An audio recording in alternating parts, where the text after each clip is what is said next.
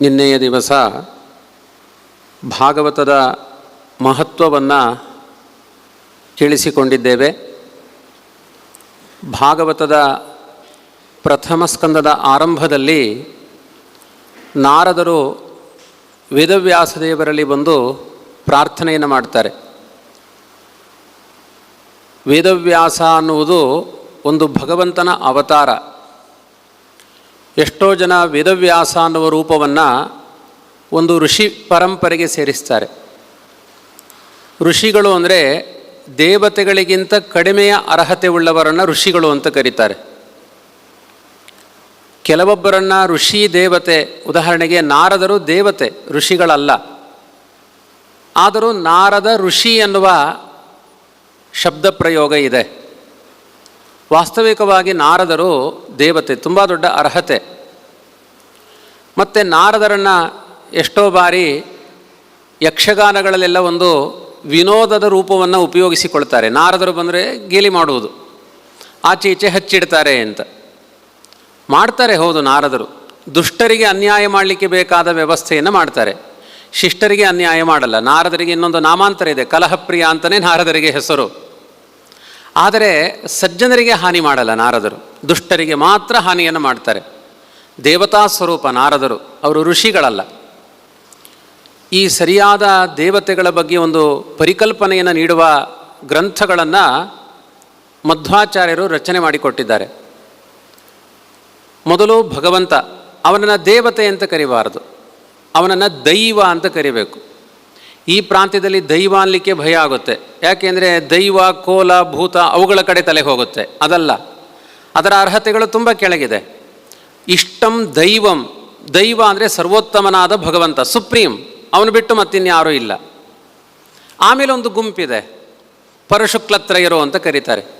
ಎಂದೂ ತಪ್ಪು ಮಾಡದೇ ಇರುವ ದೇವತೆಗಳು, ಅವರು ತಪ್ಪೇ ಮಾಡಲ್ಲ, ಎಂದೆಂದೂ ತಪ್ಪು ಮಾಡದೇ ಇರುವ ದೇವತೆಗಳು ಅಂದರೆ ಆಂಜನೇಯ ಮುಖ್ಯ ಪ್ರಾಣ, ಇನ್ನೊಂದು ಸೃಷ್ಟಿಕರ್ತನಾದ ಚತುರ್ಮುಖ ಬ್ರಹ್ಮ, ಅವರ ಹೆಂಡಂದಿರು ಸರಸ್ವತಿ, ಭಾರತಿ, ಭಗವಂತನ ಹೆಂಡತಿಯಾದ ಲಕ್ಷ್ಮೀದೇವಿ, 5 ಜನ ಇದ್ದಾರೆ. ಮೊದಲು ಸುಪ್ರೀಂ ನಾರಾಯಣ, ಅದಾದಮೇಲೆ ನೆಕ್ಸ್ಟ್ ಲಕ್ಷ್ಮೀದೇವಿ, ಅದಾದ ಮೇಲೆ ಬ್ರಹ್ಮದೇವರು, ವಾಯುದೇವರು, ಅವರಿಬ್ಬರು ಹೆಂಡಂದಿರು. ಬ್ರಹ್ಮದೇವರ ಹೆಂಡತಿ ಸರಸ್ವತಿ, ವಾಯುದೇವರ ಹೆಂಡತಿ ಅಂದರೆ ಆಂಜನೇಯ, ಮುಖ್ಯಪ್ರಾಣ, ಹನುಮಂತ, ಮಧ್ವಾಚಾರ್ಯ ಎಲ್ಲ ಒಂದೇ, ಸಮಾನ ರೂಪಗಳು, ಅವತಾರ ರೂಪಗಳು. ಅವರ ಪತ್ನಿಯಾದ ಭಾರತಿ. ಅದಾದ ಮೇಲೆ ಬರುವಂತಹದ್ದು ರುದ್ರದೇವರು, ಗರುಡ, ಶೇಷ, ರುದ್ರ ಅಂತ. ಅವರು 3 ಈಕ್ವೆಲ್. ಗರುಡನ ಯೋಗ್ಯತೆ, ರುದ್ರನ ಯೋಗ್ಯತೆ, ಶೇಷನ ಯೋಗ್ಯತೆ ಸಮಾನವಾಗಿದೆ. ಅದಾದಮೇಲೆ ಇಂದ್ರಾದಿ ದೇವತೆಗಳು, ಎಲ್ಲಿಯ ತನಕ? ಅಗ್ನಿದೇವನ ತನಕ. ಇದನ್ನು ವೇದಗಳೇ ಹೇಳುತ್ತೆ. ಮಧ್ವಾಚಾರ್ಯರು ಎಲ್ಲಿಯೂ ಕೂಡ ತಮ್ಮ ಅಭಿಪ್ರಾಯವನ್ನು ದಾಖಲಿಸಿಲ್ಲ. ಯಾವುದೇ ಮಾತುಗಳನ್ನು ಆಡಿದರೂ ಅದನ್ನು ಪ್ರಮಾಣವನ್ನು ಮುಂದಿಟ್ಟು ಮಾತನಾಡಿದ್ದಾರೆ. ನಾವು ಒಂದು ವೇದ ಮಂತ್ರವನ್ನು ಹೇಳ್ತೇವೆ, ಅಗ್ನಿರ್ವೈ ದೇವಾನಾಂ ಅವಮಃ ವಿಷ್ಣು ಪರಮಃ. ಇದು ಋಗ್ವೇದದ ಬ್ರಾಹ್ಮಣ ವಾಕ್ಯ. ದೇವತೆಗಳಲ್ಲಿ ಸರ್ವೋತ್ತಮನಾದವನು ನಾರಾಯಣ. ಅಂದರೆ ದೈವ ಸರ್ವೋತ್ತಮನಾದವನು ದೈವ ನಾರಾಯಣ. ಅವನ ಕಿಂಕರರಾದ ದೇವತೆಗಳಲ್ಲಿ ಕೊನೆಯ ಸ್ತರದಲ್ಲಿ ನಿಂತವನು ಅಗ್ನಿದೇವ. ಹಾಗಾಗಿ ದೇವರ ಒಂದು ಚಿತ್ರ ಮೇಲಿದ್ದರೆ ಕೆಳಗಡೆ ಫೋಟೋ ಇಡ್ತೇವೆ, ಕೆಳಗಡೆಗೆ ಒಂದೆರಡು ದೀಪ ಇಡ್ತೇವೆ. ದೇವರೇ ನೀನು ದೊಡ್ಡವನು, ನಿನ್ನ ಪಾದಕ್ಕೆ ನಮ್ಮ ದೀಪವನ್ನು ಸಮರ್ಪಣೆ ಮಾಡ್ತೇವೆ ಅಂತ ದೇವರ ಮಂಟಪದಲ್ಲಿ ದೀಪವನ್ನು ದೇವರ ಮಂಡೆ ಮೇಲೆ ಇಡೋದಿಲ್ಲ, ಕೆಳಗಡೆ ಇಡ್ತೇವೆ. ಅದು ಸೇವೆಗೋಸ್ಕರ ಕೆಳಗಡೆ ಇಡ್ತೇವೆ. ಇನ್ನು ನಂದಾದೀಪ ಬೇರೆ, ಸಣ್ಣ ಸಣ್ಣ ದೀಪಗಳನ್ನು ಹಚ್ಚಿಡುವುದಾದರೆ ಪಾದದ ಬುಡದಲ್ಲಿ ಸೇವಕನಾಗಿ ಅಗ್ನಿದೇವನ ಪರಿಕಲ್ಪನೆ ಇದೆ. ಇಲ್ಲಿಗೆ ದೇವತಾ ವರ್ಗ ಮುಗೀತು. ಅದಾದಮೇಲೆ ಋಷಿ ವರ್ಗ, ಅದಾದಮೇಲೆ ಚಕ್ರವರ್ತಿಗಳು ಅಂತ ಇದ್ದಾರೆ. ಈ ಚಿಂತನೆಯ ಅಗತ್ಯ ನಿಮಗೆ ಭಾಗವತ ಕೇಳುಗರಿಗೆ ತುಂಬ ಅಗತ್ಯ ಇದೆ. ಭಾಗವತದಲ್ಲಿ ಎಲ್ಲರ ಮಹಿಮೆಯನ್ನು ಹೇಳ್ತಾರೆ. ದೇವತೆಗಳ ಚರಿತ್ರೆ ಇದೆ, ಭಗವಂತನ ಮಹಿಮೆ ಇದೆ, ಭಗವಂತನ ಭಕ್ತರಾದ ಋಷಿಗಳ ಕಥೆ ಇದೆ, ಚಕ್ರವರ್ತಿಗಳ ಕಥೆ ಇದೆ. ಋಷಿಗಳು ಆಮೇಲೆ ಪಿತೃದೇವತೆಗಳು ಬರ್ತಾರೆ. ಋಷಿಗಳಾದ ಮೇಲೆ ಪಿತೃದೇವತೆಗಳು ಬರ್ತಾರೆ. ಪಿತೃದೇವತೆಗಳಾದ ಮೇಲೆ ಚಕ್ರವರ್ತಿಗಳು ಬರ್ತಾರೆ. ಅದಾದಮೇಲೆ ಮನುಷ್ಯೋತ್ತಮರು ಅಂತ. ಈ ಯಾವ ದೇವತೆಗಳು, ಋಷಿಗಳು ಇವರಲ್ಲಿ ಕೆಟ್ಟತನ ಇಲ್ಲ. ಮನುಷ್ಯ ಅನ್ನುವ ಕ್ಯಾಟಗರಿ ಬಂದಾಗ ಅದರಲ್ಲಿ 3 ವಿಭಾಗ ಇದೆ. ಸಾತ್ವಿಕ ಮನುಷ್ಯರು, ರಾಜಸ ಮನುಷ್ಯರು, ತಾಮಸ ಮನುಷ್ಯರು ಅಂತ. ತಾಮಸ ಮನುಷ್ಯರು ಬಹುತೇಕ ಈ ಯಾವ ಧರ್ಮ ಅಧ್ಯಾತ್ಮಗಳ ಪರಿಧಿಗೆ ಬರುವುದಿಲ್ಲ. ಅವರು ಪ್ರತ್ಯೇಕವಾಗಿರ್ತಾರೆ. ರಾಜಸ ಅಂದರೆ ಕೆಲವೊಮ್ಮೆ ಇದನ್ನು ಬೇಕು ಅಂತಾರೆ, ಕೆಲವೊಮ್ಮೆ ಬೇಡ ಅಂತಾರೆ. ಕಾಂಪ್ಲಿಕೇಶನ್, ಅದು ಏನು ನಿಶ್ಚಯ ಇಲ್ಲ, ನಿರ್ಣಯಗಳಿಲ್ಲ, ಗೊಂದಲಮಯವಾಗಿರುತ್ತೆ. ಸಾತ್ವಿಕರ ಚೇತನ ಅಂದರೆ ಅವರಲ್ಲಿ ಒಂದೇ ನಿರ್ಣಯ ಇರುತ್ತೆ, ಹೀಗೇ ಹೋಗಬೇಕು ನಮ್ಮ ಬದುಕು ಅನ್ನುವ ನಿರ್ಣಯಗಳಿರುತ್ತೆ. ಬಹುತೇಕ ಭಗವಂತನ ಎಲ್ಲ ಅವತಾರಗಳು ಕೂಡ ಈ ಮನುಷ್ಯರಿಗೆ ಮಾರ್ಗದರ್ಶನ ಮಾಡಲಿಕ್ಕೆ ಬರ್ತಾನೆ. ಯಾಕೆಂದರೆ ಊರ್ಧ್ವ ಲೋಕಗಳು ಎಲ್ಲ ದೇವತೆಗಳ ಲೋಕಗಳು, ಮೇಲ್ಗಡೆ ಯಾರು ಹಾಳಾದವರಿಗೆ ಲೋಕಗಳಿಲ್ಲ. ಅತ್ಯಂತ ಶ್ರೇಷ್ಠವಾದವರ ಲೋಕಗಳೆಲ್ಲ ಊರ್ಧ್ವ ಮುಖದಲ್ಲಿ ಇದೆ. ಅವರಿಗೆ ಮಾರ್ಗದರ್ಶನವನ್ನು ಭಗವಂತ ಆಯಾ ಲೋಕಗಳಲ್ಲೇ ನೀಡ್ತಾನೆ. ಕೆಲವೊಮ್ಮೆ ಭೂಲೋಕದ ಸಾತ್ವಿಕರಾದ ಮನುಷ್ಯರು ದಾರಿ ತಪ್ಪಿದಾಗ ತನ್ನ ಪರಿವಾರದ ದೇವತೆಗಳನ್ನು ಜೊತೆಗೆ ಕರೆದುಕೊಂಡು ಬರ್ತಾನೆ, ತಾನೂ ಬರ್ತಾನೆ. ಅವರಿಗೆ ಮಾರ್ಗದರ್ಶನ ಮಾಡಿ ಭಗವಂತ ತನ್ನ ಅವತಾರ ಕಾರ್ಯವನ್ನು ಪರಿಸಮಾಪ್ತಿ ಮಾಡ್ತಾನೆ. ಕೆಲವೊಮ್ಮೆ ಅಗತ್ಯ ಇದ್ದಾಗ ತಾನು ಬರ್ತಾನೆ, ತೊಂದರೆ ಇಲ್ಲ ಅಂದಾಗ ತನ್ನ ಪರಿವಾರದ ದೇವತೆಗಳನ್ನೇ, ರಾಜರು ಚಕ್ರವರ್ತಿಗಳು ಎಲ್ಲ ದೇವತಾಂಶ ಸಂಭೂತರಾದವರನ್ನ ಭೂಮಿಗೆ ಕಳಿಸಿಕೊಡ್ತಾನೆ. ಅಂತೂ ಈ ಭೂಲೋಕದಲ್ಲಿರುವ ಮನುಷ್ಯರಿಗೆ ನಾರದರು ಹೇಳ್ತಾರೆ, ಮಂದಾಹ ಸುಮಂದ ಮತಯಃ ಮಂದಭಾಗ್ಯ ಹ್ಯುಪದ್ರುತಾಹ. ತುಂಬ ದಡ್ಡತನ ಇರೋದು ಯಾರಲ್ಲಿ ಅಂದರೆ ಮನುಷ್ಯರಲ್ಲಿ. ಆದರೆ ತುಂಬ ಜಾಣರು ಅಂತ ಅಹಂಕಾರ ಪಡೋರು ಯಾರು ಅಂದರೆ ಮಾನವರೇ. ಕೆಲವೊಮ್ಮೆ ಮಾನವ ದಾನವ ಆಗುತ್ತಾನೆ, ಕೆಲವೊಮ್ಮೆ ಮಾನವ ಆಗುತ್ತಾನೆ. ಈ ಎಲ್ಲ ಓರೆಕೋರೆಗಳು ತುಂಬ ಎಕ್ಸ್ಟ್ರೀಮ್ ಆಗಿ ಹೋಗುವುದು, ತುಂಬ ನೀಚ ಮಟ್ಟದಲ್ಲಿ ಆಲೋಚನೆ ಮಾಡುವುದು, ಈ ವ್ಯತ್ಯಾಸಗಳು ಅಧಿಕವಾಗಿ ಮಾನವರಲ್ಲಿ ಕಾಣುತ್ತೆ. ಮಾನವರಿಗೆ ಮಾರ್ಗದರ್ಶನ ಮಾಡಬೇಕು ಅಂತ ಕೆಳಗಡೆಯ ಲೋಕದಲ್ಲಿರುವ ದೇವತೆಗಳು ಮೇಲೆ ಬರ್ತಾರೆ, ಮೇಲ್ಗಡೆಯ ಲೋಕದಲ್ಲಿರುವ ದೇವತೆಗಳು ಕೂಡ ಇಲ್ಲಿಗೆ ಬರ್ತಾರೆ. ಇದು ಮಧ್ಯದ್ದು ಒಂದು ಸ್ಟೇಷನ್ ಇದ್ದ ಹಾಗೆ. ಆ ಮಧ್ಯದ ಸ್ಥಾನದಲ್ಲಿ ತುಂಬ ಗೊಂದಲಗಳಿದೆ. ಬಂಧನಗಳಿರುವುದು ಮಧ್ಯದಲ್ಲಿಗೆ, ಕೆಳಗಡೆ ಯಾರಿಗೂ ಬಂಧನಗಳಿಲ್ಲ, ಊರ್ಧ್ವ ಲೋಕದಲ್ಲಿದ್ದವರಿಗೂ ಬಂಧನ ಇಲ್ಲ. ಬಂಧನ ಇರುವುದು ಇಲ್ಲಿ. ಅಂದರೆ ನಾವೀಗ ಎಲ್ಲಿದ್ದೇವೆ ಅಂದರೆ, ಬ್ರಹ್ಮಾಂಡ ಅನ್ನೋದು ಒಂದು ಮೊಟ್ಟೆ ಅಂತ ಅನ್ಕೊಳ್ಳಿ, ಒಂದು ಬಾಲ್ ಇದ್ದ ಹಾಗೆ ಇದೆ. ಈ ಬಾಲಿನ ನಡುಭಾಗದಲ್ಲಿ ಭೂಲೋಕ ಇದೆ. ಕೆಳಗಡೆ ಅತಳ ವಿತಳ ಸುತಳ ಮಹಾತಳ ತಳಾತಳ ರಸಾತಳ ಅಂತ ಕೆಳಗಡೆ 7 ಲೋಕಗಳಿದೆ. ಮೇಲ್ಗಡೆಗೆ ಭುವಃ ಸುವಹ ಮಹಃ ಜನಃ ತಪಃ ಸತ್ಯಂ ಅಂತ 6 ಲೋಕಗಳಿದೆ. ಮಧ್ಯದಲ್ಲಿ ಭೂಲೋಕ ಇದೆ. 3 ಗುಂಪು, ಕೆಳಗಡೆಯ 7 ಲೋಕಗಳ ಗುಂಪು, ಮೇಲ್ಗಡೆಯ 6 ಲೋಕಗಳ ಗುಂಪು, ನಡುವೆ ಇರುವ ಭೂಲೋಕದ್ದೇ ಒಂದು ಗುಂಪು. ಹೀಗಾಗಿ ಕೆಲವೊಮ್ಮೆ ಪುರಾಣಗಳಲ್ಲಿ 3 ಲೋಕಗಳ ದೊರೆ, ಲೋಕ 3 ಅಲ್ಲ, ಲೋಕಗಳು 14, ಅದನ್ನು 3 ಅಂತ ಕರೀತಾರೆ. 3 ಗುಂಪು ಅಂತ ಅರ್ಥ. ಕೆಳಗಡೆ 7 ಲೋಕಗಳ ಒಂದು ಗುಂಪು, ಮೇಲ್ಗಡೆ 6 ಲೋಕಗಳ ಒಂದು ಗುಂಪು, ನಡುಭಾಗದಲ್ಲಿರುವ ಭೂಲೋಕದ್ದು ಪ್ರತ್ಯೇಕವಾದ ಒಂದು ಗುಂಪು. ಹೀಗಾಗಿ 3 ಗುಂಪುಗಳನ್ನು ಇಟ್ಟುಕೊಂಡು 3 ಅಂತ ಕರೀತಾರೆ. ಕೆಲವೊಮ್ಮೆ ಅದನ್ನು 14 ಅಂತಲೂ ಕರೀತಾರೆ, ತ್ರಿಲೋಕ ಅಂತಲೂ ಕರೀತಾರೆ, ಚತುರ್ದಶ ಭುವನಗಳು ಅಂತಲೂ ಕರೀತಾರೆ. ಒಟ್ಟಿನಲ್ಲಿ ಬ್ರಹ್ಮಾಂಡ ಅನ್ನುವ ಒಂದು ದೊಡ್ಡ ಮೊಟ್ಟೆಯ ಒಳಗಡೆ ಭೂಲೋಕ ನಡುಭಾಗದಲ್ಲಿದೆ. ಬಂಧನಗಳೆಲ್ಲ ಇರುವುದು ಭೂಲೋಕದಲ್ಲಿದ್ದವರಿಗೆ. ಊರ್ಧ್ವ ಲೋಕದಲ್ಲಿದ್ದವರಿಗೆ ಬಂಧನಗಳಿಲ್ಲ, ಪ್ರಾಬ್ಲಮ್ ಇಲ್ಲ ಅವರಿಗೆ. ಪ್ರಾಬ್ಲಮ್ ಇಲ್ಲ ಅಂದರೆ ಅವರಿಗೆ ಕನ್ಫರ್ಮ್ ಆಗಿದೆ, ಒಳ್ಳೆಯದೇ ಆಗುತ್ತೆ ಅವರಿಗೆ ಅನ್ನುವ ಕನ್ಫರ್ಮ್. ಇನ್ನು ಕೆಳಗಡೆ ಲೋಕದಲ್ಲಿದ್ದವರಿಗೂ ಅಷ್ಟೇ, ಅವರಿಗೆಲ್ಲ ಒಂದು ಏನು ಸ್ಥಾನಮಾನಗಳು ನಿರ್ಣಯ ಆಗಿದೆ. ಭೂಲೋಕದಲ್ಲಿದ್ದವರಿಗೆ ನಿರ್ಣಯ ಇಲ್ಲ. ಸತ್ತ ಮೇಲೆ ನರಕಕ್ಕೆ ಹೋಗ್ತಾರೋ, ಅವರು ಸ್ವರ್ಗಕ್ಕೆ ಹೋಗ್ತಾರೋ, ಅವರ ಗತಿಗಳೇನು, ಅವರ ಬದುಕಿನ ಸಾಧನೆಗಳೇನು, ಯಾವುದು ನಿರ್ಣಯ ಆಗದೇ ಇರುವ ಹಂತ ಭೂಲೋಕದವರು. ಈ ಗೊಂದಲದ ವಾತಾವರಣದಲ್ಲಿದ್ದವರಿಗೆ ಮಾರ್ಗದರ್ಶನ ಮಾಡಲಿಕ್ಕೆ ಭಗವಂತ ಬರ್ತಾನೆ. ಸುಮ್ಮನೆ ನಿಮಗೊಂದು ಅರ್ಥ ಆಗಲಿಕ್ಕೆ ಹೇಳ್ತೇನೆ. ಇದು ವೇದಾಂತ ಮನೆಗೆ ಹೋದ ಮೇಲೆ ಮರೆಯುತ್ತೆ, ಅದು ಕಲ್ಯಾಣ ಮಂಟಪಕ್ಕೆ ಮಾತ್ರ ಸೀಮಿತ ಆಗುತ್ತೆ. ಕೆಲವೊಮ್ಮೆ ನಿಮಗೆ ನೆನಪಾಗಲಿಕ್ಕೆ ಹೇಳ್ತೇನೆ. ನಮ್ಮ ದೇಹ ಅಂತ ಆಲೋಚನೆ ಮಾಡಿ. ನಾಭಿಯಿಂದ ಮೇಲ್ಭಾಗದಲ್ಲಿ 6 ಲೋಕಗಳಿದೆ, ನಾಭಿಯಿಂದ ಕಾಲಿನ ತನಕ 7 ಲೋಕಗಳಿದೆ, ನಾಭಿಯ ಭಾಗದಲ್ಲಿ ಭೂಲೋಕ ಇದೆ. ಭೂಲೋಕವನ್ನು ನೆನಪಿಟ್ಟುಕೊಳ್ಳುವುದು ಹೇಗೆ ಅಂದರೆ, ಬಂಧನ ಇರುವ ಲೋಕ ಭೂಲೋಕ. ನಾವೊಂದು ವಸ್ತ್ರ ವಿನ್ಯಾಸ ಮಾಡಿದರೆ, ಈಗ ನಾನೊಂದು ವಸ್ತ್ರವನ್ನು ಧಾರಣೆ ಮಾಡಿದ್ದೇನೆ, ಸ್ತ್ರೀಯರೊಂದು ವಸ್ತ್ರವನ್ನು ಧಾರಣೆ ಮಾಡಿದ್ದಾರೆ ಅಂದರೆ, ಪುರುಷರು ಸ್ತ್ರೀಯರು ಭಾರತೀಯ ವಸ್ತ್ರ ಸಂಹಿತೆ ಅಥವಾ ಯಾವುದೇ ಇರಲಿ, ಬಂಧನ ಮಾಡೋದು ಸೊಂಟದಲ್ಲಿ, ಬಂಧನ ಇರುವುದು ಭೂಲೋಕದಲ್ಲಿ ಅಂತ ಅರ್ಥ. ಇನ್ನು ಕೆಳಗಡೆ ಎಲ್ಲೂ ಗಂಟು ಹಾಕೋದಿಲ್ಲ. ಅದನ್ನು ಕೆಳಗಡೆ ಗಂಟು ಹಾಕಿದೆ ಅಂದರೆ ಪಂಚೆ ಹರಿದು ಹೋಗಿದೆ ಅಂತ ಅರ್ಥ, ಸೀರೆ ಹರಿದಿದೆ ಅಂತ ಅರ್ಥ. ಕೆಳಗೆ ಗಂಟು ಹಾಕುವುದು ಸೊಂಟದಲ್ಲಿ ಮಾತ್ರ. ಹಾಗಾದರೆ ಸೊಂಟದ ಹತ್ತಿರ ಭೂಲೋಕ ಇದೆ. ಬಂಧನ ಇರುವುದು, ಸಿಕ್ಕಾಪಟ್ಟೆ ಕಟ್ಟುಪಾಡುಗಳೆಲ್ಲ ಇರುವುದು ಭೂಲೋಕದಲ್ಲಿ ಮಾತ್ರ. ಆ ಬಂಧನದ ಬಿಡುಗಡೆಗೆ ನಮ್ಮ ಪ್ರಯತ್ನಗಳು ನಡೀಬೇಕು. ವಾಸ್ತವಿಕವಾಗಿ ಕೆಲವರು ಹೇಳ್ತಾರೆ, ನಿಮ್ಮದು ಯಾವುದು ಮೂಲ ಊರು ಯಾವುದು ಅಂತ ಕೇಳ್ತಾರೆ ಬೇರೆ ಕಡೆ ಎಲ್ಲ ಹೋದಾಗ. ಕೆಲವರು ಪುತ್ತೂರು ಹೇಳ್ತಾರೆ, ಕೆಲವರು ಮಂಗಳೂರು ಹೇಳ್ತಾರೆ, ಕೆಲವರು ಮೈಸೂರು ಹೇಳ್ತಾರೆ. ಆದರೆ ಸತ್ಯ ಹೇಳಬೇಕು ಅಂದರೆ ಇದೊಂದು ಸಾಧನ ಭೂಮಿ. ಭೂಲೋಕ ಅನ್ನೋದು ಸಾಧನ ಭೂಮಿ. ಅದರಲ್ಲಿಯೂ ನಮ್ಮ ಭಾರತ ದೇಶ. ಎಲ್ಲ ಭಗವಂತನ ಅವತಾರಗಳು, ಎಲ್ಲ ಆ ವಿಶ್ವದರ್ಶನವುಳ್ಳ ದೇವತೆಗಳ ಅವತಾರ ಎಲ್ಲ ನಮ್ಮ ಭಾರತ ದೇಶದಲ್ಲೇ ಆಗಿದೆ. ಎಲ್ಲೋ ನ್ಯೂಜೆರ್ಸಿಯಲ್ಲಿ ಭಗವಂತನ ಅವತಾರ ಆಯಿತು, ಆಸ್ಟ್ರೇಲಿಯಾದಲ್ಲಿ ಮಧ್ವಾಚಾರ ಅವತಾರ ಆಯಿತು ಅಂತ ಯಾವ ದಾಖಲೆಗಳು ಇಲ್ಲ.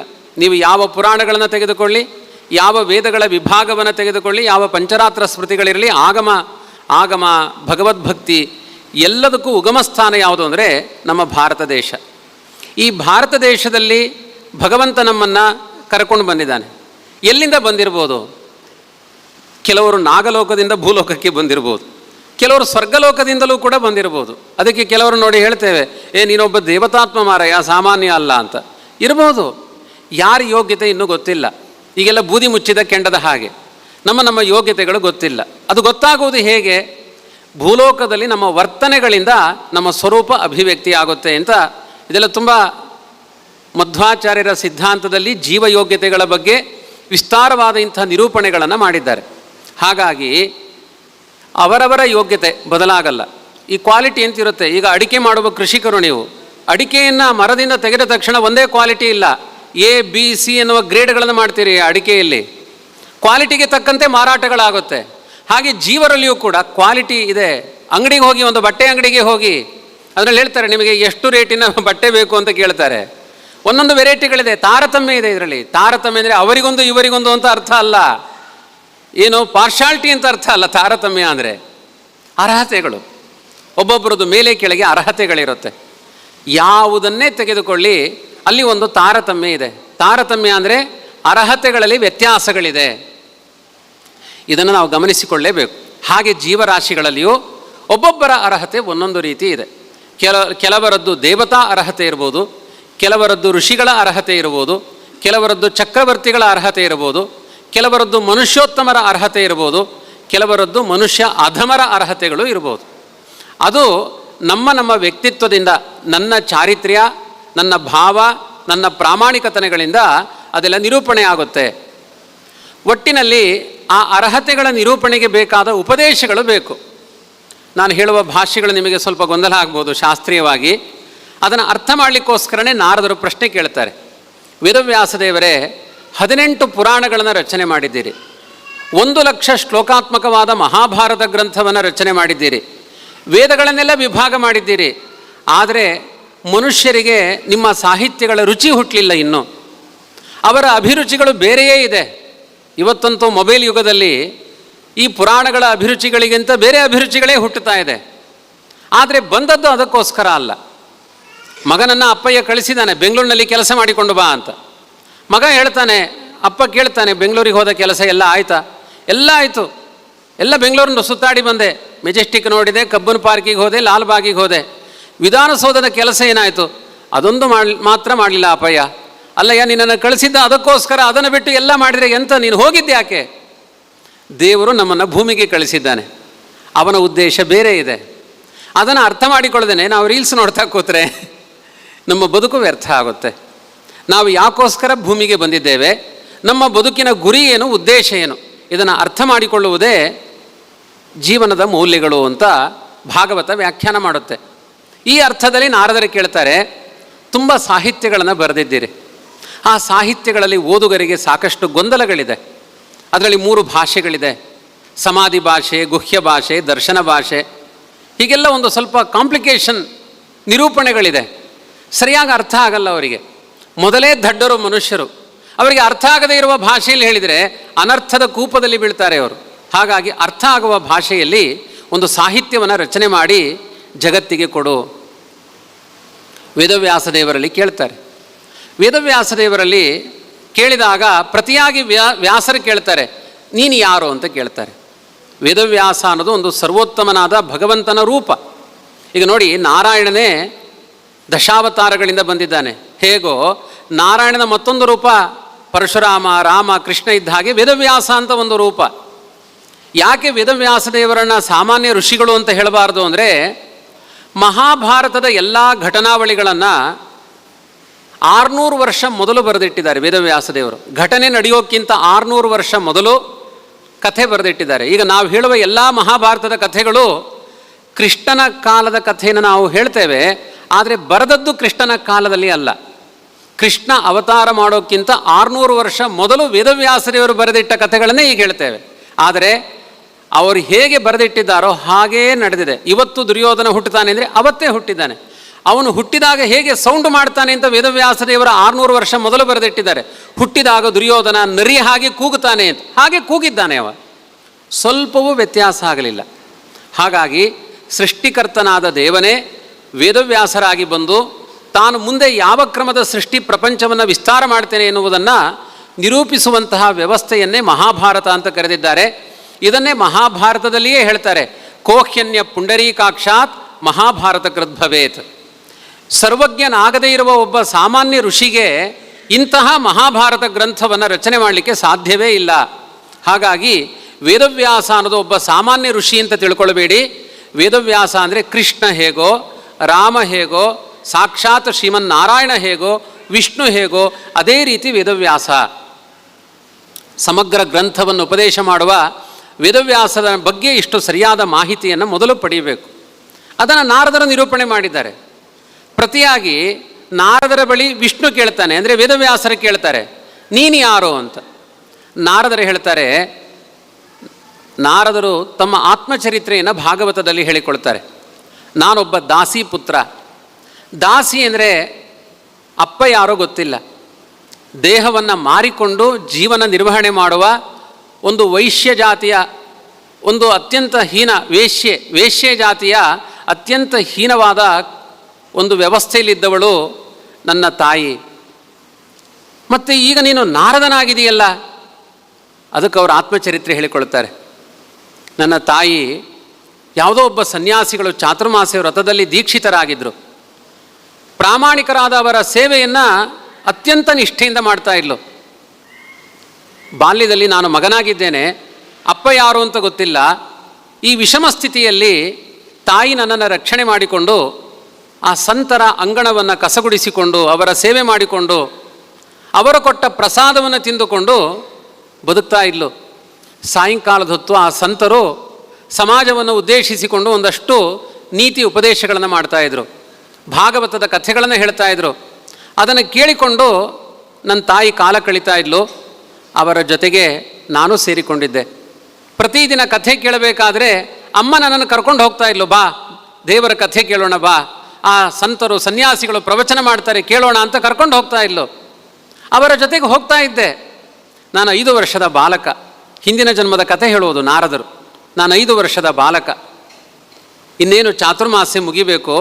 ಒಂದು ಸಂಧ್ಯಾಕಾಲದಲ್ಲಿ ನನ್ನಮ್ಮ ಒಂದು ಕೊಟ್ಟಿಗೆಯಲ್ಲಿ ಹೋಗಿ ಹಸುವನ್ನು ಹಾಲು ಕರಿಬೇಕು ಅಂತ, ದೋಹನ ಕಾಲ, ಹಾಲು ಕರೆಯುವ ಸಮಯ ಅಂತ ಹಾಲು ತೆಗಿಲಿಕ್ಕೆ ಹೋದ್ಲು. ಕೊಟ್ಟಿಗೆಯಲ್ಲಿ ಒಂದು ಹಾವು ಇತ್ತು. ಆ ಕೊಟ್ಟಿಗೆಯಲ್ಲಿರುವ ಹಾವನ್ನು ನೋಡಿ ಹಗ್ಗ ಅಂತ ಭ್ರಮಿಸಿಕೊಂಡ್ಲು. ಅದರ ಮೇಲೆ ಕಾಲಿಟ್ಲು, ಆ ಹುಚ್ಚು ಕಚ್ಚಿತು, ಸತ್ತೋಲು ನಮ್ಮಮ್ಮ. ಕೊಟ್ಟಿಗೆಯಲ್ಲಿ ಪ್ರಾಣ ಬಿಟ್ಲು ಅವಳು. ಸನ್ಯಾಸಿಗಳು ಚಾತುರ್ಮಾಸ್ಯ ಮುಗಿದ ಮೇಲೆ ಅವರು ತಮ್ಮ ಪಾಡಿಗೆ ತಾವು ಹೊರಟೋದ್ರು. ಅವರು ಪರಿವ್ರಾಜಕರು, ಊರಿಂದ ಊರಿಗೆ ಧರ್ಮ ಪ್ರಚಾರ ಮಾಡಲಿಕ್ಕೆ ಅವರು ಹೊರಟೋದ್ರು. ನನಗೆ ಅಪ್ಪ ಹುಟ್ಟಿನಿಂದ ಕಾಣಲಿಲ್ಲ. ನನ್ನ ಜೊತೆಗಿದ್ದ ಅಮ್ಮ ಹಾವು ಕಡಿದು ಸತ್ತೋದ್ಲು. 5 ವರ್ಷದ ಬಾಲಕ. ನಾನು ಅನಾಥನಾಗಿ ಹೋದೆ. ಯಾರು ನನಗೆ ದಿಕ್ಕು? ಹಿಂದಿಲ್ಲ ಮುಂದಿಲ್ಲ, ಯಾವ ಕುಟುಂಬದ ಸದಸ್ಯರಿಲ್ಲ, ನನ್ನ ಅಮ್ಮ ಇಲ್ಲ. ಸಂತರು ಮೊದಲೇ ಸನ್ಯಾಸಿಗಳು, ಅವರೇ ಹೆಂಡತಿ ಮಕ್ಕಳನ್ನು ಬಿಟ್ಟವರು ನನ್ನನ್ನೇ ಕಟ್ಟಿಕೊಳ್ತಾರೆ. ಅವ್ರ ಪಾಡಿಗೆ ಅವರು ಹೊರಟೋದ್ರು. ನಾನು ಅನಾಥನಾದೆ. ಆದರೆ ನನಗೆ ಅನಾಥ ಪ್ರಜ್ಞೆ ಬರಲಿಲ್ಲ. ಕಾರಣ ಏನು ಅಂದರೆ, ಪ್ರತಿದಿನ ನಾನು ದೇವರ ಕಥೆಯನ್ನು ಕೇಳಿಸಿಕೊಳ್ತಾ ಇದ್ದೆ. ನಮ್ಮ ಜೊತೆಗೆ ಅವಿಜ್ಞಾತ ಸಖನಾಗಿ ದೇವನಿದ್ದಾನೆ ಎನ್ನುವ ಉಪದೇಶ ಅವರ ಬಾಯಿಂದ ಕೇಳಿಸಿಕೊಂಡೆ. ಅವಿಜ್ಞಾತ ಸಖ ಅಂದರೆ ತಿಳಿಯದ ಗೆಳೆಯ ಅಂತ ಅರ್ಥ. ತಿಳಿಯದ ಗೆಳೆಯ, ಅವನ ಬಗ್ಗೆ ನಮಗೆ ಪರಿಚಯ ಇಲ್ಲ. ನಾವು ಗೋವಿಂದ ಅಂದರೆ ಅವನು ಕೇಳ್ತಾನೆ, ಹೋ ಏನಾಯ್ತಪ್ಪ ನಿನಗೆ ಅಂತ ಅವನು ಪ್ರತಿಯಾಗಿ ಕೇಳ್ತಾನೆ. ನಮ್ಮ ಕಷ್ಟಗಳನ್ನು ಕೇಳಿಸಿಕೊಳ್ತಾನೆ. ಆದರೆ ಅವನು ಕೇಳಿಸಿಕೊಳ್ಳುವ ವಿಧಾನ ನಮಗೆ ತಿಳಿಯೋದಿಲ್ಲ. ಆದರೆ ನಿತ್ಯ ನಮ್ಮ ಬದುಕಿಗೆ ಉಪಕಾರಿಯಾಗಿ ಅವನೇ ಇರ್ತಾನೆ, ಯಾರೂ ಜೊತೆಗಿರೋದಿಲ್ಲ. ಎಂಥ ಆಪತ್ತುಗಳೇ ಬರಲಿ ಅದಕ್ಕೆ ನಮ್ಮ ನಿಮ್ಮ ಈ ಬದುಕಿನ ಅಸ್ತಿತ್ವವೇ ಸಾಕ್ಷಿ. ಕೆಲವರು 20 ವರ್ಷದವರಿದ್ದೀರಿ, ಕೆಲವರು 70 ವರ್ಷದವರಿದ್ದೀರಿ. ಇಷ್ಟು ಕಾಲ ಬದುಕು ಹೇಗೆ ಸಾಗಿತು? ಎಷ್ಟೋ ಕಾಲ ಯಾರೂ ಇರೋದಿಲ್ಲ. ಮಲಗಿದಾಗ ರಕ್ಷಣೆ ಮಾಡಲಿಕ್ಕೆ ಎಲ್ಲರೂ ಮಲಗಿರ್ತಾರೆ, ಅಪ್ಪ ಅಮ್ಮನೂ ಮಲಗಿರ್ತಾರೆ. ಯಾರು ರಕ್ಷಣೆ ಮಾಡ್ತಾರೆ? ಈ ದೇಹದ ನಿಯಂತ್ರಣ ಮಾಡೋರು ಯಾರು? ಇದಕ್ಕೆ ಬೇಕಾದ ಸ್ವಾಸ್ಥ್ಯವನ್ನು ಕೊಡೋರು ಯಾರು? ಬೆಡ್ ಪ್ಲೆಷರ್ 10 ಪಾಯಿಂಟ್ ಜಾಸ್ತಿ ಹೋದರೆ ಡಾಕ್ಟ್ರು ತಲೆಬಿಸಿ ಮಾಡ್ತಾರೆ, ಮಾತ್ರೆ ತಗೊಳ್ಳಿ ಅಂತಾರೆ. ಒಂದೇ ಥರ ಈ ದೇಹದ ಆರೋಗ್ಯವನ್ನು ಮೇಂಟೈನ್ ಮಾಡೋರು ಯಾರೋ? ಅಂಕಿ ಅಂಶಗಳಿಂದ ಈ ದೇಹವನ್ನು ರಕ್ಷಣೆ ಮಾಡೋರು ಯಾರೋ? ತುಂಬ ಅಂಶಗಳಿದೆ ಅದರಲ್ಲಿ. ಭಾಗವತ ಕ್ರಮವಾಗಿ ಹೇಳಿಕೊಂಡು ಹೋಗುತ್ತೆ ಅದು. ಹಾಗಾಗಿ ನನಗೊಬ್ಬ ಜೊತೆಗಾರನಾಗಿ ಭಗವಂತ ಇದ್ದಾನೆ ಎನ್ನುವ ನಂಬಿಕೆಯನ್ನು ಪಡೆದೆ. ನಮ್ಮ ಹಿಂದೂ ಧರ್ಮದಲ್ಲಿ ತುಂಬ ಪ್ರಮುಖವಾದದ್ದು ನಂಬಿಕೆ, ವಿಶ್ವಾಸ. ತಾಯಿ ಪ್ರತಿದಿನ ಮಗುವಿಗೆ ಆಹಾರ ಕೊಡ್ತಾಳೆ. ನನ್ನಮ್ಮ ನನಗೆ ಅನ್ಯಾಯ ಮಾಡಲ್ಲ ಅನ್ನುವ ಪ್ರೀತಿಯಿಂದ ಮಗು ತಿನ್ನುತ್ತೆ, ದಷ್ಟಪುಷ್ಟವಾಗಿ ಬೆಳೆಯುತ್ತೆ. ಎಲ್ಲೆಲ್ಲೋ ಯಾರ್ಯಾರೋ ಆಹಾರಗಳನ್ನು ಸ್ವೀಕಾರ ಮಾಡ್ತಾರೆ, ಅದರಲ್ಲಿ ವಿಷ ಹಾಕಿದರೆ, ಹೀಗೆ ಡೋಟು ಬಂದರೆ ಅಯ್ಯೋ ಕಲ್ಯಾಣ ಮಂಟಪ ತಲೆ ಮೇಲೆ ಬಿದ್ದು ಬಿಟ್ರೆ. ವಿಶ್ವಾಸದಲ್ಲಿ ಜೀವನ ಸಾಗಬೇಕು. ದೇವರು ರಕ್ಷಕನಾಗಿದ್ದಾನೆ. ಈ ವಿಶ್ವಾಸ ಇದ್ದರೆ ತಲೆ ಮೇಲೆ ಬ್ರಹ್ಮಾಂಡ ಬಿದ್ದರೂ ನಿಮಗೆ ಪ್ರಾಣ ಹೋಗಲ್ಲ. ಅದು ರಕ್ಷಣೆ. ಇದಕ್ಕೆ ಮಾದರಿಗಳು ತುಂಬ ಇದೆ ಸಮಾಜದಲ್ಲಿ, ಕಲಿಯುಗದಲ್ಲೂ ಇದೆ. ನಾನು ಯಾವಾಗಲೂ ಕತೆ ಹೇಳ್ತೇನೆ. ಸೋದೆ ವಾದಿರಾಜ ಮಠ, ತುಂಬ ಕಾರ್ಮಿಕರು ಕಲ್ಲಿನ ಕೆಲಸ ಮಾಡ್ತಾ ಇದ್ದಾರೆ. ದೊಡ್ಡ ಬಂಡೆಯನ್ನು ತಂದು ನಿಲ್ಲಿಸ್ತಾ ಇದ್ದಾರೆ. 100 ಜನ ಬಂಡೆಯ ಬುಡದಲ್ಲಿದ್ದಾರೆ. ಬಂಡೆ ಜಾರ್ಲಿಕ್ಕೆ ಶುರು ಆಯಿತು. 500 ಜನಕ್ಕೂ ಎತ್ತಲಾಗದೇ ಇರುವ ಬಂಡೆ ಅದು. ಆ ಬಂಡೆ ಜಾರ್ತಾ ಇತ್ತು. ಒಬ್ಬ ಗಾರೆ ಕೆಲಸದವನು ಹೇಳಿದ, ಆ ಬಂಡೆ ಬಿದ್ದರೆ ಕೆಳಗಡೆ ಇದ್ದ 100 ಜನ ಸತ್ತು ಹೋಗ್ತಾರೆ. ನನಗೆ ನಂಬಿಕೆ ಇದೆ, ಈ ಸೋದೆಯ ಪರಿಸರದಲ್ಲಿ ವಾದಿರಾಜರಿದ್ದಾರೆ. ಆ ಬಂಡೆ ಏನಾದರೂ ಕೆಳಗೆ ಬಿದ್ದರೆ ವಾದಿರಾಜರ ಆಣೆಯಿಂದ ಆ ಬಂಡೆ ಹಾಗೆ ನಿಂತಿದೆ. ಅವತ್ತಿನ ಕಥೆಯಲ್ಲ, ನೀವು ಸೋದೆಗೆ ಹೋಗಿ ಗಮನಿಸಿ. ಅಲ್ಲಿ ವೀಣಾಪಾಣಿ ಪ್ರಾಣದೇವರ ಒಂದು ದೇವಸ್ಥಾನ ಇದೆ. ಆ ಬಂಡೆ ಹೇಗೆ ನಿಂತಿದೆ ಅಂತ ನಿಮಗೆ ಊಹೆ ಮಾಡಲಿಕ್ಕೂ ಸಾಧ್ಯ ಇಲ್ಲ. ಅದರ ಬುಡ ಸ್ವಲ್ಪವೇ ಇದೆ, ದೊಡ್ಡ ಬಂಡೆ ಚೂಪಾಗಿ ಹೀಗೆ ಬಗ್ಗಿ ನಿಂತಿದೆ. ಇವತ್ತು ಹೇಗೆ ನಿಂತಿದೆ? ವಾದಿರಾಜರ ಶಕ್ತಿಯ ಮಂತ್ರಬಲದಿಂದ ನಿಂತಿದೆ. ಇದು ಶಕ್ತಿ. ಇದು ಒಬ್ಬ ಸಂತರಿಗೆ ಈ ಶಕ್ತಿ ಇದ್ದಾಗ ದೇವರು ಅನ್ನುವ ನಂಬಿಕೆಗೆ ಎಷ್ಟು ಬಲ ಇದೆ. ಇದು ವಿಶ್ವಾಸ. ನಮ್ಮ ಸಮಗ್ರ ಮಹಾಭಾರತ ಭಾಗವತ ಎಷ್ಟೇ ನೀವು ಕಥೆ ಕೇಳಿ, ರಕ್ಷತೀತ್ಯೇವ ವಿಶ್ವಾಸ, ಅವನು ನಮ್ಮ ಬದುಕಿಗೆ ನೇತಾರ, ಅವನು ರಕ್ಷಕ ಅನ್ನುವ ವಿಶ್ವಾಸ ಬರಲಿಲ್ಲ ಅಂದರೆ ನೀವು ಎಷ್ಟು ವರ್ಷಗಳ ಕಾಲ ಈ ಪ್ರವಚನವನ್ನು ಕೇಳಿದರೂ ಅದು ಪ್ರಯೋಜನಕ್ಕೆ ಬರೋದಿಲ್ಲ. ಎಲ್ಲರಲ್ಲೂ ಇರಬೇಕಾದದ್ದು. ನಮ್ಮ ಸಮಗ್ರ ಹಿಂದೂ ಧರ್ಮದಲ್ಲಿ ನಡೆಯುವುದೇ ಧರ್ಮದ ವಿಶ್ವಾಸದಿಂದ. ಆ ವಿಶ್ವಾಸ ನಾರದರಿಗಿತ್ತು. ನನಗೆಂಥ ಆಪತ್ತುಗಳು ಬಂದರೂ ರಕ್ಷಣೆ ಮಾಡ್ತಾನೆ. ಕಾಡಿನಲ್ಲಿ ಸಂಚಾರ ಮಾಡಬೇಕಾದ್ರೆ ನರಿ ತಿನ್ನುಬಿಟ್ರೆ, ಹುಲಿ ತಿನ್ನುಬಿಟ್ರೆ, ಸಿಂಹ ಬಂದು ನನ್ನ ಅಟ್ಯಾಕ್ ಮಾಡಿದರೆ 1000 ಭಯಗಳು ಆ ಸಣ್ಣ 5 ವರ್ಷದ ಬಾಲಕನಾದ ನನಗೆ. ಆವಾಗ ಅನ್ನಿಸ್ತು, ಇಲ್ಲ, ಅವರು ಸಂತರು ಹೇಳಿದ್ದಾರೆ, ಕಷ್ಟ ಬಂದಾಗ, ಸಂಕಟ ಬಂದಾಗ ವೆಂಕಟರಮಣ ಅನ್ನೋ ಅವನು ನೀವು ನನ್ನ ಕೈ ಹಿಡಿತಾನೆ. ತ್ವಮೇವ ಮಾತಾ ಚ ಪಿತಾ ತ್ವಮೇವ, ತ್ವಮೇವ ಬಂಧುಶ್ಚ ಸಖಾ ತ್ವಮೇವ, ತ್ವಮೇವ ವಿದ್ಯಾ ದ್ರವಿಣಂ ತ್ವಮೇವ, ತ್ವಮೇವ ಸರ್ವಂ ಮಮ ದೇವ ದೇವ. ಎಲ್ಲ ಸ್ತರದಲ್ಲೂ ಅವನೊಬ್ಬನೇ ಇರ್ತಾನೆ. ಯಾಕೆ ಈ ಮಂತ್ರ ಇದೆ? ಆಲೋಚನೆ ಮಾಡಿ. ತಾಯಿ ರಕ್ಷಕಳು ಹೌದು ಮಕ್ಕಳಿಗೆ. ಎಷ್ಟು ಸಮಯ? ಗಂಡನ ಮನೆಗೆ ಹೋಗೋ ತನಕ ಮಾತ್ರ. ಆಮೇಲೆ ಅಪ್ಪ ಅಮ್ಮ ಎಲ್ಲಿರ್ತಾರೆ? ಹೇಳ್ತಾರೆ, ನೋಡಮ್ಮ, ನಿನ್ನ ಗಂಡನ ಮನೆಗೆ ಹೋದ ಮೇಲೆ ನಿನ್ನ ಜವಾಬ್ದಾರಿ ನಿನಗೆ. ನಾವು ಇಷ್ಟು ದಿನ ಸಾಕಿ ಬೆಳೆಸಿ ಕರ್ತವ್ಯ ಮಾಡಿ ದಾನ ಮಾಡಿದೆ, ಸರಿಯಾಗಿ ನೀನು ವರ್ತಿಸಬೇಕು ಗಂಡನ ಮನೆಯಲ್ಲಿ. ಉಪದೇಶ ಮಾಡಿ ಕಳಿಸ್ತಾರೆ ಅಷ್ಟೇ. ಅಲ್ಲಿ ತಾಯಿ ಇಲ್ಲ, ಅಪ್ಪ ಇಲ್ಲ. ಯಾರವಾಗ? ಗಂಡ ಎಷ್ಟು ಕಾಲ? 20 ವರ್ಷದ ಮೊದಲು ಗಂಡನೇ ಇಲ್ಲ. ಆವಾಗ ರಕ್ಷಕರು ಯಾರು? ಎಲ್ಲರಿಗೂ ಒಂದು ಕಾಲದ ನಿಯಮ ಇದೆ. ಇಷ್ಟು ಕಾಲ ಗಂಡ, ಇಷ್ಟು ಕಾಲ ಅಪ್ಪ, ಇಷ್ಟು ಕಾಲ ಅಮ್ಮ, ಇಷ್ಟು ಕಾಲ ಮಕ್ಕಳು. ಆದರೆ ಎಲ್ಲ ಕಾಲಗಳಲ್ಲಿ ನಮ್ಮ ಗರ್ಭದಿಂದ ಎಂಥ ಅದ್ಭುತವಾದ ದೇವರ ವ್ಯಾಪಾರಗಳು. ಇದನ್ನೆಲ್ಲ ಭಾಗವತ ಹೇಳುತ್ತೆ, ಪುರಾಣಗಳು ಹೇಳುತ್ತೆ, ವಿಶ್ವಾಸ ಬರುವ ಮಾತುಗಳನ್ನು ಆಡುತ್ತೆ. ತಾಯಿ ನಾಳೆ ಒಂದು ಮಗುವನ್ನು ಹಡಿತಾಳೆ. ಇವತ್ತಿನ ಸಂಜೆಯ ತನಕ ಅವಳ ಎದೆಯಲ್ಲಿ ಹಾಲಿಲ್ಲ. ಮಗು ನಾಳೆ ಹುಟ್ಟಿತು, ಹುಟ್ಟಿದ 2 ನಿಮಿಷದಲ್ಲಿ ಅವಳ ಎದೆಯಿಂದ ಹಾಲು ಬಂತು. ಅಲ್ಲರಿ, ತಿನ್ನುವ ಪ್ರತಿದಿನದ ಆಹಾರವನ್ನೇ ತಿಂದಿದ್ದಾಳೆ. ಮಗು ಹುಟ್ಟಿದ ಮೇಲೆ ಹಾಲು ಬಂತು, ಅದರ ಹಿಂದೆ ಇಲ್ಲ. ಮಗು ದೊಡ್ಡದಾದ ಮೇಲೆ ಎದೆಯಲ್ಲಿ ಹಾಲಿಲ್ಲ. ಅಷ್ಟು ಕಾಲ ಹಾಲನ್ನು ನಿರ್ಮಾಣ ಮಾಡಿದವರು ಯಾರು? ಹಾಗಾಗಿ ತಾಯಿಗಿಂತ ಹೆಚ್ಚು ಮಮತೆಯಿಂದ ನಮಗೆ ಬೇಕಾದ ಆಹಾರವನ್ನು ಕೊಡುವ ವ್ಯಕ್ತಿತ್ವ ಅದು ಪರಮಾತ್ಮನದ್ದು. ಗರ್ಭದಲ್ಲಿದ್ದಾಗ ಉಸಿರಾಟ ಇಲ್ಲ ಮಗುವಿಗೆ. ಎಂಥ ಅದ್ಭುತವಾದ ಒಂದು ಚಮತ್ಕಾರ ಅದು. ಒಂದು ನಾಭಿ, ನಾಭಿಯಿಂದ ಒಂದು ನಳಿಕೆ, ಆಹಾರದ ಸರಬರಾಜು ಅದರಿಂದ, ಮೂಗಿನಲ್ಲೇ ಉಸಿರಾಟ ಇಲ್ಲ. 9 ತಿಂಗಳು ಪ್ರಾಣಾಯಾಮ ಮಾಡುತ್ತೆ ಹೊಟ್ಟೆಯಲ್ಲಿ ಮಗು, ಮೂಗಿನಿಂದ ಉಸಿರಾಟ ಆಡಲ್ಲ. ಹೊರಗಡೆಯಿಂದ ಬಂದ ತಕ್ಷಣ ಶಟರ್ ಓಪನ್ ಆಗುತ್ತೆ, ಬುಸ ಬುಸ ಉಸಿರಾಡುತ್ತೆ. ಅದು ಎಂಥ ಭಯಂಕರ ಉಸಿರಾಟ! ರಾತ್ರಿ ಮಲಗಿದಾಗ ಜನರೇಟರೇ ಸ್ಟಾರ್ಟ್ ಮಾಡಿದ ಹಾಗಿರುತ್ತೆ ಕೆಲವರು ಉಸಿರಾಟ, ಅಷ್ಟು ಭಯಂಕರ ಉಸಿರಾಟ. ಹೇಗೆ ಇದೆಲ್ಲ ವ್ಯವಸ್ಥೆಗಳು? ಎಂಥ ಅದ್ಭುತವಾದ ಚಮತ್ಕಾರವನ್ನು ದೇಹದಲ್ಲಿ ದೇವರು ನಿರ್ಮಾಣ ಮಾಡ್ತಾನೆ. ಕ್ಷಣ ಕ್ಷಣಕ್ಕೆ ನಮ್ಮನ್ನು ರಕ್ಷಣೆ ಮಾಡುವನು ಸರ್ವಶಕ್ತನಾದ ಭಗವಂತ. ಅವನಲ್ಲಿ ನಮ್ಮ ಶರಣಾಗತಿ. ನಾರದರೆ ಹೇಳ್ತಾರೆ, ಈ ದೃಢವಾದ ವಿಶ್ವಾಸ 5 ವರ್ಷದ ಬಾಲಕನಾದ ನನ್ನ ಹೃದಯದಲ್ಲಿತ್ತು. ಸಿಂಹ ನನ್ನನ್ನು ತಿನ್ನೋದಿಲ್ಲ, ಅವನ ಸ್ಮರಣೆ ಇದೆ. ಹುಲಿ ನನ್ನನ್ನು ತಿನ್ನೋದಿಲ್ಲ, ಅವನ ಸ್ಮರಣೆ ಇದೆ. ಈ ಎಚ್ಚರದಲ್ಲೇ ನಾನು ಕಾಡಿನಲ್ಲಿ ಸಂಚಾರ ಮಾಡ್ತಾ ಇದ್ದೆ. ನಾನು ಅನಾಥನಾಗಿದ್ದೆ. ಯಾಕೆಂದರೆ ನಾಡಿಗೆ ಬಂದರೆ ನಾನು ಬಿಕಾರಿ ಆಗ್ತೇನೆ. ಕಾಡಿನಲ್ಲಿದ್ದರೆ ನನಗೆ ಆಹಾರ ಪದಾರ್ಥಗಳಿದೆ, ವನ್ಯ ಪದಾರ್ಥಗಳಿದೆ. ಕಾಡಿನಲ್ಲಿ ಸಿಗುವ ಗೆಡ್ಡೆ ಗೆಣಸುಗಳನ್ನು, ಹಣ್ಣು ಹಂಪಲನ್ನು, ನೀರುಗಳನ್ನು ಕುಡಿದು ಜೀವನ ಮಾಡಿದೆ. ನನ್ನ ಬದುಕು ಜೀವನವಾಗಿರಲಿಲ್ಲ. ಆ ಪರಂಜ್ಯೋತಿಯನ್ನು ಕಾಣುವುದು ಗುರಿಯಾಗಿತ್ತು. ಆ ಅನ್ವೇಷಣೆಯಲ್ಲಿದ್ದೆ. ನಾನಾ ದೇವರನ್ನು ನೋಡಬೇಕು, ಅವನ ತೇಜಸ್ಸನ್ನು ಕಾಣಬೇಕು. ಈ ಹಂಬಲದಲ್ಲಿದ್ದೆ. ಹಂಬಲದಲ್ಲಿದ್ದಾಗ ಆ ಮನನ ನಿರಂತರ ಮಾಡಿಕೊಂಡ ನನ್ನ ಮನನ ಆವೃತ್ತಿ, ಆ ಸಂಕಲ್ಪಗಳಿಂದ ಇದ್ದಕ್ಕಿದ್ದಾಗಿ ಮಿಂಚಿನಂತೆ ಒಂದು ಬೆಳಕು ಕಾಣಿಸ್ತು. ಅದು ಎಂಥ ಅದ್ಭುತವಾದ ಬೆಳಕು ಅಂದರೆ, ಆ ಬೆಳಕಿನ ಬಗ್ಗೆ ಆಸೆ ಹುಟ್ಟಿದ ಮೇಲೆ ಇನ್ನು ಯಾವ ಆಸೆಗಳೂ ಹುಟ್ಟಲ್ಲ. ನಮಗಿವತ್ತು ನೂರಾರು ಬದುಕಿನಲ್ಲಿ ಆಸೆಗಳಿದೆ. ಯಾಕೆ ಅಂದರೆ ಅದು ಎಷ್ಟು ಸ್ವೀಟ್ ಆಗಿದೆ ಅನ್ನೋದು ನಮಗಿನ್ನೂ ಗೊತ್ತಾಗಿಲ್ಲ. ಕೃಷ್ಣ ಗೀತೆಯಲ್ಲಿ ಹೇಳ್ತಾನೆ, ಯಂ ಲಬ್ಧ್ವಾಚ ಅಪರಂ ಲಾಭಂ ಮನ್ಯತೆ ನಾಧಿಕಂ ತತಃ ಯಸ್ಮಿನ್ ಸ್ಥಿತೋ ನ ದುಃಖೇನ ಗುರುಣಾಪಿ ವಿಚಾಲ್ಯತೆ. ನೀವು ಬುದ್ಧಿ ಸಂಯೋಗಕ್ಕೆ ಹೋಗಬೇಕು. ಇದೊಂದು ಯೋಗ. ಯೋಗ ಅಂದರೆ ಧ್ಯಾನ, ಧ್ಯಾನ ಅಂದರೆ ಏಕಾಗ್ರತೆ. ನಿಮ್ಮ ಮನಸ್ಸಿನ ತುಂಬ ಎತ್ತರದ ಏಕಾಗ್ರತೆ ಏನು ಗೊತ್ತಾ?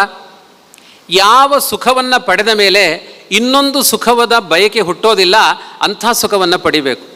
ಇವತ್ತು ನೀವು ಯಾವುದೇ ಸುಖವನ್ನು ಪಡೀರಿ, ಫಸ್ಟ್ ಕ್ಲಾಸ್ ಒಂದು ಮೊಬೈಲನ್ನು ತೆಗೆದುಕೊಳ್ಳಿ, ಐಫೋನು, 15 ದಿನ ಅದರ ಬಗ್ಗೆ ನಮಗೆ ತುಂಬ ಏಕಾಗ್ರತೆ. ಸ್ವಲ್ಪ ಎಲ್ಲ ಸ್ಕ್ರ್ಯಾಚ್ ಬಿದ್ದ ಮೇಲೆ ಅದನ್ನು ಎಲ್ಲೋ ಅಡಕೆ ಹಾಕಿರ್ತೇವೆ, ಅದೆಲ್ಲೋ ಒಂದು ಕಡೆ ಎಡೆಯಲ್ಲಿ ಬಿದ್ದಿರುತ್ತೆ. ಒಂದೊಳ್ಳೆ ಸೀರೆ, ಅದೊಂದು 4-5 ದಿನ ಚಂದ ಕಾಣುವ ತನಕ, ಆಮೇಲೆ ಅದು ಹಳೇದಾಯಿತು, ಆಸಕ್ತಿ ಹೋಗುತ್ತೆ. ಮೊದಲು ಹುಟ್ಟಿದ ಆಸಕ್ತಿ ಕೊನೆ ತನಕ ನಾಶ ಆಗದೇ ಇರುವಂತಹದ್ದೇ ನಿಜವಾದ ಸುಖ. ಆ ಸುಖ ಹುಟ್ಟಿದ ಮೇಲೆ ಬೇರೆ ಸುಖಗಳ ಬಗ್ಗೆ ನಮಗೆ ಭಾವ ಹುಟ್ಟಲ್ಲ. ಅಂಥ ಸುಖದ ಕಡೆ ನೀವು ಸಾಗಬೇಕು. ಅದರ ಜೊತೆಗೆ ಯಸ್ಮಿನ್ ಸ್ಥಿತೋ ನ ದುಃಖೇನ ಗುರುಣಾಪಿ ವಿಚಾಲ್ಯತೆ. 1000 ದುಃಖಗಳು ಬರಲಿ, ಒಂದು ಸುಖವನ್ನು ಆಶ್ರಯಿಸಿದ ಮೇಲೆ ಆ ದುಃಖಗಳು ನಿಮ್ಮನ್ನು ಹಂದಾಡಿಸಲಿಕ್ಕಾಗೋದಿಲ್ಲ. ಅಂಥ ಅದ್ಭುತವಾದ ಒಂದು ಸುಖ, ಅದರ ಬಗ್ಗೆ ಅನ್ವೇಷಣೆ ಇರಬೇಕು. ಅದಿರುವುದು ಭಗವಂತನಲ್ಲಿ ಎನ್ನುವ ಎಚ್ಚರ ನಾರದರಿಗೆ ಬರುತ್ತೆ. ಆ ಪರಂಜ್ಯೋತಿಯನ್ನು ನೋಡಿದ ತಕ್ಷಣ ನಾರದರ ಮನಸ್ಸು ಬದುಕಿನ ಎಲ್ಲ ದುಃಖಗಳನ್ನು ಮರೆಯುತ್ತೆ. ನನಗೆ ಅಪ್ಪ ಇಲ್ಲ, ಅಮ್ಮ ಇಲ್ಲ, ಗತಿ ಇಲ್ಲ, ಅನಾಥ, ಎಲ್ಲ ಪ್ರಜ್ಞೆಯು ಹೊರಟೋಗುತ್ತೆ. ಯಾಕೆ ಅಂದರೆ ಎಲ್ಲ ಇದೆ, ಎಲ್ಲವೂ ಸರ್ವಸ್ವ ಭಗವಂತ ಆಗಿದ್ದಾನೆ. ನಮಗೇನಾಗಿದೆ? ನಮಗೆ ಪದಾರ್ಥಗಳಲ್ಲಿ ಮೋಹ ಇದೆ. ನನಗೆ ಮನೆಯ ಬಗ್ಗೆ ಮೋಹ ಇದೆ, ಹೆಂಡತಿಯ ಬಗ್ಗೆ ಮೋಹ ಇದೆ, ಮಕ್ಕಳ ಬಗ್ಗೆ ಮೋಹ ಇದೆ. ಮಮ ಮಾತಾ ಮಮ ಪಿತಾ ಮಮ ಭ್ರಾತ ಮಮಾತ್ಮಜಾಹ, ನನ್ನವರು ನನ್ನವರು ಅನ್ನೋ ಮೋಹ ಇರೋದರಿಂದ ದೇವರ ಕಡೆ ಏಕಾಗ್ರತೆ ಇಲ್ಲ.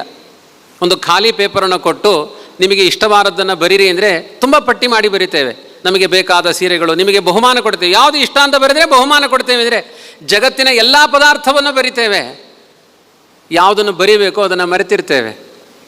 ನಮ್ಮ ಬಿಳಿ ಖಾಲಿ ಪೇಪರ್ನಲ್ಲಿ ಏನು ಬರಿಬೇಕು ಅಂದರೆ, ಎಲ್ಲರಿಗಿಂತ ನನಗೆ ಇಷ್ಟ ಆದವನು ಭಗವಂತ, ಅವನಷ್ಟು ಇಷ್ಟ ಆದವರು ಯಾರೂ ಇಲ್ಲ. ಯಾಕೆ ಅಂದರೆ ಈ ಜಗತ್ತಿನಲ್ಲಿ ಸಿಗುವ ಪದಾರ್ಥಗಳೆಲ್ಲ ಈ ಜನ್ಮಕ್ಕೆ ಸಂಬಂಧಪಟ್ಟಿದೆ.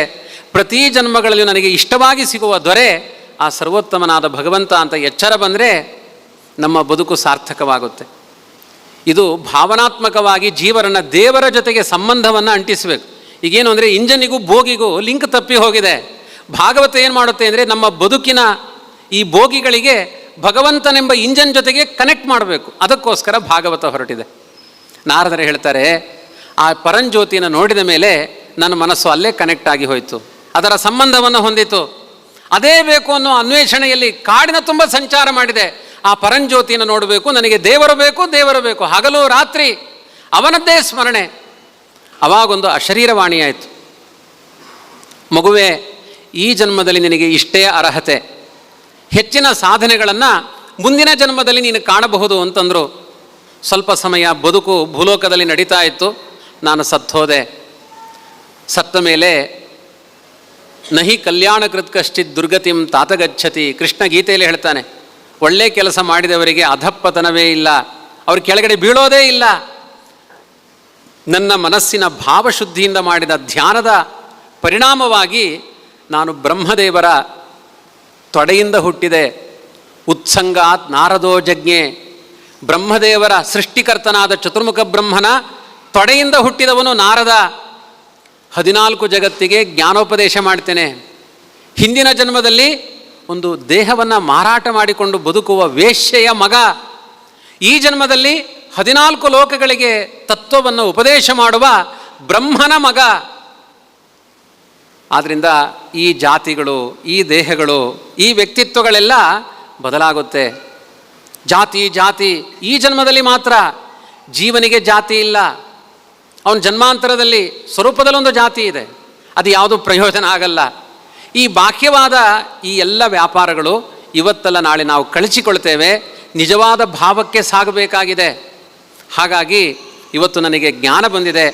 ಎಲ್ಲರ ಪ್ರತಿನಿಧಿಯಾಗಿ, ಸಮಗ್ರ ಸಮಾಜದ ಪ್ರತಿನಿಧಿಯಾಗಿ ಜಗದೊಡೆಯನಾದ ನಿನ್ನ ಬಳಿ ಕೇಳ್ತಾ ಇದ್ದೇನೆ, ಎಲ್ಲರಿಗೂ ಅರ್ಥ ಆಗುವ ಒಂದು ಸಾಹಿತ್ಯವನ್ನು ರಚನೆ ಮಾಡಿಕೊಡು ಅಂತ ನಾರದರು ಶಮ್ಯಾಪ್ರಾಸ ಅನ್ನುವ ಆಶ್ರಮದಲ್ಲಿ ಕುಳಿತ ವೇದವ್ಯಾಸ ದೇವರ ಬಳಿ ಹೋಗಿ ಪ್ರಾರ್ಥನೆ ಮಾಡ್ತಾರೆ. ಜಗತ್ತಿಗೆಲ್ಲ ಬೇಕಾದ ಉಪದೇಶವನ್ನು ಅರ್ಥ ಆಗುವ ಭಾಷೆಯಲ್ಲಿ, ಅಲ್ಲಿ ತುಂಬ ಕಠಿಣ ಆಗಬಾರ್ದು. ಕೇಳ್ತಾ ಇದ್ದರೆ ಆ ಕಥೆಗಳ ಅರ್ಥ ಆಗ್ತಾ ಹೋಗಬೇಕು. ಅದರಲ್ಲಿ ಓರೆಕೋರೆಗಳಿರಬಾರ್ದು, ವ್ಯಾಖ್ಯಾನ ಮಾಡುವಂತೆ ಇರಬಾರ್ದು.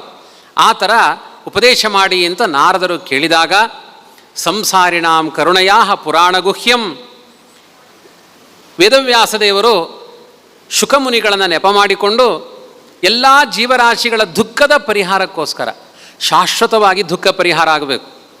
ಅದು ಏನು ಡೋಲೋ 650 ಮಾತ್ರೆ ಥರ ಅಲ್ಲ.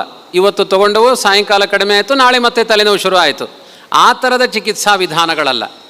ಶಾಶ್ವತವಾಗಿ ನಮ್ಮ ಬದುಕಿನಲ್ಲಿ ಕಷ್ಟಗಳೇ ನಾಶ ಆಗಬೇಕು. ಅಂತಹ ದಿವ್ಯೌಷಧಿ, ಅದನ್ನು ಭವೌಷಧಿ ಅಂತ ಕರೀತಾರೆ. ಭವ ಅಂದರೆ ಸಂಸಾರ. ಆ ಸಂಸಾರದ ದುಃಖಗಳನ್ನು ಪರಿಹಾರ ಮಾಡುವ ಔಷಧಿ ಯಾವುದು ಅಂದರೆ ಶ್ರೀಮದ್ ಭಾಗವತ. ಕಾಲವ್ಯಾಲ ಮುಖಾಲೀಡ ಜಗತ್ರಾಣ ವಿಧಾಯಕಂ ಶ್ರೀಮದ್ ಭಾಗವತಂ ಶಾಸ್ತ್ರಂ ಕಲೌ ಕೀರೇಣ ಭಾಷಿತಂ. ಎಲ್ಲ ಜೀವರಾಶಿಗಳು ಅಸಹಾಯಕವಾಗಿ ಮೃತ್ಯು ಕೂಪದಲ್ಲಿ ಬೀಳುವ ಪ್ರಸಂಗದಲ್ಲಿ ಅವರನ್ನು ಉದ್ಧಾರ ಮಾಡಬೇಕು ಅನ್ನುವ ಕಾರುಣ್ಯದಿಂದ, ಅತ್ಯಂತ ಕರುಣೆಯಿಂದ, ಸ್ವಾರ್ಥವೇ ಇಲ್ಲದೆ ಮಾಡಿದ ಉಪದೇಶ ಶ್ರೀಮದ್ ಭಾಗವತ. ಅದನ್ನು ಶ್ರದ್ಧೆಯಿಂದ ಕೇಳಿ. ಭಾಗವತದಲ್ಲಿ ಪ್ರತಿಯೊಂದು ಕಥೆಗಳು ಕೂಡ ನಮಗೆ ಮಾರ್ಗದರ್ಶನ ಮಾಡುತ್ತೆ. ಈಗ ನಾನು ಹೇಳಿದೆ, ಒಬ್ಬ ದಾಸಿಪುತ್ರ ಸಾಧನೆಯಿಂದ ನಾರದನಾದ. ಆದರೆ ಸಾಧನೆಯ ಎತ್ತರದಲ್ಲಿರುವಂತಹ ಮಹರುದ್ರನೂ ಕೆಲವೊಮ್ಮೆ ತಪ್ಪು ಮಾಡ್ತಾನೆ. ಭಾಗವತ ಹೇಳುತ್ತೆ, ಸಾಕ್ಷಾತ್ ರುದ್ರನ ಅವತಾರ 2. ಒಂದು ಒಳ್ಳೆಯದನ್ನೇ ಮಾಡಿದೆ, ಒಂದು ಕೆಟ್ಟದ್ದನ್ನೇ ಮಾಡಿದೆ. ಶಿವನ ಅವತಾರ ಯಾರು ಅಂದರೆ ವೇದವ್ಯಾಸರ ಮಗನಾದ ಶುಕಮುನಿ ಶಿವನ ಅವತಾರ. ಜಗತ್ತಿನ ತುಂಬ ಎಲ್ಲ ಜೀವರಾಶಿಗಳಿಗೆ ಹಿತವನ್ನೇ ಬಯಸಿದ ರೂಪ ಅದು, ಶುಕ ಅನ್ನುವ ರೂಪ. ಆದರೆ ಅದೇ ರುದ್ರನ ಇನ್ನೊಂದು ರೂಪ ಅಶ್ವತ್ಥಾಮ. ದ್ರೋಣನ ಮಗನಾಗಿ ಅವತಾರ ಮಾಡಿದ ಅಶ್ವತ್ಥಾಮ ಶಿವನ ಅವತಾರ. ಅವನೇನು ಮಾಡಿದ? ಧರ್ಮದ ವಿರುದ್ಧ ಹೆಜ್ಜೆಗಳನ್ನಿಟ್ಟ. ಯಾಕೆ? ಕಲಿಬಾಧೆ ಯಾರಿಗೂ ತಪ್ಪಿದ್ದಲ್ಲ. ಎಷ್ಟು ಭಯಾನಕವಾಗಿದೆ ಅಂದರೆ, ಎಂತೆಂಥ ದೇವತೆಗಳು ಕೂಡ ಈ ಭೂಮಿಗೆ ಬಂದಾಗ ದಾರಿ ತಪ್ಪುತ್ತಾರೆ. ಹೀಗಿದ್ದಾಗ ಸಾಮಾನ್ಯ ಮನುಷ್ಯರ ಕಥೆ ಏನು? ಹಾಗಾಗಿ ದಾರಿ ತಪ್ಪಬಾರದು ಅಂದರೆ ಒಳ್ಳೆಯದನ್ನು ಕೇಳ್ತಾ ಇರಬೇಕು. ಒಳ್ಳೆಯದನ್ನು ಕೇಳಿಸಿಕೊಳ್ತಾ ಇದ್ದರೆ ಕಲಿಗೆ ನಮ್ಮ ದೇಹದಲ್ಲಿ ಇರಲಿಕ್ಕಾಗಲ್ಲ. ಒಳ್ಳೆಯದನ್ನು ಕೇಳಿಸಿಕೊಳ್ಳಿಲ್ಲ ಅಂದರೆ ಕಲಿ ನಮ್ಮ ಹೃದಯಕ್ಕೆ ಬರ್ತಾನೆ. ಅಶ್ವತ್ಥಾಮ ಒಂದು ದಿವಸ ದುರ್ಯೋಧನ ಮನೆಯಲ್ಲಿ ಹಾಲು ಕುಡಿದ. ಅವನ ಮನಸ್ಸು ಹಾಳಾಯಿತು. ಕೆಟ್ಟವರ ಸಂಗ ಮಾಡಿದರೆ ನಮ್ಮ ಮನಸ್ಸು ಹಾಳಾಗುತ್ತೆ, ಮತ್ತೆ ನಮ್ಮ ಬುದ್ಧಿ ಸರಿಯಾಗುವುದು ಬಹಳ ಕಷ್ಟ ಇದೆ. ಅದಕ್ಕೆ ಹರಿದಾಸರು ಹೇಳ್ತಾರೆ, ಸಜ್ಜನ ಸಂಘ ಮಾಡದಿದ್ದರೆ ಎನಗೆ ಆಣೆ, ದುರ್ಜನರ ಸಂಘ ಬಿಡಿಸದಿದ್ದರೆ ನಿನಗೆ ಆಣೆ, ಎನಗೂ ಆಣೆ ರಂಗ ನಿನಗೂ ಆಣೆ. ನಾವು ಮಾಡಬೇಕಾದದ್ದು ಸತ್ಸಂಗ. ಅಲ್ಲಿ ಕೆಟ್ಟವರಿದ್ದರೆ ಅದನ್ನು ಬಿಡಿಸಬೇಕಾದ ಹೊಣೆಗಾರಿಕೆ ದೇವರಿಗೆ. ನಮಗೆ ಯಾರದ್ದು ಯಾರು ಕೆಟ್ಟವರು ಯಾರು ಒಳ್ಳೆಯವರು ಗೊತ್ತಾಗೋದಿಲ್ಲ. ಅವರವರ ಮುಖದಲ್ಲಿ ಬರುವ ಮಂದಹಾಸಕ್ಕೆ ಬೋಲ್ಡ್ ಆಗ್ತೇವೆ. ಅವರು ನಕ್ಕರು ನಾವು ಬೋಲ್ಡ್ ಆದೆವು. ಅವರ ಮನಸ್ಸಿನ ಭಾವಗಳೇನು? ಇದೇ ಸ್ಥಿತಿ ಅಶ್ವತ್ಥಾಮನಿಗಾಯಿತು.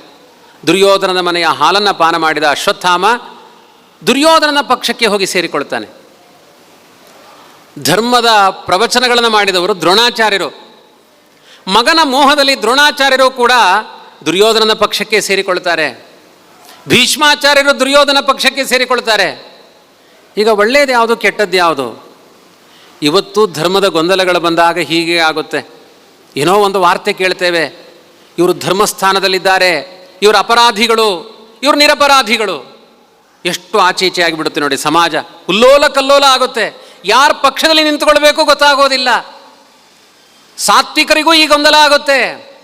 ಈ ಕಲಿಯುಗದ ಕಥೆ ಹೇಳ್ತಾ ಇಲ್ಲ, ಈ ಕಥೆ ನಡೆದದ್ದು ದ್ವಾಪರ ಯುಗದಲ್ಲಿ. ದುರ್ಯೋಧನನ ಪಕ್ಷದಲ್ಲಿ ಹೋಗಿ ಸೇರಿಕೊಳ್ಬೇಕಾ, ಪಾಂಡವರ ಪಕ್ಷದಲ್ಲಿ ಹೋಗಿ ಸೇರಿಕೊಳ್ಬೇಕಾ? ಕೆಲವರಿಗೆ ನಿಶ್ಚಯ ಇತ್ತು, ಎಲ್ಲಿ ಕೃಷ್ಣ ಇದ್ದಾನೆ, ಎಲ್ಲಿ ಭೀಮಸೇನ ಇದ್ದಾನೆ, ಆ ಪಕ್ಷದಲ್ಲಿ ದೋಷ ಇಲ್ಲ ಅಂತ ತುಂಬ ಜನ ಸೇರಿಕೊಂಡ್ರು. ಆದರೂ ಸಂಖ್ಯೆ ಜಾಸ್ತಿ ಎಲ್ಲಿತ್ತು ಹೇಳಿ? ದುರ್ಯೋಧನನ ಪಕ್ಷದಲ್ಲೇ ಸಂಖ್ಯೆ ಜಾಸ್ತಿ ಇತ್ತು. ದುರ್ಯೋಧನನ ಪಕ್ಷದಲ್ಲಿ 11 ಅಕ್ಷೋಹಿಣಿ ಸೇನೆ, ಪಾಂಡವರ ಪಕ್ಷದಲ್ಲಿ 7 ಅಕ್ಷೋಹಿಣಿ ಸೇನೆ. ದ್ವಾಪರದಲ್ಲೇ ಅಧರ್ಮಕ್ಕೆ ಮೆಜಾರಿಟಿ ಜಾಸ್ತಿ. ಇನ್ನು ಕಲಿಯುಗದ ಕಥೆಯನ್ನು ಏನಂತ ಕೇಳ್ತೀರಿ? ಧರ್ಮಕ್ಕೆ ಕೈಯಿಲ್ಲ ಈ ಕಲಿಕಾಲ. ಕಲಿಯುಗದಲ್ಲಿ ಧರ್ಮಕ್ಕೆ ಸರಿಯಾದ ಸ್ಥಾನಮಾನಗಳಿಲ್ಲ.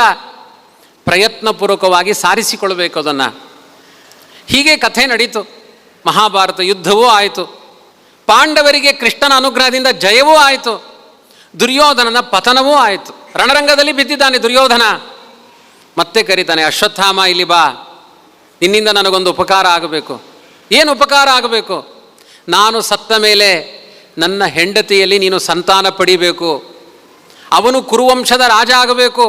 ಪಾಂಡವರ ಧರ್ಮ ಸಂತತಿಗಳು ದೇಶ ಆಳಬಾರದು, ಕಮ್ಯುನಿಸ್ಟ್ ಸಂತತಿಗಳೇ ಬರಬೇಕು. ಇದು ಅಪೇಕ್ಷೆ. ಅದಕ್ಕೆ ಸಪೋರ್ಟ್ ಕೇಳಿದ್ದು ಯಾರ ಹತ್ರ? ಅಶ್ವತ್ಥಾಮನ ಹತ್ರ ಕೇಳ್ತಾನೆ ದುರ್ಯೋಧನ. ದುರ್ಯೋಧನ, ಅವನ ಅಮ್ಮ ಎಲ್ಲ ನಮ್ಮ ಭಾರತಕ್ಕೆ ಬಂದಿದ್ದು ಗಾಂಧಾರ ದೇಶದವಳು. ಗಾಂಧಾರ ದೇಶ ಅಂದರೆ ಇವತ್ತಿನ ಆಫ್ಘಾನಿಸ್ತಾನ. ಅವಳು 100 ಜನ ಮಕ್ಕಳನ್ನ ಹಡೆದ್ಲು. ಎಲ್ಲ ಆಫ್ಘಾನಿಗಳೇ ಅವರು. ನಮ್ಮ ಭಾರತವನ್ನು ಹಾಳು ಮಾಡಿದರು ಅವರು. ಅದ್ರ ಜೊತೆಗೆ ಬಂದ ಗಿಫ್ಟು ಯಾರು? ಶಕುನಿ ಎಲ್ಲ ಒಡೆದು ಹಾಕಿದ. ಅವತ್ತಿನ ರಾಜಕಾರಣದ ಉಲ್ಲೋಲ ಕಲ್ಲೋಲಗಳಿಗೆಲ್ಲ ಕಾರಣ ಆಫ್ಘಾನಿಸ್ತಾನದ ಒಂದು ಮಹಿಳೆಯನ್ನು ಭಾರತ ದೇಶಕ್ಕೆ ತಂದರೂ ಇಷ್ಟು ದೊಡ್ಡ ಅನರ್ಥ ಆಯಿತು. ನಮ್ಮ ಭಾರತೀಯರಿಗೊಂದು ಸಂದೇಶ, ಯಾವುದೇ ವಿದೇಶದ ಮಹಿಳೆಯರ ಕೈಲಿ ನಮ್ಮ ದೇಶ ಕೊಡಬೇಡಿ, ಹಾಳಾಗಿ ಹೋಗುತ್ತೆ. ಸ್ವದೇಶದಲ್ಲಿ ಪ್ರೀತಿ ಇರಲಿ ಎನ್ನುವ ಉಪದೇಶವನ್ನು ಭಾಗವತ ಮಾಡಿದೆ. ಅವನ ಮಾತನ್ನು ಕೇಳಿದ ಅಶ್ವತ್ಥಾಮ. ತಾತ್ಕಾಲಿಕವಾಗಿ ಬುದ್ಧಿ ಹಾಳಾಗೋಯ್ತು ಅಶ್ವತ್ಥಾಮನಿಗೆ. ಒಳಗಡೆ ಒಳ್ಳೆಯವ, ಹೊರಗಡೆಯಿಂದ ದೂಯತೆ ಪರಬುದ್ಧಿವಿಹಿ. ಬೇರೆಯವರಿಂದ ಬುದ್ಧಿ ಹಾಳಾಗೋಗುತ್ತೆ. ದುಷ್ಟರ ಸಂಘದಿಂದ ಬೇಗ ಬುದ್ಧಿ ಹಾಳಾಗುತ್ತೆ. ಹಾಳಾಯಿತು ಬುದ್ಧಿಯವನದ್ದು. ಅನರ್ಥದ ಪರಿಣಾಮ ಮನಸ್ಸಿನಲ್ಲಿ ಆಲೋಚನೆ ಮಾಡಿದ, ದುರ್ಯೋಧನನ ಹೆಂಡತಿಯಲ್ಲಿ ಸಂತಾನ ಪಡಿತೇನೆ ಅಂತ. ಮಾಡಲಿಲ್ಲ ಆ ಕೆಲಸ.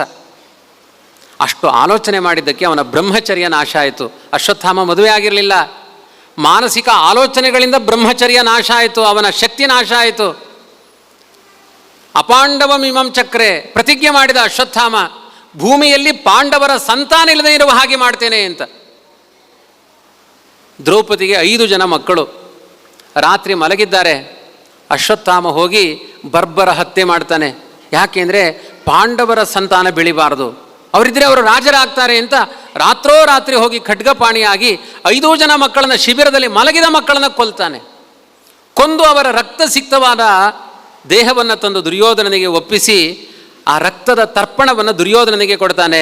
ದುರ್ಯೋಧನ ಸಮಾಧಾನದಿಂದ ಪ್ರಾಣ ಬಿಡ್ತಾನೆ. ಯಾವತ್ತು ಕಲಿಗೆ ಸಮಾಧಾನ ಆಗಬಾರದು, ಹರಿಗೆ ಸಮಾಧಾನ ಆಗಬೇಕು. ಕಲಿಯನ್ನು ತೃಪ್ತಿಪಡಿಸಬಾರದು, ಹರಿಯನ್ನು ತೃಪ್ತಿಪಡಿಸಬೇಕು. ಕಲಿ ತೃಪ್ತನಾದರೆ ಅಧರ್ಮ ತಾಂಡವ ಆಡುತ್ತೆ. ಹರಿ ತೃಪ್ತನಾದರೆ ಧರ್ಮ ಮುನ್ನಡೆಗೆ ಬರುತ್ತೆ. ಕಲಿ ತೃಪ್ತನಾದ, ಆದ್ದರಿಂದ ಕಲಿಯುಗ ಆರಂಭ ಆಯಿತು.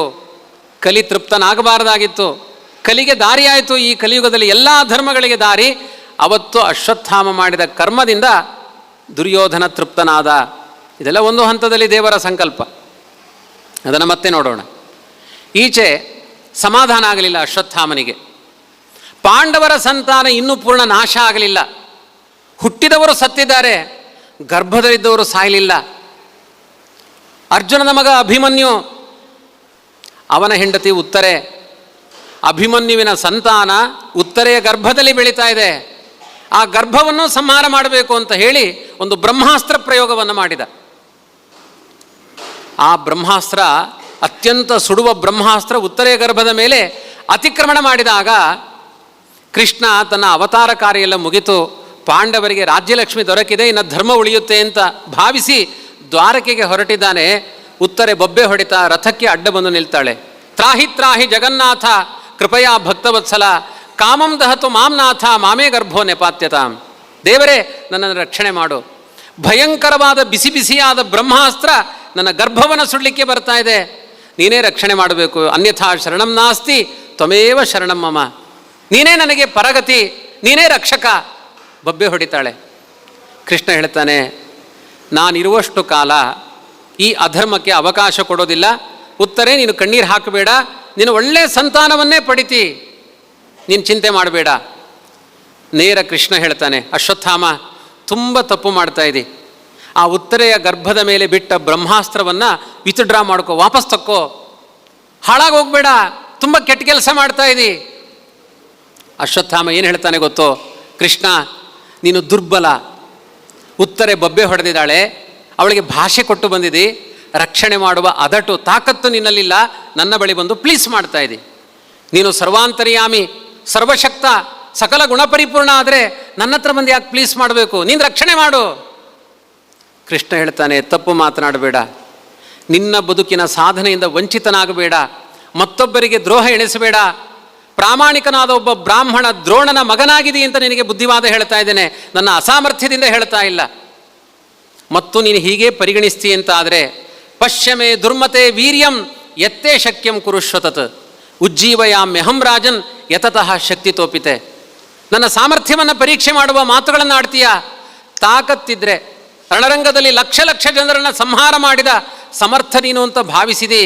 ನಿನಗೆ ಸಾಮರ್ಥ್ಯವೇ ಇದ್ದರೆ ಉತ್ತರೆಯ ಗರ್ಭದಲ್ಲಿರುವ ಒಂದು ಸಣ್ಣ ಮಗುವನ್ನು ಸಂಹಾರ ಮಾಡು, ನಿನಗೆ ಕೇಳಿದ್ದು ಕೊಡ್ತೇನೆ, ನನ್ನ ಸಾಮರ್ಥ್ಯವನ್ನು ತೋರಿಸ್ತೇನೆ. ಉತ್ತರೆಯ ಮಗುವನ್ನು ರಕ್ಷಣೆ ಮಾಡೋದು ಮಾತ್ರ ಅಲ್ಲ, ಇಲ್ಲಿಂದ ಆರಂಭ ಮಾಡಿ 1000 ತಲೆಯ ತನಕ ಪಾಂಡವರ ಸಂತಾನವನ್ನು ಅಭಿವೃದ್ಧಿ ಮಾಡುವ ಹಾಗೆ ಮಾಡ್ತೇನೆ, ಧರ್ಮದ ಬೀಜವನ್ನು ಬಿತ್ತುತ್ತೇನೆ, ಅದರ ವಿರುದ್ಧ ನಿನಗೆ ಸಾಮರ್ಥ್ಯ ಇದ್ದರೆ ನಿನ್ನ ಸಾಮರ್ಥ್ಯವನ್ನು ತೋರಿಸು. ಇಂಥ ಚಾಲೆಂಜ್ ಮಾಡ್ತಾನೆ ಕೃಷ್ಣ. ಇದು ನಂಬಿಕೆ, ಉತ್ತರೆ ಇಟ್ಟ ವಿಶ್ವಾಸ. ಅವಳು ಯಾವ ಕಾಣಿಕೆ ಕೊಡಲಿಲ್ಲ, ಬಾಳೆಹಣ್ಣಿನ ನೈವೇದ್ಯ ಮಾಡಲಿಲ್ಲ, ಪಂಚಾಮೃತ ಸೇವೆ ಮಾಡಲಿಲ್ಲ. ಹೃದಯದ ಭಾವನೆಯಿಂದ ಈ ದೇಶಕ್ಕೆ ಒಳ್ಳೆಯದಾಗುವ ಒಂದು ಸಂತಾನವನ್ನು ನಾನು ಹಡಿಬೇಕು ಕೃಷ್ಣ, ಅನುಕೂಲ ಮಾಡಿಕೊಡುವಂಥ ಪ್ರಾರ್ಥನೆ ಮಾಡಿದ್ಲು. ಕೃಷ್ಣ ಗದಾಪಾಣಿಯಾಗಿ ಬಂದು ಉತ್ತರೆಯ ಗರ್ಭದಲ್ಲಿ ನಿಂತು ರಕ್ಷಕನಾಗಿ ನಿಂತ. ಇದನ್ನೇ ಆವಾಗ ಹೇಳಿದ್ದು, ರಕ್ಷತಿ ಇತ್ತೇವ ವಿಶ್ವಾಸ. ಎಷ್ಟು ಕಷ್ಟಗಳ ಬರಲಿ ನನ್ನ ಪಾಲಿಗೆ ಆ ದೇವರಿದ್ದಾನೆ. ಆ ನಂಬಿಕೆಯಲ್ಲಿ ಎಷ್ಟು ಆನಂದ ಇದೆ, ಅನುಭವಿಸಿ ನೋಡಬೇಕು ಅದನ್ನು. ಕೆಲವೊಮ್ಮೆ ಜೊತೆಗೆ ಎಲ್ಲ ಇರ್ತಾರೆ, ನಮಗೇನೋ ಒಳಗಡೆಯಿಂದ ದುಃಖ ಆಗ್ತಾ ಇರುತ್ತೆ, ಪರಿಹಾರಕ್ಕೆ ಅವ್ರಿಗೆ ಯಾರ್ದು ಪ್ರಯೋಜನ ಆಗಲ್ಲ. ಒಳಗಡೆಯಿಂದ ಸಂತೋಷ, ಒಳಗಡೆಯಿಂದ ದುಃಖಗಳಿಗೆ ನಿಯಾಮಕ ಆ ಭಗವಂತ ಇದ್ದಾನೆ ಎನ್ನುವ ಎಚ್ಚರ ಉತ್ತರೆಗಿತ್ತು. ರಕ್ಷಣೆ ಮಾಡಿದ ಗರ್ಭದ ತುಂಬ ಬ್ರಹ್ಮಾಸ್ತ್ರ ಎಲ್ಲೆಲ್ಲಿ ಬರುತ್ತೆ ಅಲ್ಲೆಲ್ಲ ಗದಾಪಾಣಿಯಾಗಿ ರಕ್ಷಣೆ ಮಾಡಿದ ಕೃಷ್ಣ. 9 ತಿಂಗಳಾಯಿತು, ಮಗು ಹುಟ್ಟಿತು, ಹುಟ್ಟುವ ತನಕ ಬದುಕಿತ್ತು, ಹುಟ್ಟಿದ ಮೇಲೆ ಮಗು ಸತ್ತೋಯ್ತು, ಬ್ರಹ್ಮಾಸ್ತ್ರ ತಾಗಿತ್ತು, ಮಗು ಸತ್ತಿತ್ತು. ಯಾಕೆಂದರೆ ಅಲ್ಲಿಯೂ ಒಂದು ಎಡವಟ್ಟಾಗಿದೆ. ಉತ್ತರ ಹೇಳಿದ್ಲು, ಕೃಷ್ಣ ಗರ್ಭದಲ್ಲಿ ರಕ್ಷಣೆ ಮಾಡು, ಮತ್ತೆ ನಾನು ನೋಡಿಕೊಳ್ತೇನೆ. ಕೆಲವರು ಹೇಳ್ತಾರೆ, ಒಂದೊಂಜಿ ಅಂಪಲೆ ಬೆತ್ತೇನು ಸುವಣುಪೆ ಅಂತ. ಯಾರಿಗೂ ಯಾವುದೂ ನೋಡ್ಲಿಕ್ಕೆ ಆಗೋದಿಲ್ಲ, ಎಲ್ಲ ಕಾಲದಲ್ಲೂ ಅವನೇ ನೋಡಬೇಕು. ಪ್ರತಿ ಕ್ಷಣವೂ ನಿಯಾಮಕ ಭಗವಂತ. ಮಗು ಹುಟ್ಟಿತು, ಬ್ರಹ್ಮಾಸ್ತ್ರ ತಾಗಿತ್ತು, ಮಗು ಸತ್ತಿತ್ತು, ಮತ್ತೆ ಎಲ್ಲ ಬೊಬ್ಬೆ ಹೊಡೆದರು. ದೇಶದ ಜನ ಎಲ್ಲ ಒಟ್ಟಾದರು, ಏನು ಅನ್ಯಾಯ, ಇಲ್ಲಿ ತನಕ ಬದುಕಿದ ಮಗು ಸತ್ತು ಹೋಗಿದೆ. ಕೃಷ್ಣ ಯಾವುದೋ ಕಾರ್ಯಕ್ಕೋಸ್ಕರ ಸಾಗುತ್ತಾ ಇದ್ದಾನೆ, ಎಲ್ಲ ಗುಂಪು ಸೇರಿದ್ದಾರೆ, ಜೋರಾಗಿ ರೋದನ ಮಾಡ್ತಾ ಇದ್ದಾರೆ. ಕೃಷ್ಣ ಬಂದು ಕೇಳ್ತಾನೆ, ಯಾಕೆಲ್ಲ ಬೊಬ್ಬೆ ಹೊಡೆದು ಅಳ್ತಾ ಇದ್ದೀರಿ? ಕೃಷ್ಣ, ಹುಟ್ಟಿದ ಮಗು ಸತ್ತು ಹೋಗಿದೆ. ಕುಂತಿ ಕೇಳ್ತಾಳೆ, ನಮಃ ಪಂಕಜನಾಭಾಯ ನಮಃ ಪಂಕಜ ಮಾಲಿನೇ ಕೃಷ್ಣಾಯ ವಾಸುದೇವಾಯ ಹರಯೇ ಪರಮಾತ್ಮನೇ. ಅನೇಕ ಬಗೆ ಬಗೆಯಾಗಿ ಸ್ತೋತ್ರ ಮಾಡ್ತಾಳೆ ಕುಂತಿ. ಎಷ್ಟೆಲ್ಲ ಕಷ್ಟಗಳಿಂದ ರಕ್ಷಣೆ ಮಾಡಿದೆ ಕೃಷ್ಣ. ನನ್ನ ಮಕ್ಕಳಿಗೆ ದುರ್ಯೋಧನಾದಿಗಳು ವಿಷವನ್ನು ಉಣಿಸಿದ್ರು, ಅದರ ಬಾಧೆ ಆಗದೇ ಇರುವ ಹಾಗೆ ರಕ್ಷಕನಾಗಿದೆ. ಮಲಗಿದಾಗ ನದಿಗೆ ಹೋಗಿ ಬಿಸಾಡಿದ್ರು, ಸಾಯದೇ ಇರುವ ಹಾಗೆ ರಕ್ಷಣೆ ಮಾಡಿದೆ. ವಿಷಾನ್ ಮಹಾಗ್ನೇಹಿ ಪುರುಷಾದ ದಂಶನಾತ್, ಅರಗಿನ ಮನೆಯಲ್ಲಿ ಹಾಕಿ ಸಜೀವ ದಹನ ಮಾಡುವ ಪ್ರಯತ್ನ ಮಾಡಿದರು ವಾರಣಾವತದಲ್ಲಿ. ಅಲ್ಲಿ ನೀನು ರಕ್ಷಕನಾಗಿ ನಿಂತಿ. ನಿನ್ನ ರಕ್ಷಣೆ ಇಲ್ಲದೆ ನನ್ನ ಮಕ್ಕಳು ಈ ಸ್ಥಾನವನ್ನು ಪಡೆದಿಲ್ಲ ಕೃಷ್ಣ. 1000 ಬಾರಿ ಪ್ರಾರ್ಥನೆ ಮಾಡಿದರು, ಅದೇ ಭಾವದಿಂದ ಉಪಕಾರ ಮಾಡುವ ಏಕೈಕ ದೊರೆ ನೀನೊಬ್ಬನೇ ಇದ್ದಿ ಕೃಷ್ಣ. ಮತ್ತೆ ನನಗೆ ಆಪತ್ತು ಬಂದಿದೆ. ಧರ್ಮ ಸಂರಕ್ಷಕವಾದ ಒಂದು ಸಂತಾನ ಮರಣೋನ್ಮುಖವಾಗಿದೆ, ಸತ್ತೋಗಿದೆ. ನಿನ್ನ ರಕ್ಷಕನಾಗು ಕೃಷ್ಣ. ಕುಂತಿ, ಇಂತಹ ಕಷ್ಟಗಳ ಜೊತೆಗೆ ನಿನ್ನ ಸ್ಮರಣೆ ಕೊಡ್ತೀಯಲ್ಲ, ಇದೇ ನನ್ನ ಭಾಗ್ಯ. ಎಲ್ಲ ದೊಡ್ಡ ದೇವಸಭೆಯಲ್ಲಿ ಆ ನನ್ನ ಸೊಸೆಯಾದ ದ್ರೌಪದಿಯ ಮಾನಾಪಹಾರ ಮಾಡುವ ಪ್ರಯತ್ನ ಮಾಡಿದಾಗ ಗೋವಿಂದ ಅನ್ನುವ ನಾಮಸ್ಮರಣೆಯಿಂದ ಅವಳಿಗೆ ಮಾನ ಸಂರಕ್ಷಕನಾಗಿ ನಿಂತಿ, ಎಷ್ಟು ಆಪತ್ತುಗಳಿಂದ ರಕ್ಷಕನಾಗಿ ನಿಂತಿದೆ. ಅದರಲ್ಲಿಯೂ ಒಬ್ಬಳು ಹೆಣ್ಣುಮಗಳು, ಮಗು ಸತ್ತೋಗಿದೆ, ಕೃಷ್ಣ ರಕ್ಷಣೆ ಮಾಡಬೇಕು. ಕೃಷ್ಣ ಹೇಳ್ತಾನೆ, ನಾನು ಮಾಡಬಲ್ಲೆ, ಆದರೆ ನಾನು ಮಾಡಿದ ಮೇಲೂ ನಿಮಗೆ ನಮ್ಮ ಬಗ್ಗೆ ಕೆಲವೊಮ್ಮೆ ಸಂಶಯ ಇರುತ್ತೆ. ಎಷ್ಟು ಕೆಲಸ ಮಾಡಿದ್ರು ಅವರವತ್ತು ಮಾಡಿದರು, ಮತ್ತೆ ಅವರ ಹಣೆ ಬಾರ ಗೊತ್ತಿಲ್ವಾ ಅಂತೀರಿ. ಕೃಷ್ಣ ಹೇಳ್ತಾನೆ, ನಾನು ಈ ಕೆಲಸ ಮಾಡಿದ ಮೇಲೆ ಯಾರೂ ನನ್ನನ್ನು ದೂಷಣೆ ಮಾಡಬಾರ್ದು. ಏನು ದೂಷಣೆ? ಕೃಷ್ಣ ಬೆಣ್ಣೆ ಕದ್ದಿದ್ದಾನೆ, ಹೆಣ್ಮಕ್ಕಳ ಸೀರೆ ಕದ್ದಿದ್ದಾನೆ, ಅವ್ರ ಜೊತೆಗೆಲ್ಲ ಡ್ಯಾನ್ಸ್ ಮಾಡಿದ್ದಾನೆ ರಾತ್ರಿ ಹೋಗಿ. ಇಲ್ಲ ಸಲ್ಲದ ಸಂಗತಿಗಳಿಂದ ಕೃಷ್ಣನಲ್ಲೇ ದೋಷ ಹೇಳುವ ಪ್ರಯತ್ನ ಅವತ್ತಿನ ಸಮಾಜ ಮಾಡ್ತಾ ಇತ್ತು. ಕೃಷ್ಣ ಹೇಳ್ತಾನೆ, ಈ ನನ್ನ ಹಸ್ತ ಆ ಮಗುವನ್ನು ಮುಟ್ಟುತ್ತೆ, ಆದರೆ ಜಗತ್ತಿಗೆ ಹೇಳ್ತಾ ಇದ್ದೇನೆ, ನನ್ನ ಕೈಯಿಂದ ಕಳ್ಳತನ ಮಾಡಲಿಲ್ಲ, ನಾನು ಯಾವ ಅನ್ಯಾಯವನ್ನೂ ಮಾಡಲಿಲ್ಲ. 80 ವರ್ಷದ ಮುದುಕಿಯಾದಾಗ ಯಶೋದೆ ಕೇಳ್ತಾಳೆ, ಕೃಷ್ಣ ಇನಿ ಸತ್ಯಪಣ ಈ ಬೆಣ್ಣೆ ತಿಂತನ ಇದ್ದೀಯಾ ಅಂತ ಕೇಳ್ತಾಳು. ಬೆಣ್ಣೆ ತಿಂದಿದ್ದು ಸತ್ಯ ಹೌದಾ ಅಲ್ವಾ ಹೇಳು. ನಾವಾದರೆ ಬಾಲ್ಯದಲ್ಲಿ ಒಂದು ಮಾವಿನಕಾಯಿ ತೆಗೆದು ಉಪ್ಪು ತೆಗೆದು ಕಚ್ಚಿ ತಿಂದಿದ್ದೇವೆ ಅಂತ ನಾವು ಒಪ್ಪಿಕೊಳ್ತೇವೆ ದೊಡ್ಡವರಾದ ಮೇಲೆ. ಯಶೋದೆ 80 ವರ್ಷದ ಪ್ರಾಯದಲ್ಲಿ ಕೇಳ್ತಾಳೆ, ಕೃಷ್ಣ ಮನೆ ಮನೆಗೆ ಹೋಗಿ ಬೆಣ್ಣೆ ಕದ್ದಿದ್ದೀಯಾ ಇಲ್ವಾ, ಸತ್ಯ ಹೇಳು. ಕೃಷ್ಣ ಹೇಳ್ತಾನೆ, ಇವತ್ತು ಸತ್ಯ ಹೇಳ್ತೇನೆ, ನಾನು ಇಲ್ಲಿ ತನಕ ಹೇಳಲಿಲ್ಲ. ನಿನಗೆ ಚಾಡಿ ಹೇಳಿದ ಆ ಗೋಪಿಯರೆಲ್ಲ ಇದ್ದಾರಲ್ವ, ನಿಜವಾಗಿ ಅವರು ಕಳ್ಳರು, ನಾನು ಕಳ್ಳ ಅಲ್ಲ ಅಂತಾನೆ ಕೃಷ್ಣ. ಯಾಕೆ? ಜಗತ್ತೆಲ್ಲ ನಂದೇ, ನಾನು ಜಗದೊಡೆಯ, ಬೆಣ್ಣೆ ಸೃಷ್ಟಿ ಮಾಡಿದವನು ನಾನೇ, ಹಸುವನ್ನು ನಿರ್ಮಾಣ ಮಾಡಿದವನು ನಾನೇ. ಪುರುಷ ಸೂಕ್ತ ಹೇಳುತ್ತೆ, ತಸ್ಮಾತ್ ಜಾತ ಅಜ ಆವಯ ಗಾವೋಹ ಜಗ್ಗಿರೇ ತಸ್ಮಾತ್ ಯಜುಸ್ತಸ್ಮಾತ್ ಅಜಾಯತ. ಆಡು, ನರಿ, ಪ್ರಾಣಿ, ಪಕ್ಷಿ, ಮನುಷ್ಯ, ಮಾನವ, ದಾನವ ಎಲ್ಲರಿಗೂ ಸೃಷ್ಟಿಕರ್ತನಾದವನು ನಾರಾಯಣ ನಾನು. ಕೃಷ್ಣಸ್ತು ಭಗವಾನ್ ಸ್ವಯಂ. ಜಗತ್ತೆಲ್ಲ ನಂದೇ ಪದಾರ್ಥಗಳು. ಕಳ್ಳತನ ಅಂದರೆ ನನ್ನದಲ್ಲದೇ ಇದ್ದದ್ದಕ್ಕೆ ಕೈ ಹಾಕಬೇಕು, ಯಾವುದು ನಂದಲ್ಲ. ಹಾಗಾಗಿ ನಾನು ಸೃಷ್ಟಿ ಮಾಡಿದ ಪದಾರ್ಥವನ್ನು ಕದ್ದಿಟ್ಟುಕೊಂಡವರು ಗೋಪಿಯರು, ಅವರು ಕಳ್ಳರು, ನಾನು ಕಳ್ಳ ಅಲ್ಲ ಅಂದ ಕೃಷ್ಣ. ಇನ್ನಾದರೂ ಸರಿ ಅರ್ಥ ಮಾಡಿಕೊ. ನಾನು ಕಳ್ಳತನ ಮಾಡಿಲ್ಲ ಅಂತ ಆದರೆ, ಯಾವ ಹೆಣ್ಣಿಗೂ ಅಪಚಾರ ಮಾಡಿಲ್ಲ ಅಂತ ಆದರೆ, ಯಾವುದೇ ರಾಜನೀತಿಯಲ್ಲಿ ತಪ್ಪುಗಳ ಹೆಜ್ಜೆಯನ್ನು ಕೃಷ್ಣ ಇಟ್ಟಿಲ್ಲ ಅಂತ ಆದರೆ, ನನ್ನ ಹಸ್ತ ಆ ಮಗುವನ್ನು ಬದುಕಿಸಲಿ ಅಂತ ಮುಟ್ಟಿದ, ಮಗು ಬದುಕಿತ್ತು. ಒಂದೇ ಒಂದು ದೋಷ ಇಲ್ಲ, ನಿರ್ದೋಷ. ಮಧ್ವಾಚಾರ್ಯ ಹೇಳ್ತಾರೆ, ಅಥೋಶೇಷ ಗುಣೋನ್ನದ್ಧಂ ನಿರ್ದೋಷಂ ಯಾವದೇವ ಹಿ ತಾವದೇವ ಈಶ್ವರೋ ನಾಮ ತತ್ರ ಭೇದೋಪಿ ನ ಕ್ವಚಿತ್. ಒಂದೇ ಒಂದು ದೋಷಗಳಿಲ್ಲ. ಲಕ್ಷ್ಮೀ ಶೋಭಾನ ಹೇಳೋರಿಗೆಲ್ಲ ಗೊತ್ತು, ಕುಂದು ಎಳ್ಳಷ್ಟು ಇಲ್ಲದ ಮುಕುಂದನೆ ತನಗೆಂದು ಇಂದಿರೆ ಮನದಲ್ಲಿ ನೆನೆದಳು. ಲಕ್ಷ್ಮಿ ಮಾಲೆ ಹಾಕಬೇಕಾದ್ರೆ ಆಲೋಚನೆ ಮಾಡಿಲ್ಲಂತೆ, ಒಂದು ತಿಲ ಮಾತ್ರದಷ್ಟು ದೋಷ ಇಲ್ಲದೆ ಇದ್ದವನು ನನಗೆ ಗಂಡನಾಗಲಿ. ದೋಷ ಇಲ್ಲದೆ ಇರುವ ಏಕೈಕ ವ್ಯಕ್ತಿತ್ವ ಸರ್ವಶಕ್ತನಾದ ವಿಷ್ಣುವಿಗೆ ಮಾತ್ರ. ಈ ತತ್ವ ದೃಢ ಆಗಲಿಲ್ಲ ಅಂದರೆ ನಮಗೆ ಮಾರ್ಗದರ್ಶನ ಆಗಲ್ಲ, ದಾರಿ ತಪ್ಪುತ್ತೇವೆ ನಾವು. ಭಾಗವತ ಹೇಳುತ್ತೆ, ನೇರ ಮಾತಿನಿಂದ ಭಾಗವತ ಹೇಳುತ್ತೆ, ಯಾರು ಭ್ರಷ್ಟರಾಗಬೇಡಿ, ದೇವರಲ್ಲಿ ಒಂದೇ ಒಂದು ದೋಷ ಇಲ್ಲ, ಕೃಷ್ಣನಲ್ಲಿ ಒಂದೇ ಒಂದು ದೋಷ ಇಲ್ಲ. ಕೃಷ್ಣ ಪ್ರತಿಜ್ಞೆ ಮಾಡಿ ಮಗುವನ್ನು ಬದುಕಿಸಿದ. ಆ ಮಗುವಿಗೆ ವಿಷ್ಣುರಾತ ಅಂತ ನಾಮಕರಣ ಮಾಡಿದರು. ಭಗವಂತನಿಂದ ಬದುಕನ್ನು ಪಡೆದವ ಅಂತ. ಕಾಲಾಂತರದಲ್ಲಿ ಅವನಿಗೆ ಇನ್ನೊಂದು ನಾಮ ಪರೀಕ್ಷಿತ. ಪರೀಕ್ಷಿತ ಅಂತ ಹೆಸರು ಬರಲಿಕ್ಕೆ ಕಾರಣ ಏನು ಅಂದರೆ, ಅದನ್ನು ಮಹಾಭಾರತ ಹೇಳುತ್ತೆ. ಉತ್ತರೆ 3 ವರ್ಷದ ಮಗುವಾಗಿದ್ದಾಗ, ಇದೇ ವಿಷ್ಣುರಾತ 3 ವರ್ಷದ ಬಾಲಕನಾಗಿದ್ದಾಗ ಒಬ್ಬರು ಜ್ಯೋತಿಷ್ಕರ ಬಳಿ ಕರ್ಕೊಂಡು ಹೋದ್ರಂತೆ. ಈ ಮಗು ಹುಟ್ಟಬೇಕಾದ್ರೆ ಅಪ್ಪ ಇಲ್ಲ, ಹುಟ್ಟಿ ಸತ್ತಿ ಬದುಕಿದ ಮಗು, ಇದರ ಮುಂದಿನ ಭವಿತವ್ಯ ಏನಿದೆ, ಇದರ ಅದೃಷ್ಟಗಳೇನಿದೆ ನೋಡಿ ಅಂತ ಜ್ಯೋತಿಷ್ಯವನ್ನು ಕೇಳಿದರು. ಜ್ಯೋತಿಷ್ಯ ಸತ್ಯ ಆಗುತ್ತೆ. ಆ ಜ್ಯೋತಿಷ್ಕರು ಹೇಳಿದರು, ಈ ಮಗು ನಮ್ಮ ಅಖಂಡ ಭಾರತ ದೇಶದ ರಾಜನಾಗಿ ಮೆರಿತಾನೆ, ಚಕ್ರವರ್ತಿಯಾಗಿ ಮೆರೆಯುವ ಚಿಹ್ನೆಗಳಿದೆ, ಕೈಯಲ್ಲಿ ಚಕ್ರದ ಚಿಹ್ನೆ ಇದೆ. ಯಾರಿಗೆ ಕೈಯಲ್ಲಿ ಚಕ್ರದ ಚಿಹ್ನೆ, ಶಂಖದ ಚಿಹ್ನೆ ಇರುತ್ತೆ, ಅವರು ದೇಶಕ್ಕೆ ಒಳ್ಳೆಯದನ್ನು ಮಾಡ್ತಾರೆ. ನಿಮ್ಮ ಕೈ ಮನೇಲಿ ಹೋಗಿ ನೋಡ್ಕೊಳ್ಳಿ, ಕೆಲವೊಮ್ಮೆ ಪೊರ್ಕೆ ಚಿಹ್ನೆಯೂ ಇರುತ್ತೆ, ನಿಮಗೆ ಹೇಳಿದ್ದಲ್ಲ, ಅದು ಈ ಬೇಡವಾದ ಚಿಹ್ನೆಗಳಿರುತ್ತೆ, ಅದರಿಂದ ಅನರ್ಥಗಳಾಗುತ್ತೆ. ಅಂಥ ರಾಜಲಕ್ಷಣಗಳಿದ್ದಾವೆ ಭಗವಂತನ ಕೈಯಲ್ಲಿ. ಅವನು ಭಗವಂತನ ಸನ್ನಿಧಾನ ಇದೆ ನಿನ್ನ ಮಗನಲ್ಲಿ. ಆದರೆ ಇವನು ಮುಂದೊಂದು ದಿನ ಹಾವು ಕಡಿದು ಸಾಯ್ತಾನೆ. ಮಗುವಿನ ಮಂಡೆಯಲ್ಲಿ ನಾನು ರಾಜನಾಗ್ತೇನೆ ಅನ್ನೋದು ತಲೆಯಲ್ಲಿ ಕೂತ್ಕೊಳ್ಳಿಲ್ಲ. ಆ 3 ವರ್ಷದ ಮಗುವಿನ ತಲೆಯಲ್ಲಿ ನನಗೆ ಹಾವು ಕಡಿಯುತ್ತೆ. ಅವತ್ತಿನಿಂದ ಪಿರ್ಕಿ ಆಯ್ತಂತೆ ಆ ಮಗು. ಒಂದು ಹಂತದಲ್ಲಿ ಹುಚ್ಚಿಡಿತು ಅದಕ್ಕೆ. ಎಲ್ಲಿ ಹೋಗಬೇಕಾದ್ರೂ ಒಮ್ಮೆ ಹೀಗೆ ರೌಂಡ್ ಹೊಡೆಯುವುದಂತೆ, ಎಲ್ಲಿಂದ ಹಾವು ಬರುತ್ತೆ. ಅದಕ್ಕೆ ಅವನಿಗೆ ಪರೀಕ್ಷಿತ ಅಂತ ಬಿರುದು ಬಂತು. ಪರೀಕ್ಷಿತ ಅಂದ್ರೇನು? ಪರಿತಃ ಈಕ್ಷಿತೃತ್ವಾತ್. ಪರಿತಃ ಅಂದರೆ ಸುತ್ತಲೂ ಒಮ್ಮೆ ತಿರುಗಿ ನೋಡ್ತಾ ಇದ್ದ. ಸುತ್ತ ತಿರುಗಿ ನೋಡುವವ ಅಂತ ಅರ್ಥ. ಪರೀಕ್ಷಿತ ಅಂದರೆ ಅರ್ಥ ಏನು? ಸುತ್ತ ತಿರುಗಿ ನೋಡುವವ ಅಂತ. ಹಾವು ಬರುತ್ತೆ ಅಂತ ತಿರುಗಿತಾ ಇದ್ದ ಅವ. ಅದಕ್ಕೆ ಅವನಿಗೆ ಪರೀಕ್ಷಿತ ಅನ್ನೋದು ಬಿರುದು. ಅವನ ಹೆಸರೇನು? ವಿಷ್ಣುರಾತ ಅಂತ ಅವನ ಹೆಸರು. ಮುಂದೆ ತುಂಬ ದೊಡ್ಡ ಚಕ್ರವರ್ತಿಯಾಗಿ ಮೆರಳಿಕ್ಕಿದ್ದಾನೆ ಅಂತ ಅವನ ಕಥೆಯನ್ನು ಹೇಳ್ತಾರೆ.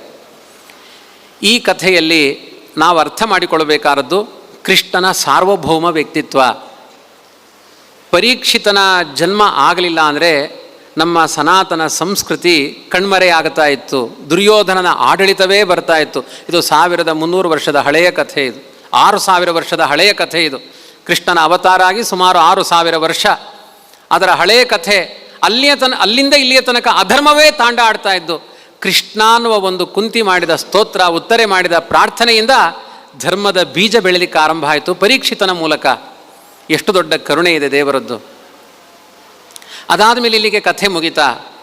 ಕೃಷ್ಣ ಇನ್ನಾದರೂ ಚೆನ್ನಾಗಿ ದೇಶ ರಕ್ಷಣೆ ಮಾಡಿಕೊಂಡು ಹೋಗಲಿ, ಪಾಂಡವರಿಗೆ ಜಯಲಾಭ ಆಗಿದೆ, ಧರ್ಮದಿಂದ ದೇಶ ನಡೆಯುತ್ತೆ ಎನ್ನುವ ಭಾವದಲ್ಲಿ ಕೃಷ್ಣ ಇದ್ದಾನೆ. ಧರ್ಮರಾಜ ರಾಜ ಆಗಬೇಕಾದ್ರೆ ಅವನಿಗೆ 72 ವರ್ಷ. ಅನುಭವಿಗಳಿಗೆ ಅಧಿಕಾರ ಕೊಡಿ. 20 ವರ್ಷದ ತರುಣರಿಗೆ, 22 ವರ್ಷದ ತರುಣರಿಗೆ ಅಧಿಕಾರ ಕೊಟ್ಟರೆ 1 ವರ್ಷದಲ್ಲಿ ಅವರು ಜೈಲಿನಲ್ಲಿ ಮುದ್ದೆಯನ್ನು ತಿಂತಾ ಇರ್ತಾರೆ. ಕಥೆ ಕೇಳಿದ್ದೀರಿ ನೀವು. ತರುಣರಿಗೆ ಅಧಿಕಾರ ಕೊಡಬೇಡಿ, ಆಪಾದನೆಗಳಿಂದ ಅಪರಾಧಗಳನ್ನು ಮಾಡಿ ಜೈಲು ಸೇರ್ತಾರೆ. ಅನುಭವಿಗಳಿಗೆ ಅಧಿಕಾರ ಕೊಡಿ. ಮೀಸೆಗಡ್ಡ ಹಣ್ಣಾದವರ ಕೈಲಿ ದೇಶ ಇದ್ದರೆ ಎಷ್ಟು ಚೆನ್ನಾಗಿ ನಡೆಯುತ್ತೆ. ಬಾಲ್ಯದಿಂದ ನಮ್ಮ ಕರ್ನಾಟಕದ ರಾಜಕೀಯ ಮಾತನಾಡಬಾರ್ದು. ಕೇಂದ್ರದ ರಾಜಕೀಯ ಚೆನ್ನಾಗಿದೆ. ಈಗ ದೇವರ ದಯದಿಂದ ತುಂಬ ಚೆನ್ನಾಗಿ ಇದೆ. ಕರ್ನಾಟಕದ ರಾಜಕೀಯ ದಿನಕ್ಕೊಂದೊಂದು ಧರ್ಮದ ಪ್ರಹಾರಗಳು, ತುಂಬ ಅನ್ಯಾಯ. ಈ ನಮ್ಮ ಚಿಂತನೆಯಿಂದ ಒಳ್ಳೆ ಆಡಳಿತ ಬರಲಿ ಅಂತ ಪ್ರಾರ್ಥನೆ ಮಾಡಬೇಕಾಗಿದೆ. ಕೆಟ್ಟ ಆಡಳಿತಗಳು ಸಮಾಜಕ್ಕೆ ಕಂಟಕವಾಗುತ್ತೆ, ನೋವಾಗುತ್ತೆ ಮನಸ್ಸಿಗೆ. ಧರ್ಮರಾಜನನ್ನು ಸ್ಥಾಪನೆ ಮಾಡಿದ, ಧರ್ಮದಿಂದ ದೇಶ ಆಳು ಅಂತ. ಅವನಿಗೆ ನೆಮ್ಮದಿ ಇಲ್ಲ. ಅಳ್ತಾ ಕೂತಿದ್ದಾನೆ ಧರ್ಮರಾಜ. ಕೃಷ್ಣ, ನನಗೆ ಆಡಳಿತ ಬೇಡ. ಅದು ಧರ್ಮಾತ್ಮರು ಮಾತ್ರ ಆ ಮಾತನ್ನು ಹೇಳ್ತಾರೆ. ಆಡಳಿತಕ್ಕೋಸ್ಕರ ಕಾಂಪಿಟೇಷನ್ ನಡೆಯುವ ಯುಗದಲ್ಲಿ ಧರ್ಮರಾಜ ಹೇಳ್ತಾನೆ, ನನಗೆ ಆಡಳಿತ ಬೇಡ. ರಕ್ತ ಸಿಕ್ತವಾದ ಈ ದೇಶಕ್ಕೆ ನಾನು ಪ್ರಭುವಾಗಲಾರೆ, ನಾನು ರಾಜನಾಗಲಾರೆ. ಕೃಷ್ಣ ಹೇಳ್ತಾನೆ, ಅಲ್ಲಪ್ಪ, ನಿನ್ನ ಕರ್ತವ್ಯ. ಅಧರ್ಮ ಮಾಡುವ ಆ ಎಲ್ಲ ದುರ್ಯೋಧನಾದಿಗಳನ್ನು ಸಂಹಾರ ಮಾಡಿದಿ, ನಿನ್ನಿಂದ ಯಾವ ಅಪರಾಧ ಆಗಿಲ್ಲ. ಇಲ್ಲ, ನನಗೆ ಸಮಾಧಾನ ಆಗ್ತಾ ಇಲ್ಲ. ದೇವರು ಹೇಳಿದರೂ ಸಮಾಧಾನ ಆಗಲಿಲ್ಲ. ಕೃಷ್ಣ ಹೇಳ್ತಾನೆ, ಕೆಲವೊಮ್ಮೆ ತುಂಬ ದೊಡ್ಡ ವಿದ್ವಾಂಸರು ಪ್ರವಚನ ಮಾಡಿದರೆ ಕೆಲವರಿಗೆ ಅರ್ಥ ಆಗಲ್ಲ. ಅದಕ್ಕೆ ಕೆಲವೊಮ್ಮೆ ಸಣ್ಣವರು ಹೇಳಿದರೆ ಅರ್ಥ ಆಗುತ್ತೆ ಬೇಗ. ಅದಕ್ಕೆ ಬಾ, ನನ್ನ ಪ್ರವಚನ ನಿನಗೆ ಅರ್ಥ ಆಗಲ್ಲ, ರಣರಂಗದಲ್ಲಿ ಇನ್ನೂ ಭೀಷ್ಮಾಚಾರ್ಯ ನಿನ್ನ ಅಜ್ಜಯ್ಯ ಇದ್ದಾರೆ, ಅವರ ಪ್ರವಚನ ಕೇಳಿಸ್ತೇನೆ ಅಂತ ಕರ್ಕೊಂಡು ಹೋಗ್ತಾರೆ ಭೀಷ್ಮಾಚಾರ್ಯರ ಬಳಿ ಧರ್ಮರಾಜನನ್ನು. ಭೀಷ್ಮಾಚಾರ್ಯರು ಶರಪಂಜರದಲ್ಲಿ ಮಲಗಿದ್ದಾರೆ, ಚುಚ್ಚುವ ಮುಳ್ಳಿನ ಬಾಣಗಳ ಮೇಲೆ ಮಲಗಿದ್ದಾರೆ. ಕೇಳ್ತಾರೆ, ಪಾಂಡವರೇ ಯಾಕಿಲ್ಲಿಗೆ ಬಂದಿದ್ದೀರಿ? ಧರ್ಮರಾಜ ಹೇಳ್ತಾನೆ, ಅಧಿಕಾರ ಸೂತ್ರ ಹಿಡಿಯುವ ಉತ್ಸಾಹ ಇಲ್ಲ, ಬತ್ತಿ ಹೋಗಿದೆ ಹೃದಯದಲ್ಲಿ. ಕಾರಣ, ನಿಮ್ಮನ್ನೆಲ್ಲ ಹೊಡೆದು ರಣರಂಗದಲ್ಲಿ ಅಜ್ಜನನ್ನು ಹೊಡೆದು ಉರುಳಿಸಿ ಸುಖವನ್ನು ಅನುಭವಿಸಬೇಕು ಅಂದರೆ ನನ್ನ ಮನಸ್ಸು ಕೇಳ್ತಾ ಇಲ್ಲ. ನೀವೇ ನನ್ನ ಮನಸ್ಸಿಗೆ ಸಮಾಧಾನ ಮಾಡಬೇಕು. ಭೀಷ್ಮಾಚಾರ್ಯ ಹೇಳ್ತಾರೆ, ಇದೆಲ್ಲ ಕೃಷ್ಣನ ಆಟ. ಭೀಷ್ಮ ಬದುಕಿ 800 ವರ್ಷ ಆಯಿತು. ಸಮಾಜಕ್ಕೆ ಉಪಕಾರವೇ ಆಗಲಿಲ್ಲ ನನ್ನಿಂದ. ಒಳ್ಳೆಯ ಸಂತಾನ ಕೊಡಲಿಲ್ಲ, ಯಾಕೆಂದರೆ ಮದುವೆಯೇ ಆಗಲಿಲ್ಲ. ಒಳ್ಳೆಯ ವಿದ್ಯಾರ್ಥಿಯನ್ನು ತಯಾರು ಮಾಡಲಿಲ್ಲ, ಯಾಕೆಂದರೆ ದುರ್ಯೋಧನನಿಗೆ ಬೋಧಿಸುವುದರಲ್ಲೇ ಕಾಲಹರಣ ಆಗಿ ಹೋಯಿತು. ಒಳ್ಳೆಯ ಸ್ಟೂಡೆಂಟ್ ರೆಡಿ ಮಾಡಲಿಲ್ಲ. ಒಳ್ಳೆಯ ಪಾಠಗಳನ್ನು ಮಾಡಲಿಲ್ಲ ಸಮಾಜಕ್ಕೆ. ಒಳ್ಳೆಯ ಮಕ್ಕಳನ್ನು ಕೊಡಲಿಲ್ಲ. ರಾಜತ್ವದ ಅಧಿಕಾರವನ್ನು ಪಡೀಲಿಲ್ಲ. ಎಲ್ಲ ದುರ್ಯೋಧನಾದಿಗಳಿಗೆ ವಹಿಸಿಕೊಟ್ಟೆ. ತುಂಬ ದೊಡ್ಡ ತಪ್ಪು ಮಾಡಿದ್ದೇನೆ. ಮರಣಕಾಲದಲ್ಲಿ ಪರಶುರಾಮ ದೇವರು ಬೃಹಸ್ಪತಿಗಳಿಂದ ಕಲಿತ ವಿದ್ಯೆ 525 ವರ್ಷಗಳ ಕಾಲ ಗುರುಕುಲವಾಸ ಭೀಷ್ಮನದ್ದು. ಅವನಲ್ಲಿರುವ ಚಿಂತನೆಗಳು ಅವತ್ತಿನ ಸಮಾಜದಲ್ಲಿ ಯಾರ ತಲೆಯಲ್ಲೂ ಇಲ್ಲ. ಇನ್ನು 2 ತಿಂಗಳಲ್ಲಿ ಭೀಷ್ಮನ ಪ್ರಾಣ ಹೋದರೆ ಅವನೊಟ್ಟಿಗೆ ಆ ವಿದ್ಯೆಗಳು ಜಾರಿ ಹೋಗುತ್ತೆ. ಅದೊಂದು ಮನುಕುಲಕ್ಕೆ ಉಪದೇಶ ಆಗಬೇಕು ಅಂತ ದೇವರು ನಿನ್ನ ತಲೆಯಲ್ಲಿ ಒಂದು ಸಂಶಯವನ್ನು ಹಾಕಿ ನನ್ನ ಬಾಯಿಂದ ಉತ್ತರ ಬರುವ ಹಾಗೆ ಮಾಡಿ ಭೀಷ್ಮನ ಬದುಕು ಕೊನೆಯ ಕಾಲದಲ್ಲಿ ಮಂಗಳ ಆಗಬೇಕು ಅಂತ ನಿನ್ನನ್ನು ಕರೆದುಕೊಂಡು ಬಂದಿದ್ದಾನೆ ಅಂತ ಭೀಷ್ಮರೇ ವ್ಯಾಖ್ಯಾನ ಮಾಡ್ತಾರೆ. ನನ್ನ ಬಾಯಿಂದ ಉಪದೇಶ ಮಾಡಬೇಕಾಗಿದೆ. ಅನುಭವದ ನುಡಿಗಳನ್ನೇ ಹೇಳ್ತೇನೆ. ಧರ್ಮರಾಜ, ನಿನ್ನಿಂದ ತಪ್ಪಾಗಿಲ್ಲ. ಅಲ್ಲ, ಶರಪಂಜರದಲ್ಲಿ ಮಲಗಿಸಿದೆ, ಅದಕ್ಕೆ ನಾನು ಮಾಡಿದ ಪಾಪ ಕಾರಣ. ಭೀಷ್ಮರು ಹೇಳ್ತಾರೆ, ನನ್ನ ಹೆಂಡತಿ, ಹಿಂದಿನ ಜನ್ಮದ ಕಥೆ, ನಾನು ದ್ಯು ಅನ್ನುವ ವಸು, ಅಷ್ಟ ವಸುದೇವತೆಗಳಲ್ಲಿ ಒಬ್ಬ ವಸುದೇವತೆ ದ್ಯು, ಕೊನೆಯ ವಸುದೇವತೆ. ಅವನಿಗೆ ಅನೇಕ ಜನ ಸಹೋದರರಿದ್ದಾರೆ. ನನ್ನ ಹೆಂಡತಿಯ ಹೆಸರು ವರಾಂಗಿ, ಹೆಸರೇನೋ ಚಂದ ಇದೆ, ವರಾಂಗಿ. ಅವಳು ಪ್ರತಿದಿನ ವಾಕಿಂಗ್ ಹೋಗ್ತಾ ಇದ್ಲು, ಅವಳಿಗೊಂದು ಫ್ರೆಂಡ್ಶಿಪ್ ಇತ್ತು. ಅವಳು ಯಾರ ಜೊತೆಗೆ ಹೋಗ್ತಾ ಇದ್ಲು ಅಂದರೆ ವರಾಂಗಿ ಅಂತ ಅವಳ ಹೆಸರು. ಏಕನಾಮ್ನಿ ಸದಾ ಪ್ರೀತಿ. ಕೆಲವರಿಗೆ ಒಂದೇ ಮ್ಯಾಚಿಂಗ್ ಇದ್ದರೆ ಪ್ರೀತಿ ಜಾಸ್ತಿ ಇರುತ್ತೆ, ಅದಕ್ಕೋಸ್ಕರ ಭಜನಾ ಮಂಡಳಿಗಳು ಒಂದೇ ಥರ ಸೀರೆ ಉಟ್ಕೊಳ್ತಾರೆ. ಹೆಚ್ಚು ಕಮ್ಮಿ ಆಯಿತು ಅಂದರೆ ಮಾತ್ಸರ್ಯ ಹುಟ್ಟುತ್ತೆ. ಒಂದೇ ಥರ ಇದ್ದರೆ ಒಂದು ಪ್ರೀತಿ ಇರುತ್ತೆ. ಹಾಗೆ ಅವಳು ವರಾಂಗಿ ಎನ್ನುವ ಹೆಸರಿನ ಪ್ರೀತಿ. ಅವಳು ವರಾಂಗಿ, ಇವಳು ವರಾಂಗಿ. ಆ ವರಾಂಗಿ ಏನಿದ್ದಾಳೆ, ಒಬ್ಬ ರಾಜನ ಹೆಂಡತಿ, ಅವಳು ಕೆಟ್ಟವಳು. ಅವಳು ಒಂದು ದಿನ ಕೆಟ್ಟ ಪ್ರಚೋದನೆಯನ್ನು ಮಾಡ್ತಾಳೆ. ವಸಿಷ್ಠರ ಮನೆಯಲ್ಲಿ ಕಾಮಧೇನುವಿನ ಮಗಳು ನಂದಿನಿ ಅಂತಿದ್ದಾಳೆ, ಹಸು. ಆ ಹಸುವನ್ನು ಅಪಹಾರ ಮಾಡು. ಆ ನಂದಿನಿಯ ಹಾಲನ್ನು ಪಾನ ಮಾಡಿದರೆ ತಲೆ ಕೂದಲು ಕರಿ ಇದ್ದದ್ದೆಲ್ಲ, ಬಿಳಿ ಇದ್ದದ್ದೆಲ್ಲ ಕರಿ ಆಗುತ್ತೆ. ಇದು ಉಲ್ಟಾ ಯೋಗ. ಕರಿ ಇದ್ದದ್ದೆಲ್ಲ ಬಿಳಿ ಆಗುತ್ತೆ ಈಗ ನಂದಿನಿ ಹಾಲು ಕುಡಿದರೆ. ಎಲ್ಲ ಮಿಕ್ಸ್ ಆಗಿರುತ್ತೆ ಅದರಲ್ಲಿ, ಇದ್ದಿದ್ರಲ್ಲಿ ವಾಸಿ. ಒಳ್ಳೆಯ ಹಸುವಿನ ಹಾಲು ಒಳ್ಳೆಯ ಪುಷ್ಟಿಯನ್ನು ಕೊಟ್ಟರೆ, ಕೆಮಿಕಲ್ ಹಾಲು ನಮ್ಮ ವೃದ್ಧಾಪ್ಯಕ್ಕೆ ಕಾರಣ ಆಗುತ್ತೆ. ಆದರೆ ವಸಿಷ್ಠರ ಮನೆಯ ಕಾಮಧೇನುವಿನ ಹಾಲು, ನಂದಿನಿಯ ಹಾಲು 10,000 ವರ್ಷದ ಯೌವನವನ್ನು ರಕ್ಷಣೆ ಮಾಡುತ್ತೆ. ಹೆಣ್ಮಕ್ಕಳಿಗೆ ಅದೇ ತುಂಬ ಮುಖ್ಯ. ಹೇಗಾದರೂ ಮಾಡಿ ವಸಿಷ್ಠರ ಮನೆಯ ಕಾಮಧೇನುವನ್ನು ಕದ್ದುಕೊಂಡು ಬಾ, ನಿನಗೆ ಒಳ್ಳೆಯದಾಗುತ್ತೆ ಎನ್ನುವ ಪ್ರಚೋದನೆ ಮಾಡಿದ್ಲು.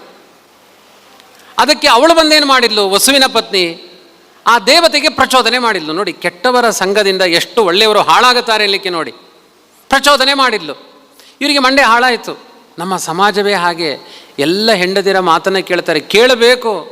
ಧರ್ಮಾತ್ಮರಾದ ಹೆಂಡತಿಯ ಮಾತನ್ನು ಕೇಳಿದರೆ ಅವರು ಧರ್ಮ ಮಾರ್ಗದಲ್ಲೇ ಸಾಕ್ತಾರೆ, ಕೆಟ್ಟ ಮಾತನ್ನು ಕೇಳಿದರೆ ಕೆಟ್ಟ ಮಾರ್ಗದಲ್ಲಿ ಸಾಕ್ತಾರೆ. ಅದಕ್ಕೆ ಹೆಣ್ಣಿಗೆ ಬೋಧನೆಯ ಶಕ್ತಿ ಜಾಸ್ತಿ ಇದೆ, ಬೇಗ ಹೆಣ್ಣಿಗೆ ವಶ ಆಗುತ್ತಾರೆ. ಮೈಕಲ್ ಹೇಳುವ ಸತ್ಯ ಅಲ್ಲ. ತುಂಬ ಜನ ಪುರುಷರೂ ಇದ್ದೀರಿ, ಏನು ಭಟ್ರೆ ನೀವು ಹೆಂಡತಿಗೆ ಸೋತಿದ್ದೀರಾ ಅಂತ ಕೇಳಬೇಡಿ. ನೀವು ಹೇಗೋ ನಾನು ಹಾಗೆ. ನೀವು ಸೋತಿಲ್ಲ ಅಂದರೆ ನಾನು ಸೋತಿಲ್ಲ, ನೀವು ಸೋತಿದ್ದೀರಿ ಅಂದರೆ ನಾನು ಸೋತಿದ್ದೇನೆ. ಹೆಣ್ಣಿನ ಭಾವಗಳಿಗೆ ಆಕರ್ಷಿತವಾಗುತ್ತೆ ಸಮಾಜ. ಅದಕ್ಕೆ ನಮ್ಮ ಇತಿಹಾಸದಲ್ಲಿ ದೇವಮಾಯ ಅಂತ ಕರೀತಾರೆ. ದೇವಮಾಯ ಅಂದರೆ ದೇವತೆಗಳು ಮೋಹಿತರಾಗ್ತಾರೆ. ಆ ಶಕ್ತಿ ಸ್ತ್ರೀ ಶಕ್ತಿ. ದೇಹ ದುರ್ಬಲ ಆಗಿರ್ಬೋದು, ಮನಸ್ಸು ತುಂಬ ಪ್ರಬಲ. ಸೋಲಲ್ಲ ಆ ಹೆಣ್ಣು. ಹಠ ಜಾಸ್ತಿ ಇದೆ ಹೆಣ್ಣಿನಲ್ಲಿ. ಹಠ ಇದೆ, ಒಳ್ಳೆಯ ಹಠ ಆಗಬೇಕು. ಪುರುಷರಲ್ಲಿ ಚಟ ಇದೆ, ಅದು ಕಡಿಮೆ ಆಗಬೇಕು. ಹೀಗೆ ಒಂದು ಸಮಾಜ ಮುಂದೆ ಹೋಗಬೇಕು ಅಂದರೆ ಒಳ್ಳೆಯ ಪ್ರಚೋದನೆಗಳು ಬೇಕು. ಸ್ವಲ್ಪ ಏನಾದರೂ ವ್ಯತ್ಯಾಸ ಆದರೆ ದೇವತೆಗಳಿಗೂ ಅಧಪ್ಪತನ ಇದೆ. ವರಾಂಗಿಯ ಮಾತು ಕೇಳಿ 8 ಜನ ಸಹೋದರರನ್ನು ಸೇರಿಸಿಕೊಂಡು ದಿನಾಮಕ ವಸು ವಸಿಷ್ಠರ ಮನೆಯ ಹಸುವನ್ನು ರಾತ್ರಿ ಕಳ್ಳತನ ಮಾಡಬೇಕು. ಹಸುವಿಗೆ ಬುದ್ಧಿ ಇದೆ, ಅಷ್ಟು ಪಕ್ಕ ಹೋಗೋದಿಲ್ಲ ಅದು. ನಾಯಿಗಳಿಗಾದರೆ ಬಿಸ್ಕೆಟ್ ಆದರೆ ಬಾಲ ಅಳ್ಳಾಡಿಸಿಕೊಂಡು ಓಡೋಗುತ್ತೆ. ಹಸುಗಳಿಗೆ ಒಂದು ಕೃತಜ್ಞತೆ ಇದೆ, ಯಜಮಾನನ ಮನೆಯನ್ನು ಬಿಟ್ಟು ಹೋಗೋದಿಲ್ಲ ಅಂತ. ಬೊಬ್ಬೆ ಹೊಡಿತು ಹಸು, ಹೋಗಲ್ಲ ಅಂತ ಪ್ರತಿಭಟನೆ ಮಾಡಿತು. ವಸಿಷ್ಠರಿಗೆ ಬೊಬ್ಬೆ ಕೇಳಿಸ್ತು. ಆದರೆ ವಸಿಷ್ಠರ ಸ್ವಭಾವ, ಬ್ರಾಹ್ಮಣ, ಯಾರನ್ನೂ ಶಪಿಸಬಾರದು, ನಿನ್ನ ಆತ್ಮರಕ್ಷಣೆ ಮಾಡಿಕೋ ಅಂದರು. ಬಹಳ ಕಷ್ಟಪಡ್ತು ಹಸು. ಅದನ್ನು ಬಲಾತ್ಕಾರ ಮಾಡಿ ಬೇಲಿಯಲ್ಲಿರುವ ಒಂದು ಮುಳ್ಳಿನ ಕೋಲನ್ನು ತೆಗೆದುಕೊಂಡು ಒಂದು ಏಟು ಹೊಡೆದರು ದಿನಾಮಕ ವಸು. ಮನೆಗೆ ಬರ್ತೀಯಾ ಇಲ್ವಾ ಅಂತ ಹೊಡೆದರು. ಬೊಬ್ಬೆ ಹೊಡಿತು ಅದು. ಭೀಷ್ಮರೀಗ ಕತೆ ಹೇಳ್ತಾರೆ ಧರ್ಮರಾಜನ ಮುಂದೆ. ಒಂದು ಮುಳ್ಳಿನ ಕೋಲಿನಲ್ಲಿ ಪೆಟ್ಟು ಕೊಟ್ಟೆ ಆ ನಂದಿನಿಗೆ, ಅದರ ಪರಿಣಾಮ ಅಂತ್ಯಕಾಲದಲ್ಲಿ ಮುಳ್ಳಿನ ಮೇಲೆ ಮಲಗಿದ್ದೇನೆ. ಒಂದು ಹಸುವಿಗೆ ಪೆಟ್ಟು ಕೊಟ್ಟಾಗ ಅದು ಎಷ್ಟು ಹೆಜ್ಜೆ ನೋವು ಆರುವ ತನಕ ಎಷ್ಟು ಹೆಜ್ಜೆ ಇಡುತ್ತೆ ಅಷ್ಟು ಕುಲಗಳು ನಾಶ ಆಗುತ್ತೆ. ಅಂಥದ್ದು ಇವತ್ತಿನ ಸಮಾಜದಲ್ಲಿ. ಕೇರಳ ಹತ್ತಿರವಾಗಿದೆ. ನಮ್ಮ ಭಾರತದಲ್ಲಿ ಕೇರಳದಲ್ಲಿ ಆಗುವಷ್ಟು ಗೋಹತ್ಯೆ ಯಾವ ಪ್ರಾಂತ್ಯದಲ್ಲೂ ಯಾವ ರಾಜ್ಯದಲ್ಲಿಯೂ ಆಗೋದಿಲ್ಲ. ಅಷ್ಟು ದೊಡ್ಡ ಗೋಹತ್ಯೆಗಳ ತಾಣ. ಹಸುಗಳನ್ನು ನರಭಕ್ಷಕರು, ಗೋಮಾಂಸಗಳನ್ನು ತಿನ್ನೋರು. ನಮ್ಮ ಅಧರ್ಮಕ್ಕೆ ಮುಖ್ಯ ಕಾರಣ ಗೋವುಗಳ ಹತ್ಯೆ. ಮನೆಗಳಲ್ಲಿ ಗೋವುಗಳನ್ನು ಸಂರಕ್ಷಣೆ ಮಾಡಬೇಕು. ನಾಯಿ ಇರುತ್ತೆ, ಪುಚ್ಚೆ ಇರುತ್ತೆ, ಹಸು ಇರೋದಿಲ್ಲ, ಪೆತ್ತ ಇರೋದಿಲ್ಲ. ನಾಯಿ ಪುಚ್ಚೆಗಳು ಶಾಪ ಹಾಕುತ್ತಂತೆ. ಮಹಾಭಾರತದಲ್ಲಿ ಹೇಳ್ತಾರೆ, ದುರ್ಯೋಧನ ಹೇಳ್ತಾನೆ, ನನ್ನ ಮನೆಯಲ್ಲಿ ನಾಯಿ ಕಟ್ಟೋದಿಲ್ಲ, ಪುಚ್ಚೆ ಸಾಕೋದಿಲ್ಲ. ಯಾಕೆಂದರೆ ಯಜಮಾನನಿಗೆ ರೋಗ ಬರಲಿ ಎನ್ನುತ್ತಂತೆ. ಅದು ಆಹಾರ ತಿಂದು ಶಾಪ ಇಡುತ್ತಂತೆ ಆ ಪ್ರಾಣಿಗಳು. ಜಾಗ್ರತೆ ಮಾಡಿ. ನಾಯಿ ಕಂಡ್ರೆ ಇನ್ನು ಕಲ್ಲು ತೊಗೊಂಡು ಹೊಡಿಬೇಡಿ, ಅದು ಒಂದು ಪ್ರಾಣಿಯೇ. ತುಂಬ ಮಮತೆ ಬೇಡ, ಕರ್ತವ್ಯಗಳಿಗಿರಲಿ ಅಷ್ಟೇ. ಆದರೆ ಹಸುವಿನ ಬಳಿ ಮಮತೆ ಇಟ್ಟರೆ ಒಂದು ಮುಷ್ಟಿ ಅದು ಏನು ಗೋಗ್ರಾಸ ತಿನ್ನಬೇಕಾದ್ರೆ ಯಜಮಾನನ ಮನೆಯ ಕಷ್ಟಗಳೆಲ್ಲ ಪರಿಹಾರ ಆಗಲಿ ಅಂತ ಜಪ ಮಾಡಿ ಆಹಾರ ತಿನ್ನುವ ಏಕೈಕ ಪ್ರಾಣಿಯದು ಹಸು. ಅದಕ್ಕೆ ಗಾವೋ ವಿಶ್ವಸ್ಯ ಮಾತರಃ. ಜಗತ್ತಿನ ತಾಯಿ ಹಸು. ಅಪ್ಪ 1000 ಅನ್ಯಾಯಗಳನ್ನು ಮಾಡಿರಲಿ, ಒಂದು ಗೋದಾನ ಮಾಡಿದರೆ ಅವನು ಮಾಡಿದ ಪಾಪ ಎಲ್ಲ ಪರಿಹಾರ ಆಗುತ್ತಂತೆ, ಪ್ರಾಯಶ್ಚಿತ್ತ ಆಗುತ್ತೆ. ಯಾವುದಾದ್ರೂ ಪುರಾಣದಲ್ಲಿ ಪುಚ್ಚೆ ದಾನ ಉಂಟಾ? ಯಾವುದಾದ್ರೂ ಪುರಾಣದಲ್ಲಿ ಶ್ವಾನದಾನ, ನಾಯಿ ದಾನ ಅಂತ ಉಂಟಾ? ಗೋದಾನ ಅಂತ ಇದೆ. ನಮ್ಮ ಕಷ್ಟಗಳಿಂದ ದೂರ ಸಾಗಿಸುವ ಒಂದು ಹಸು, ಅಂತಹ ಧರ್ಮದೇವತೆಯಾದ ಹಸುವಿಗೆ ಅನ್ಯಾಯ ಮಾಡಿದೆ. ಅದರ ಪರಿಣಾಮ ಅದಕ್ಕೆ ಮುಳ್ಳಿನ ಕೋಲಿನಿಂದ ಹೊಡೆದೋದು ನೋವು ಅನುಭವಿಸಿತು. ಶಪಿಸಿಲ್ಲ ಹಸು, ನೋವು ಅನುಭವಿಸಿತು. ಅದರ ಪರಿಣಾಮ 3 ತಿಂಗಳ ಕಾಲ 10,000 ಚೇಳು ಕಚ್ಚಿದ ದುಃಖ ಆಗ್ತಾ ಇದೆ ಅಂತೆ ಭೀಷ್ಮಾಚಾರ್ಯರಿಗೆ. ಅಂತಹ ಶರಪಂಜರದಲ್ಲಿ ಮಲಗಿದ್ದಾರೆ. ಮಾಡಿದ ಕರ್ಮ ಅನುಭವಿಸಬೇಕು, ದೇವತೆಗಳಾದರೂ ತಿನ್ನಲೇಬೇಕು. ಕೆಟ್ಟ ಕೆಲಸ ಮಾಡಬಾರ್ದು. ಭಾಗವತ ಹೆಜ್ಜೆ ಹೆಜ್ಜೆಗೆ ನಮ್ಮನ್ನು ತಿದ್ದುತ್ತಾ ಹೋಗುತ್ತೆ. ಅದರ ಪರಿಣಾಮ ಅನುಭವಿಸ್ತಾ ಇದ್ದೇನೆ. ಇಷ್ಟರ ನಡುವೆಯೂ ನನ್ನ ಬಾಯಿಂದ ಒಂದು 4 ವೇದಾಂತದ ಮಾತುಗಳು ಬಂದರೆ ನನ್ನ ಪಾಪಗಳೆಲ್ಲ ಪರಿಹಾರ ಆಗುತ್ತೆ ಅಂತ ಕೃಷ್ಣ ನಿನ್ನ ತಲೆಯಲ್ಲಿ ಸಂಶಯವನ್ನು ಹಾಕಿ ನನ್ನ ಬಳಿ ಕರೆದುಕೊಂಡು ಬಂದಿದ್ದಾನೆ. ಕೂತ್ಕೋ. ಅವನನ್ನು ಕೂಡಿಸಿ ತಾನು ಪರಶುರಾಮ ರೂಪದಿಂದ ಕಲಿತ ಎಲ್ಲ ವಿದ್ಯೆಗಳನ್ನು ಧರ್ಮರಾಜನನ್ನು ನೆಪ ಮಾಡಿಕೊಂಡು ಸಮಾಜಕ್ಕೆ ಉಪದೇಶ ಮಾಡಿದ್ದ. ಅದಕ್ಕೆ ಮಹಾಭಾರತದಲ್ಲಿ ಶಾಂತಿ ಪರ್ವ ಅಂತ ಕರೆದಿದ್ದಾರೆ. 30,000 ಶ್ಲೋಕ ಇದೆ. 30,000 ಶ್ಲೋಕ. ರಾಜಧರ್ಮ, ಸ್ತ್ರೀ ಧರ್ಮ, ಏನು ಪುರುಷ ಧರ್ಮ, ಏನೇನು ಬೇಕು ಎಲ್ಲ ಉಪದೇಶಗಳನ್ನು ಭೀಷ್ಮರು ಧರ್ಮರಾಜನನ್ನು ನೆಪ ಮಾಡಿಕೊಂಡು ಮಹಾಭಾರತದ ಅರ್ಧ ಗ್ರಂಥ ಭೀಷ್ಮರ ಉಪದೇಶ. ಅದನ್ನು ಚೆನ್ನಾಗಿ ಮನನ ಮಾಡಿದರೆ ವಿಶ್ವಶಾಂತಿ ಸ್ಥಾಪನೆ ಆಗುತ್ತೆ. ಅಷ್ಟು ಚಂದದ ಉಪದೇಶಗಳು ಭೀಷ್ಮರದ್ದು. ಆ ಉಪದೇಶ ಎಲ್ಲ ಪಡೆದ ಮೇಲೆ ಧರ್ಮರಾಜನ ಮನಸ್ಸಿನ ಸಂಶಯ ಎಲ್ಲ ಪರಿಹಾರ ಆಯಿತು. ಅಧರ್ಮ ಮಾಡದೆ ದುಃಖ ಪಡ್ತಾ ಇದ್ದ. ಕೆಲವರು ಅಧರ್ಮ ಮಾಡಿ ನಾನು ಸರಿಯಾಗಿದ್ದೇನೆ ಅಂತ ಭಾವಿಸ್ತಾರೆ. ಧರ್ಮರಾಜ ಧರ್ಮ ಕಾರ್ಯವನ್ನು ಮಾಡಿ ನಾನು ತಪ್ಪು ಮಾಡಿದ್ದೇನೆ ಅಂತ ಭ್ರಾಂತನಾಗಿದ್ದ. ಅವನ ಮನಸ್ಸಿನ ಸಂಶಯವನ್ನೆಲ್ಲ ಭೀಷ್ಮರು ತೊಳೆದರು. ಸ್ವಚ್ಛ ಆದ. ಭೀಷ್ಮರ ಬದುಕು ಸಾರ್ಥಕ ಆಯಿತು. ಅವರು ಹೇಳ್ತಾರೆ, ನನ್ನ ಬದುಕು ಸಾರ್ಥಕ ಆಯಿತು, ಇನ್ನು ಪ್ರಾಣ ಹೋಗುವ ಕಾಲ. ಶಿತಿ ವಿಷಕ ಹತಃ ವಿಶೀರ್ಣ ದಂಸಃ ಕ್ಷತಜ ಪರಿಪ್ಲುತಃ ಆತತಾಯಿನೋಮೆ ಪ್ರಸಭಮಭಿಸಸಾರ ಮಧ್ವದಾರ್ಥಂ ಸ ಭವತು ಮೇ ಭಗವಾನ್ ಮುದೇ ಮುಕುಂದಃ. ಕೃಷ್ಣನ ಕಾರುಣ್ಯ ಎಂಥದ್ದು.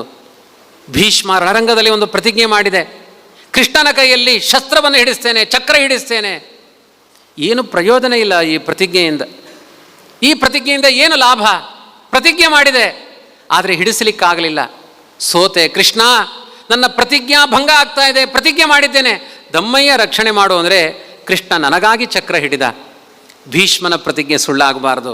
ನಮೇ ಭಕ್ತ ಪ್ರಣಶ್ಯತಿ, ನನ್ನ ಭಕ್ತ ಅವನು ಸರಿ ಮಾಡಿದ್ದಾನ ತಪ್ಪು ಮಾಡಿದ್ದಾನ, ಅವನು ಮರ್ಯಾದೆ ಉಳಿಸಬೇಕು ಅಂತ ಶಿತ್ಯ ವಿಶಿಕ ಹತಃ ವಿಶೀರ್ಣ ದಂಸಃ ಕ್ಷತಜ ಪರಿಪ್ಲುತಃ ಆತತಾಯಿನೋಮೆ ಪ್ರಸಭಂ ಅಭಿಸಸಾರ ಮಧ್ವದಾರ್ಥಂ. ಚಕ್ರ ಹಿಡ್ಕೊಂಡು ಮೈಯೆಲ್ಲ ನೆತ್ತರನ್ನು ಸುರಿಸಿಕೊಂಡು ನನ್ನನ್ನು ಹೊಡಿಲಿಕ್ಕೆ ಬಂದನಲ್ಲ ಕೃಷ್ಣ, ಅವನ ಕಾರುಣ್ಯದಿಂದ ನನ್ನ ಬದುಕು ಮಂಗಳವಾಗಲಿ ಅಂತ ಆ ಕೃಷ್ಣನ ಕಾರುಣ್ಯವನ್ನೇ ನೆನಿತಾ ನೆನಿತಾ ನೆನಿತಾ ಭೀಷ್ಮರು ತಮ್ಮ ಪ್ರಾಣವನ್ನು ಕೃಷ್ಣನ ಪಾದಾರವಿಂದಗಳಿಗೆ ಸಮರ್ಪಣೆ ಮಾಡ್ತಾರೆ. ಇದು ಭೀಷ್ಮರ ನಿರ್ಯಾಣ. ಏನು ಹೇಳಿತು ಈ ಕಥೆ ನಮಗೆ? ಎಂಥ ದೇವತೆಗಳಾದರೂ ಅಪರಾಧ ಮಾಡ್ತಾರೆ. ಅಪರಾಧ ಮಾಡೋದು ದೊಡ್ಡದಲ್ಲ, ಅದರ ಪಶ್ಚಾತ್ತಾಪ ದೊಡ್ಡದು. ಸತ್ಯ ಸಂಗತಿ ಏನು ಗೊತ್ತಾ? ನಿಜವಾಗಿ ನಾವು ಅಪರಾಧ ಮಾಡಿದರೆ ಒಪ್ಪಿಕೊಂಡು ಬಿಟ್ಟರೆ ನರಕಲೋಕದ ಶಿಕ್ಷೆಗಳಿಲ್ಲ. ಅಪರಾಧವನ್ನು ಒಪ್ಪಿಕೊಳ್ಳಿಲ್ಲ ಅಂದರೆ ಭಯಂಕರ ಶಿಕ್ಷೆ ಆಗುತ್ತೆ. ಹಾಗಾಗಿ ಕಾನೂನಿನ ವ್ಯವಸ್ಥೆಯಿಂದ ಕುತ್ತಿಗೆ ಹಿಚಿಕೆ ಅಪರಾಧಿ ಅಂತ ಒಪ್ಪಿಸಬೇಕಾಗಿಲ್ಲ. ನನ್ನ ಮನಸ್ಸಿಗೆ ನಾನು ಅಪರಾಧಿ ಅಂತ ತೋರಿದರೆ ಒಪ್ಪಿಕೊಂಡು ಬಿಡಬೇಕು. ಒಂದು ಸಮಾಜದ ಮುಂದೆ ಹೌದು ನಾನು ತಪ್ಪು ಮಾಡಿದ್ದೇನೆ, ಸ್ವಚ್ಛ ಆಗಿಬಿಡ್ತೀರಿ. ಭಾಗವತ ಹೇಳುತ್ತೆ, ಏನಾದರೂ ತಪ್ಪು ಮಾಡಿದರೆ. ಇಲ್ಲಿಯೂ ಅಷ್ಟೇ, ಏಕಾದಶಿ ತಿನ್ನಬಾರದು ಅಂತ ಮುಂದೆ ಭಾಗವತದಲ್ಲಿ ಹೇಳಿಕೊಂಡು, ಏಕಾದಶಿ ಎಲ್ಲ ಅನ್ನ ಊಟ ಮಾಡಬಾರ್ದು. ಮಾಡಿದರೆ ನಾನು ಅಪರಾಧ ಮಾಡಿದ್ದೇನೆ, ಇನ್ನೊಮ್ಮೆ ಮಾಡಲ್ಲ ಅಂತ ಈ ಕೃಷ್ಣನ ಮುಂದೆ ಹೇಳಿದರೆ ಇಷ್ಟು ದಿನ ನೀವು ಅನ್ನ ತಿಂದ ಪಾಪ ಎಲ್ಲ ಪರಿಹಾರ ಆಗುತ್ತೆ. ಮತ್ತೆ ಮುಂದೆ ತಿನ್ನಬಾರ್ದು. ಮುಂದೆ ತಿಂದರೆ ಮತ್ತೆ ಆ ಅಪರಾಧ ಸೇರಿಸಿಕೊಂಡು ಕೊಡ್ತಾನೆ ದೇವರು. ನಾವು ಮಾಡಿದ್ದನ್ನು ಒಪ್ಪಿಕೊಂಡ್ರೆ, ಮಗು ಒಂದು ಅಪರಾಧ ಮಾಡಿದೆ, ಅಮ್ಮ ಪೆಟ್ಟು ಕೊಡ್ತಾ ಇದ್ದಾಳೆ, ಬಾಯಿ ಬಿಡಿಸಲಿಕ್ಕೆ ಹೊಡಿತಾನೇ ಇದ್ದಾಳೆ, ಅಮ್ಮ ತಪ್ಪಾಯಿತು ಇನ್ನೊಮ್ಮೆ ಮಾಡಲ್ಲ ಅಂದರೆ ಕರುಣೆ ಹುಟ್ಟುತ್ತೆ. ದೇವರು ಹಾಗೆ ನಮಗೆ ತಾಯಿ ಇದ್ದ ಹಾಗೆ. ಅಪರಾಧ ಮಾಡಿ ಬೀಗಬೇಡಿ, ಅದನ್ನು ತುಂಬ ಧನ್ಯಾತ್ಮಕವಾದ ಮನಸ್ಸಿನಿಂದ ಒಪ್ಪಿಕೊಳ್ಳಿ. ಭೀಷ್ಮರು ಒಪ್ಪಿಕೊಂಡಿದ್ದಾರೆ, ಸ್ವಚ್ಛ ಆಗಿ ಹೋದರು. ಭೀಷ್ಮಾಚಾರ್ಯರು ದುರ್ಯೋಧನದ ಪಕ್ಷದಲ್ಲಿದ್ದರು, ನರಕ ಆಯಿತು, ಆಗಲಿಲ್ಲ. ಯಾಕೆ? ಕರ್ತವ್ಯಕ್ಕೋಸ್ಕರ ಇದ್ದರು. ಅವರು ಅಪರಾಧವನ್ನು ಒಪ್ಪಿಕೊಂಡ್ರು, ಪಶ್ಚಾತ್ತಾಪದಿಂದ ಸ್ವಚ್ಛ ಆದರು, ಇನ್ನೊಮ್ಮೆ ಅಪರಾಧ ಮಾಡೋದೇ ಇಲ್ಲ ಅವರು. ಇಂಥ ಒಂದು ಅದ್ಭುತವಾದ ಸಂಗತಿಯನ್ನು ಭಾಗವತ ನಿರೂಪಿಸುತ್ತೆ. ಅಪರಾಧ ಮಾಡಿದರೆ ಒಪ್ಪಿಕೊಳ್ಳಿ, ಇನ್ನೊಮ್ಮೆ ಮಾಡಬೇಡಿ, ಕ್ಷಮೆ ಕೊಡ್ತಾನೆ ದೇವರು. ಇಷ್ಟು ಕರುಣಾಳು ಯಾರೂ ಇಲ್ಲ. ಪಾಪಕರ್ಮವ ಸಹಿಸುವರೆ ಲಕ್ಷ್ಮೀಪತಿಗೆ ಸಮರಾದ ದಿವಿಜರ ಈ ಪಯೋಜ ಭವಾಂಡದೊಳಗಾವಲ್ಲಿ ನಾ ಕಾಣೆ. ಬ್ರಹ್ಮಾಂಡದಲ್ಲಿ ಹುಡುಕಿದರೂ ಕೂಡ ಇವನಷ್ಟು ಕರುಣಾಳುಗಳು ಸಿಗೋದಿಲ್ಲ. ಮುಂದೆ ಆ ಕಥೆಗಳು ಬೇಕಾದಷ್ಟಿದೆ ಭಾಗವತದಲ್ಲಿ, ನಾನು ಮತ್ತೆ ಅದನ್ನು ವಿವರಣೆ ಮಾಡ್ತೇನೆ. ಹೀಗೆಲ್ಲ ಕಥೆಗಳಾದ ಮೇಲೆ ಧರ್ಮರಾಜ ಪ್ರಾಮಾಣಿಕವಾಗಿ ದೇಶ ರಕ್ಷಣೆ ಮಾಡಿದ. ಧರ್ಮದಿಂದ ದೇಶ ರಕ್ಷಣೆ ಆಗಬೇಕಾದ್ರೆ ಏನಾಯಿತು? ಸರ್ವೇ ಕಾಮದುಗ ಗಾವಹ, ಹಸುಗಳು ಕೇಳಿದಾಗ ಹಾಲು ಸುರಿಸ್ತಾ ಇದ್ವಂತೆ. ಇದು ಧರ್ಮದ ವ್ಯವಸ್ಥೆ. ಇದು ಕೇಳಿದಾಗ ಹಾಲು ಕೊಡ್ತಾ ಇದ್ವು ಹಸುಗಳು. ಇವಾಗ ಕೇಳಿದಾಗ ಡೈರಿಗೆ ಹೋದರೆ ಹಾಲು ಸಿಗುತ್ತೆ ಪ್ಯಾಕೆಟಲ್ಲಿ. ಇನ್ನು ಮುಂದೆ ಕಾಲಾಂತರದಲ್ಲಿ ಮಕ್ಕಳನ್ನ ಕೇಳಿದರೆ ಹಾಲು ಎಲ್ಲಿಂದ ಬರುತ್ತೆ ಅಂದರೆ ಪ್ಯಾಕೆಟಿಂದ ಅಂತಾರೆ.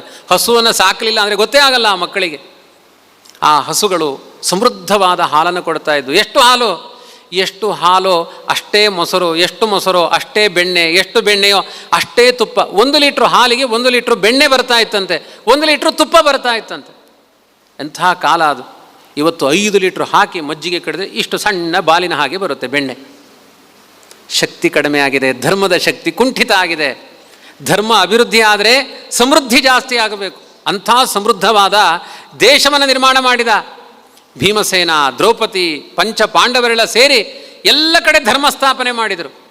ಸಂತೋಷ ಆಯಿತು ಅವರಿಗೆ. ನಮ್ಮ ಕರ್ತವ್ಯ ಪರಿಪೂರ್ಣ ಆಗಿದೆ ಎನ್ನುವ ಸಮಾಧಾನದಲ್ಲಿ ಯುವರಾಜ ಪದವಿಯಲ್ಲಿ ಬಹುತೇಕ ಒಂದು 36 ವರ್ಷದ ಯುವಕ ಪರೀಕ್ಷಿತ ರಾಜ, ಅವನಿಗೆ ಮದುವೆಯನ್ನು ಮಾಡಿ ಅವನಿಗೆ ಯುವರಾಜ ಪದವಿಯಲ್ಲಿ ಕೊಟ್ಟರು, ಅವನಿಗೆ ರಾಜ್ಯ ಪದವಿಯನ್ನು ಕೊಟ್ಟು ಅವರೆಲ್ಲ ಸ್ವರ್ಗಾರೋಹಣ ಅಂತ ಹೊರಟೋಗ್ತಾರೆ ಪಾಂಡವರು. ನಮ್ಮ ಕರ್ತವ್ಯ ಮುಗಿದಿದೆ ಅಂತ ಅವರವರ ಕರ್ತವ್ಯವನ್ನು ಮುಕ್ತಾಯ ಮಾಡಿ ಬದರಿ ಕ್ಷೇತ್ರಕ್ಕೆ ಹೋಗ್ತಾರೆ. ನೋಡಿ ದೇಶ ಆಳಿದವರ ಕಥೆ ಹೇಗಿದೆ ನೋಡಿ. ಧರ್ಮ ಸಂರಕ್ಷಣೆಗೋಸ್ಕರ ಬಂದವರು ಅಂತ ಅಧಿಕಾರ ತಗೊಂಡಿದ್ದೇ 72ನೇ ವಯಸ್ಸಿಗೆ ಧರ್ಮರಾಜ.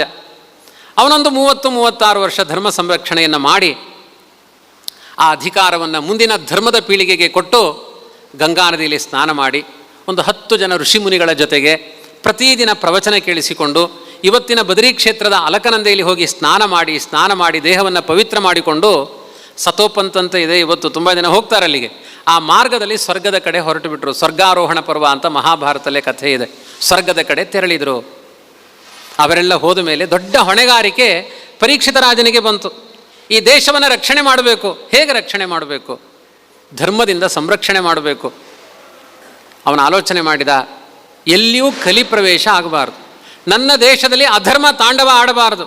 ಆಲೋಚನೆ ಮಾಡಬೇಕಾದ್ರೆ ಒಬ್ಬ ದೂತ ಬಂದು ಹೇಳಿದ, ಪರೀಕ್ಷಿತ, ಕೃಷ್ಣ ಪಾಂಡವರೆಲ್ಲ ತೆರಳಿದ ಮೇಲೆ ದುರ್ಯೋಧನನ ಪತನ ಆದ ಮೇಲೆ ಕಲಿ ಎಲ್ಲ ಕಡೆ ಪ್ರವೇಶ ಮಾಡ್ತಾ ಇದ್ದಾನೆ, ಕಲಿಪುರುಷ ಬಂದಿದ್ದಾನೆ ಭೂಮಿಗೆ. ಇದೊಂದು ಅಪವಾರ್ತೆ. ಕೇಳಿಸಿಕೊಂಡ ಪರೀಕ್ಷಿತ ರಾಜ ತನ್ನ ಕತ್ತಿ, ಬಿಲ್ಲು, ಗುರಾಣಿ ಎಲ್ಲ ಹಿಡಿದುಕೊಂಡು ಚತುರಂಗ ಸೇನೆ ಸಹಿತ ಹೊರಟೇ ಬಿಟ್ಟ. ನಮ್ಮ ದೇಶದಲ್ಲಿ ಕಲಿಯನ್ನು ಉಚ್ಚಾಟನೆ ಮಾಡ್ತೇನೆ ಅಂತ. ಆ ಸಮಯದಲ್ಲಿ ಒಬ್ಬ ಋಷಭ, ಒಂದು ಎತ್ತನ್ನು ಒಬ್ಬ ಕಪ್ಪಗಿನ ಪುರುಷ ಸಂಹಾರ ಮಾಡಲಿಕ್ಕೆ ತಯಾರಾಗಿ ನಿಂತಿದ್ದಾನೆ. ಆ ಎತ್ತಿಗೆ 3 ಕಾಲಿದೆ, 3 ಕಾಲಿಲ್ಲ, 1 ಕಾಲಿದೆ, 1 ಕಾಲಿನಲ್ಲಿ ನಿಂತಿದೆ. ಅದು ಧರ್ಮದೇವತೆ. ಅದು ಋಷಭ ರೂಪದಲ್ಲಿ ಧರ್ಮದೇವತೆ ನಿಂತಿದೆ. ತಪಸ್ಸು, ಶೌಚ, ದಯೆ, ಸತ್ಯ, ಈ 4 ಧರ್ಮದ 4 ಸ್ತಂಭಗಳು ಅಂತ ಕರೆದಿದ್ದಾರೆ. ತಪಸ್ಸು, ಚಂದ ಜಪ ಮಾಡಬೇಕು, ಬ್ರಾಹ್ಮಿ ಮುಹೂರ್ತದಲ್ಲಿ ಏಳಬೇಕು. ಸೂರ್ಯೋದಯ ಕಾಲದಲ್ಲಿ ಮಲಗಿದರೆ ನರಕದಲ್ಲಿ ರಕ್ತದ ಸರೋವರಗಳಲ್ಲಿ ಮುಳುಗಿಸ್ತಾರಂತೆ. ಯಾವುದೇ ಕಾರಣದಿಂದ ಸೂರ್ಯೋದಯ ಕಾಲದಲ್ಲಿ, ಸೂರ್ಯ ಅಸ್ತಮಾನ ಆಗುವ ಸಮಯದಲ್ಲಿ ನಿದ್ರೆ ಮಾಡಬಾರ್ದು, ಮಕ್ಕಳಾಗಲಿ ದೊಡ್ಡವರಾಗಲಿ. ತಪಸ್ಸು ಮಾಡುವ ಕಾಲ ಬ್ರಾಹ್ಮಿ ಮುಹೂರ್ತ. ನೀವು 8 ಗಂಟೆಗೆ 100 ಗಾಯತ್ರಿ ಜಪ ಮಾಡುವುದು ಒಂದೇ. ಬೆಳಿಗ್ಗೆ 10 ಗಾಯತ್ರಿ ಜಪ ಮಾಡಿದರೆ ಅಷ್ಟು ಪುಣ್ಯ ಉಂಟು. ಬೆಳಿಗ್ಗೆ 100 ಗಾಯತ್ರಿ ಜಪ ಮಾಡಿದರೆ ಬ್ರಾಹ್ಮಿ ಮುಹೂರ್ತದಲ್ಲಿ 1000 ಗಾಯತ್ರಿಯ ಬಲ ಉಂಟು. ಅದಕ್ಕೆ ಉದಯಕ್ಕಿಂತ ಮೊದಲು ಜಪ ಮಾಡಬೇಕು. ತಪಸ್ಸು, ಅದರಿಂದ ದೇಶ ರಕ್ಷಣೆ ಆಗುತ್ತೆ. ಬ್ರಾಹ್ಮಣರಿಗೆ ಮುಖ್ಯ ಕರ್ತವ್ಯ ಇದು ತಪಸ್ಸು. ತಪಸ್ಸು ಹೇಗೆ ನಾಶ ಆಗುತ್ತೆ? ಅಹಂಕಾರದಿಂದ ತಪಸ್ಸು ನಾಶ ಆಗುತ್ತೆ. ಕೆಲವರು ತುಂಬ ಜಪ ಮಾಡ್ತಾರೆ, ಅದನ್ನು ಬೋರ್ಡ್ ಹಾಕ್ಕೊಳ್ತಾರೆ, ಏನು ಅಂಚ ಅಂತೆ ಇಂಚ ಅಂತೆ, ಅದು ಹೇಳಿಕೊಂಡೇ ಮುಗೀತು. ಪುಣ್ಯಸ್ರವತಿ ಕೀರ್ತನಾಥ್, ನಿಮ್ಮ ಬಾಯಿಂದ ಮಾಡಿದ ಸತ್ಕರ್ಮಗಳನ್ನು ಹೇಳಿಕೊಂಡು ಹೋದರೆ ಆ ಪುಣ್ಯ ಎಲ್ಲ ನಾಶ ಆಗುತ್ತೆ, ಕೀರ್ತಿ ಬರ್ಬೋದು, ತಪಸ್ಸು ವ್ಯಯ ಆಗುತ್ತೆ, ಜನ್ಮಾಂತರಕ್ಕೆ ಡೆಪಾಸಿಟ್ ಆಗಲ್ಲ. ಒಳ್ಳೊಳ್ಳೆ ಕೆಲಸ ಮಾಡಿದ್ದನ್ನು ಹೇಳಲಿಕ್ಕೆ ಹೋಗಬೇಡಿ. ಬಲಗೈಯಲ್ಲಿ ಕೊಟ್ಟಿದ್ದು ಎಡಗೈಗೆ ಗೊತ್ತಾಗಬಾರ್ದು. ಕೆಲವರು ದಾನ ಮಾಡ್ತಾರೆ, ಯಾವುದೋ ಒಬ್ಬರು ಪಂಡಿತರಿಗೆ, ಆಚಾರ್ಯರಿಗೆ, ಭಟ್ರಿಗೆ ಒಂದು ಪಂಚೆ ಕೊಡೋದು, ರೇಷ್ಮೆ ವಸ್ತ್ರ ಕೊಡೋದು. ಆಮೇಲೆ ನೋಡ್ತಾ ಕೂತ್ಕೊಳ್ಳೋದು ಸಭೆಯಲ್ಲಿ. ನಾಳೆ ನೀವು ಉಟ್ಕೊಂಡು ಬರಲೇಬೇಕು. ಉಟ್ಕೊಂಡು ಬಂದರು ಅವರು. ಇನ್ನು ಎಂಚ ಸೋಜನ್ ತುಳ್ಳಿರಿ ಆಚಾರ್ಯ, ಲಾಯ್ಕ ಸೋಜುರಿ ಕೋಡೆ ಪರ್ಕಟ್ಟು ಪಂಚೆ ಒಂದು ಬತ್ತಿತ್ತೇರಿ, ಇನ್ನು ಲಾಯ್ಕ ಸೋಜುರಿಯರ ಚೆನ್ನಾಗಿ ಕಾಣಿಸ್ತಾ ಇದ್ದಾರೆ, ಅವು ಏನೇ ಕೊಳ್ಳ ಮುಗಿತಲ್ಲಿ. ಇವತ್ತು ವೆಂಕಟರಮಣನಿಗೆ ಒಂದು ಕಿರೀಟ ಹಾಕುವುದು, 10 ಸಲ ನೋಡೋದು, ಹೇಗೆ ಹೇಗೆ ಕಾಣಿಸ್ತಾ ಇದ್ದಾನೆ ವೆಂಕಟರಮಣ, 10 ಸಲ ತಿವಿಯೋದು ಪಕ್ಕದವ್ರನ್ನ. ಇವತ್ತು ಚಂದ ಕಾಣಿಸ್ತಾ ಇದ್ದೇನೆ, ನೀವು ಕೊಟ್ಟ ಕಿರೀಟದಿಂದ ವೆಂಕಟರಮಣನಿಗೆ ಶೋಭೆ. ಈ ಥರ ಗರ್ವಗಳಿಂದ ಏನಾಗುತ್ತೆ, ಮಾಡಿದ ಸತ್ಕರ್ಮದ ಫಲ ಎಲ್ಲ ನಾಶ ಆಗುತ್ತೆ. ಹೇಳಬಾರ್ದು ಅದನ್ನು. ಒಳ್ಳೆಯ ಕೆಲಸ ಮಾಡಿ ಮುಚ್ಚಿಡಬೇಕು, ಪುಣ್ಯ ಅಭಿವೃದ್ಧಿ ಆಗುತ್ತೆ, ಡೆಪಾಸಿಟ್ ಆಗುತ್ತೆ, ಅದು ಅಭಿವೃದ್ಧಿ ಆಗುತ್ತೆ. ಕೆಟ್ಟ ಕೆಲಸ ಮಾಡಿದ ಮೇಲೆ ಮುಚ್ಚಿಡಬಾರ್ದು, ಹೇಳಿಬಿಡಬೇಕು, ಅದರಿಂದ ನಾಶ ಆಗುತ್ತೆ. ಅಸತ್ಕರ್ಮ ಮಾಡಲಿಕ್ಕೆ ಹೋಗಬಾರ್ದು. ತಪ್ಪಿ ಮಾಡಿದರೆ ಹೇಳಿ ಅದನ್ನು ಪರಿಹಾರ ಮಾಡಿಕೊಳ್ಬೇಕು. ನಾನೊಂದು ತಪ್ಪು ಮಾಡಿದ್ದೇನೆ ಅಂತ ಹೇಳಿಬಿಟ್ರೆ ಏನಾದರೂ ಒಂದು ಪ್ರಾಯಶ್ಚಿತ್ತ ಮಾಡಿಸ್ತಾರೆ, ಪರಿಹಾರ ಆಗುತ್ತೆ. ಈ ಕೃತಯುಗದಲ್ಲಿದ್ದವರು ತಪಸ್ಸು ಮಾಡ್ತಾಯಿದ್ರು, ಅಹಂಕಾರ ಪಡ್ತಿರಲಿಲ್ಲ. ಕಲಿಯುಗದಲ್ಲಿ ತಪಸ್ಸು ಮಾಡ್ತಾರೆ, ಅಹಂಕಾರ ಪಡ್ತಾರೆ. ತಪ್ಪೋದು. ಒಳ್ಳೆಯ ಕೆಲಸ ಮಾಡಿ ಅಹಂಕಾರ ಪಡ್ತಾರೆ. ಅಹಂಕಾರದಿಂದ ತಪಸ್ಸು ನಾಶ ಆಗಿದೆ, ನಾಶ ಆಗುತ್ತೆ. ಶೌಚ ಯಾವುದರಿಂದ? ಶುಚಿಯಾಗಿರಬೇಕು. ನಮ್ಮ ದೇಹ ಎಲ್ಲ ಶುಚಿಯಾಗಿರಬೇಕು. ಶುಚಿಯಾಗಿರಬೇಕು ಅಂದ್ರೇನು? ಪ್ರತಿದಿನ ಸ್ನಾನ ಮಾಡಬೇಕು, ದೇವರ ಧ್ಯಾನ ಮಾಡಬೇಕು. ಮಲಮೂತ್ರಗಳಿಗೆ ಹೋದಾಗ ಕೈಕಾಲು ತೊಳ್ಕೊಳ್ಬೇಕು ಚಂದ ಮಾಡಿ. ಕೊರೋನಾ ಬಂದಾಗೆಲ್ಲ ಅನುಷ್ಠಾನ ಮಾಡಿದ್ದಾರೆ, ಆಮೇಲೆಲ್ಲ ಮರೆತಿದ್ದಾರೆ. ಶುಚಿಯಾಗಿರಬೇಕು. ಮನಸ್ಸು, ಮಾತು, ದೇಹಗಳು ಶುಚಿಯಾಗಿರಬೇಕು. ಅಪಶಬ್ದಗಳನ್ನು ಆಡಬಾರದು. ದೇಹ ಪವಿತ್ರವಾಗಿರಬೇಕು, ಶುಚಿಯಾಗಿರಬೇಕು. ಈ ಶೌಚ ಅನ್ನುವುದು ನಾಶ ಆಗುತ್ತೆ. ಅಹಂಕಾರದಿಂದ ತಪಸ್ಸು ನಾಶ ಆಗುತ್ತೆ. ಅಶುಚಿಗಳಿಂದ ಶೌಚ ಸದಾಚಾರಗಳು ನಾಶ ಆಗುತ್ತೆ. ಕೆಟ್ಟ ರೀತಿಯಲ್ಲಿ ಅಶುಚಿಗಳನ್ನು ಮಾಡಿಕೊಳ್ಳಬಾರದು ಮನಸ್ಸನ್ನು. ಮತ್ತೊಂದು ದಯಾ, ಮದದಿಂದ ದಯೆ ಪರಿಹಾರ ಆಗಿಬಿಡುತ್ತೆ. ಕರುಣೆ ಇರಬೇಕು ಸಮಾಜದ ಮೇಲೆ. ಯಾರು ಕಷ್ಟದಲ್ಲಿದ್ದರೋ ಅಲ್ಲೊಂದು ಪ್ರೀತಿ ಹುಟ್ಟಬೇಕು. ಸಮಾಜ ನಾಶ ಆಗಿಬಿಡುತ್ತೆ ಇಲ್ಲದೇ ಇದ್ದರೆ, ಕರುಣೆ ಇಲ್ಲ ಅಂದರೆ. ಕೃತಯುಗದಲ್ಲಿ ತಪಸ್ಸಿತ್ತು, ಶೌಚ ಇತ್ತು, ದಯೆ ಇತ್ತು, ಸತ್ಯ ಇತ್ತು. ಕೃತಯುಗ ಆದಮೇಲೆ ಒಂದೊಂದೇ ಪಾದ ನಾಶ ಆಗ್ತಾ ಬಂತು. ತ್ರೇತಾಯುಗ ತಪಸ್ಸು ನಾಶ ಆಯಿತು, ಶೌಚ, ದಯಾ, ಸತ್ಯ ಮೂರುಳಿತು. ದ್ವಾಪರ ಬಂತು, ಎರಡು ಹೊರಟೋಯ್ತು. ಶೌಚ ಹೋಯಿತು, ತಪಸ್ಸು ಹೋಯಿತು. ದಯಾ, ಸತ್ಯ ಎರಡು ಹೋಯಿತು, ಎರಡು ಉಳಿತು. ಕಲಿಯುಗ ಬಂದಿದೆ, ಒಂದೇ ನಿಂತಿದೆ. ಈಗ ಒಂದರಲ್ಲಿ ಆ ಋಷಭ ನಿಂತಿದೆ. ತಪಸ್ಸಿಲ್ಲ, ಶೌಚ ಇಲ್ಲ, ದಯಾ ಇಲ್ಲ, ಸತ್ಯ ಒಂದಿದೆ. ಏನು ಸತ್ಯ? ಮಾರ್ಕೆಟಿಗೆ ಹೋಗಿ 1 kg ಬೆಂಡೆಕಾಯಿ ಕೊಡಿ ಅಂದರೆ 100 ಗ್ರಾಮ್ ಮೋಸ ಮಾಡ್ಬೋದು, 900 ಗ್ರಾಮ್ ಮೋಸ ಮಾಡ್ತಿಲ್ಲ. ಇನ್ನು ಮುಂದೆ ಘೋರವಾದ ಕಲಿಯುಗದಲ್ಲಿ 900 ಗ್ರಾಮ್ ಮೋಸ ಮಾಡ್ತಾರೆ, 100 ಗ್ರಾಮ್ ಕೊಡ್ತಾರೆ. ಇದು ಘೋರ. ಆವಾಗ ನಾಶ ಆಯಿತು ಅಂತಲೇ ಅರ್ಥ, ಕಲಿಯುಗ ಕೊನೆ ಅಂತ ಅರ್ಥ. ಸತ್ಯದಿಂದ ಈ ಜಗತ್ತು ನಿಂತಿದೆ. ಅಂತಹ ಋಷಭವನ್ನು, 3 ಕಾಲಿನ ಕಳ್ಕೊಂಡು ಒಂದೇ ಕಾಲಿನಿಂದ ನಿಂತಿರುವಂತಹ ಋಷಭವನ್ನು ಒಬ್ಬ ಕಪ್ಪಗಿನ ಪುರುಷ ಸಂಹಾರ ಮಾಡಬೇಕು ಅಂತ ಉದ್ಯುಕ್ತನಾಗಿದ್ದಾನೆ. ಅದನ್ನು ನೋಡಿ ಅರ್ಥವಾಯಿತು ಪರೀಕ್ಷಿತನಿಗೆ. ಇವನೇ ಕಲಿಪುರುಷ ಅಂತ ನಿಶ್ಚಯ ಮಾಡಿಕೊಂಡು ಅವನನ್ನು ಸಂಹಾರ ಮಾಡಲಿಕ್ಕೆ ಹೋಗ್ತಾನೆ. ಆವಾಗ ಅವನು ಪ್ರಾರ್ಥನೆ ಮಾಡ್ತಾನೆ, ನನ್ನನ್ನು ಸಂಹಾರ ಮಾಡಬೇಡ. ಕೃಷ್ಣನ ಅವತಾರ ಕಾರ್ಯ ಮುಕ್ತಾಯ ಆದ ಮೇಲೆ, ದುರ್ಯೋಧನನ ಪತನ ಆದ ಮೇಲೆ ಯುಗಕ್ಕೆ ಅನುಗುಣವಾದ ಕಲಿಯುಗ ಆರಂಭವಾಗಿದೆ. ನಾನು ಶರಣಾಗತನಾಗಿದ್ದೇನೆ, ನಿನ್ನ ಪಾದಕ್ಕೆ ಬಿದ್ದು ಬೇಡ್ತೇನೆ. ನಿನ್ನಲ್ಲಿ ನನ್ನನ್ನು ಸಂಹಾರ ಮಾಡುವ ಶಕ್ತಿ ಇದೆ. ಯಾಕೆಂದರೆ ಪರೀಕ್ಷಿತ ರಾಜನಲ್ಲಿ ಭಗವಂತನ ಸನ್ನಿಧಾನ ಇದೆ, ಆ ಶಕ್ತಿ ಇದೆ. ನನ್ನನ್ನು ಸಂಹಾರ ಮಾಡಬೇಡ. ಕೆಟ್ಟವರಿಗೂ ಒಂದು ವೇದಿಕೆಯನ್ನು ಕಲಿಯುಗದಲ್ಲಿ ನಿರ್ಮಾಣ ಮಾಡಿಕೊಳ್ಳಬೇಕು ಅಂತ ಆ ಭಗವಂತನ ಸಂಕಲ್ಪ ಇದೆ. ಹಾಗಾದರೆ ಈಗ ಕಲಿಯುಗದಲ್ಲಿ ಬಂದವರು ನಾವು ಕೆಟ್ಟವರ ಒಳ್ಳೆಯವರ? ಅದಕ್ಕೂ ಭಾಗವತ ಉತ್ತರ ಕೊಡುತ್ತೆ. ಕೃತಾದಿಷು ಪ್ರಜಾರಾಜನ್ ಕಲಾವಿಚ್ಛಂತಿ ಸಂಭವಂ. ಕೃತಯುಗದಲ್ಲಿದ್ದ ಅನೇಕ ಸಜ್ಜನರು ಕಲಿಯುಗದ ಆರಂಭದಲ್ಲಿ ಹುಟ್ಟಬೇಕು ಅಂತ ತಪಸ್ಸು ಮಾಡ್ತಾರಂತೆ. ಯಾಕೆ ಅಂದರೆ ಕೃತಯುಗದಲ್ಲಿ 1000 ವರ್ಷ ತಪಸ್ಸು ಮಾಡುವುದು ಒಂದೇ, ಕಲಿಯುಗದಲ್ಲಿ 1 ಬಾರಿ ಗೋವಿಂದ ಅಂತ ಭಕ್ತಿಯಿಂದ ನಾಮಸ್ಮರಣೆ ಮಾಡುವುದು ಒಂದೇ. ಸಿಕ್ಕಾಪಟ್ಟೆ ಬೆನಿಫಿಟ್ಟು ಹರಿನಾಮದಿಂದ ಸಿಗುವುದು ಕಲಿಯುಗದಲ್ಲಿ. ಆದ್ದರಿಂದ ಕಲಿಸ್ಸಾಧು ಅಂತ ಹೇಳಿದ್ದಾರೆ. ಕಲಿಯುಗದಷ್ಟು ಒಳ್ಳೆಯ ಯುಗ ಇನ್ನೊಂದಿಲ್ಲ, ಹರಿನಾಮ ಭಜಕರಿಗೆ ಮಾತ್ರ ಅಂತ ಬುಡದಲ್ಲಿ ಬರೆದಿದ್ದಾರೆ. ಹಾಗಾಗಿ ಹರಿನಾಮವನ್ನು ಜಪಿಸುವವರಿಗೆ ತುಂಬ ಶ್ರೇಷ್ಠವಾದ ಯುಗ ಕಲಿಸ್ಸಾಧು. ಈ ಕಲಿಯುಗ ಆರಂಭವಾಗಿದೆ, ನನಗೆ ಸ್ಥಾನ ಕೊಡು, ನನಗೆ ಇರಲಿಕ್ಕೆ ಒಂದಷ್ಟು ಜಾಗ ಕೊಡು. ಆ ಸಮಯದಲ್ಲಿ ಪರೀಕ್ಷಿತ ರಾಜ ಆ ಕಲಿಪುರುಷನಿಗೆ ದ್ಯೂತಂ ಪಾನಂ ಸ್ತ್ರೀಯಸ್ಸೂನ ಯತ್ರಾಧರ್ಮಶ್ಚತುರ್ವಿಧ ಅಂತ ದ್ಯೂತ ಕ್ರೀಡೆ, ಜೂಜಿನ ಅಟ್ಟ, ಆಮೇಲೆ ಪಾನ ಮದ್ಯಪಾನ, ಸ್ತ್ರೀಯ ಕೆಟ್ಟ ಸ್ತ್ರೀಯರು, ಹಿಂಸಾ ವಿನಾಕಾರಣ ಹಿಂಸೆ, ಈ 4 ಜಾಗಗಳಲ್ಲಿ ಕಲಿ ಇರಲಿ ಅಂತ. ಕೆಲವರು ವಿನಾಕಾರಣ ಪೀಡೆ ಕೊಡ್ತಾರೆ, ಹಿಂಸೆ ಕೊಡ್ತಾರೆ, ಅದು ಕಲಿ. ಈ ಕಲಿಗೆ ಜಾಗವನ್ನು ಕೊಟ್ಟರು. ಕಲಿಪುರುಷ ಹೇಳಿದ, ಇನ್ನೊಂದು ಕೊಡು ಅಂತ ಕೇಳಿದ. ಪುನಸ್ತು ಯಾಚಮಾನಾಯ, ಮತ್ತೆ ಬೇಡಿದ, ನನಗೆ ಸಾಕಾಗಲ್ಲ, ಬೇಗ ಕಲಿ ಪ್ರವೇಶ ಆಗಬೇಕು ಎಲ್ಲ ಕಡೆ. ಆ ಸಮಯದಲ್ಲಿ ಪರೀಕ್ಷಿತ ರಾಜ ಜಾತರೂಪ ಮದಾತ್ ಪ್ರಭು, ಬಂಗಾರದಲ್ಲಿ ಕಲಿ ಇರಲಿ ಅಂತ ಹೇಳಿದ. ಹಾಗಾಗಿ ಎಷ್ಟೋ ಈಗ ಡೌರಿ ಡೆತ್ ಅಂತೆಲ್ಲ ಶುರುವಾಗಿತ್ತಲ್ಲ, ಅದೆಲ್ಲ ಕಾರಣ ಈ ಬಂಗಾರದ ಹಿನ್ನೆಲೆಯಲ್ಲಿ. ವರದಕ್ಷಿಣೆ ಇದರಲ್ಲೆಲ್ಲ ಕಲಿ ಪ್ರವೇಶ ಆಗುತ್ತೆ. ದೌರ್ಜನ್ಯಗಳನ್ನು ಮಾಡಬೇಡಿ, ಅತಿಯಾದ ಬಂಗಾರವನ್ನು ಪ್ರೀತಿಸಬೇಡಿ, ಅದರಲ್ಲಿ ಕಲಿ ಇದೆ. ದೇಹಕ್ಕೆ ಬಂಗಾರ ಬೇಕು ಅನಿಷ್ಟ ಪರಿಹಾರಕ್ಕೆ. ಕೈಯಲ್ಲಿ ಒಂದು ಉಂಗುರ, ಕುತ್ತಿಗೆಯಲ್ಲಿ ಒಂದು ಮಾಂಗಲ್ಯ, ಕಿವಿಯಲ್ಲಿ ಓಲೆ, ಕಾಲಿನಲ್ಲಿ ಬೆಳ್ಳಿಯ ಗೆಜ್ಜೆ. ಇಷ್ಟಕ್ಕೆ 10-15 ಪೌನ ಆಯಿತು ಬಿಡಿ, ಆಯಿತಾ, ಸಾಕು ಅಷ್ಟು. ಇನ್ನು ಮೈಯೆಲ್ಲ ಬಂಗಾರ ಮಾಡಿಕೊಳ್ಳಬೇಕು ಅಂತ ಇಲ್ಲ. ಅತಿಯಾದ ಬಂಗಾರ ಧಾರಣೆ ಅದು ಕಲಿಗೆ ದಾರಿಯಾಗುತ್ತೆ ಅಂತ ಹೇಳಿದರು. ಅಂತೂ ಕಲಿಪುರುಷ ಹೀಗೆ ಅವನು ದೇಶದ ತುಂಬ ಕ್ರಮವಾಗಿ ಸಂಚಾರ ಮಾಡಿ ಅವನು ಅತಿಕ್ರಮಣ ಮಾಡಿ ಇವತ್ತು ಕಲಿಯುಗ 6 ವರ್ಷದ ನಂತರ ಇಷ್ಟು ಭೀಕರವಾಗಿ ಬೆಳೆದಿದೆ, ಇನ್ನೂ ಬೆಳೀತಾ ಇದೆ. ಇದರ ಅನರ್ಥಗಳು ತುಂಬ ಬೆಳಿಲಿಕ್ಕಿದೆ. ಪರೀಕ್ಷಿತ ರಾಜ ಕಲಿಯನ್ನು ನಿಗ್ರಹ ಮಾಡಿದ ಅಂತ ಖ್ಯಾತಿಯನ್ನು ಪಡೆದ. ಒಂದು ದಿನ ಪರೀಕ್ಷಿತ ರಾಜ ದೇಶವನ್ನು ಆಳಿ ಆಯಾಸಗೊಂಡು ಮೃಗಬೇಟೆಗೋಸ್ಕರ ಅರಣ್ಯಕ್ಕೆ ಸಂಚಾರ ಮಾಡಿದ. ಕ್ಷತ್ರಿಯರಿಗೆ ಆಯಾಸ ಆದಾಗ ಒಂದು ವಿನೋದ ಕಾಡಿನಲ್ಲಿ ಹೋಗಿ ಬೇಟೆ ಆಡೋದು. ಆ ಬೇಟೆಗೆ ಅಂತ ಹೋದ. ಬೇಟೆ ಯಾವುದೂ ಸಿಗಲಿಲ್ಲ. ಬಾಯಾರಿದ. ಒಬ್ಬ ಋಷಿಗಳ ಆಶ್ರಮಕ್ಕೆ ಹೋದ. ಶಮೀಕ ಅಂತ ಅವರ ಹೆಸರು. ಅವರು ಧ್ಯಾನ ಮಗ್ನರಾಗಿದ್ದರು. ಧ್ಯಾನ ಅಂದರೆ 1000 ನಗಾರೆ ಹೊಡೆದರೂ ಎಚ್ಚರ ಆಗಲ್ಲ ಅಂಥ ಧ್ಯಾನ. ಒಳಗಡೆಯಿಂದ ದೇವರನ್ನು ನೋಡ್ತಾ ಇದ್ದಾರೆ, ಹೊರಗಡೆಯ ಜಗತ್ತಿನ ಎಚ್ಚರವೇ ಇಲ್ಲ. ನೀರು ಕೇಳಿದ, ನೀರು ಸಿಗಲಿಲ್ಲ. ಹತ್ತಿರದಲ್ಲೇ ಒಂದು ಸತ್ತು ಹೋದ ಹಾವಿತ್ತು.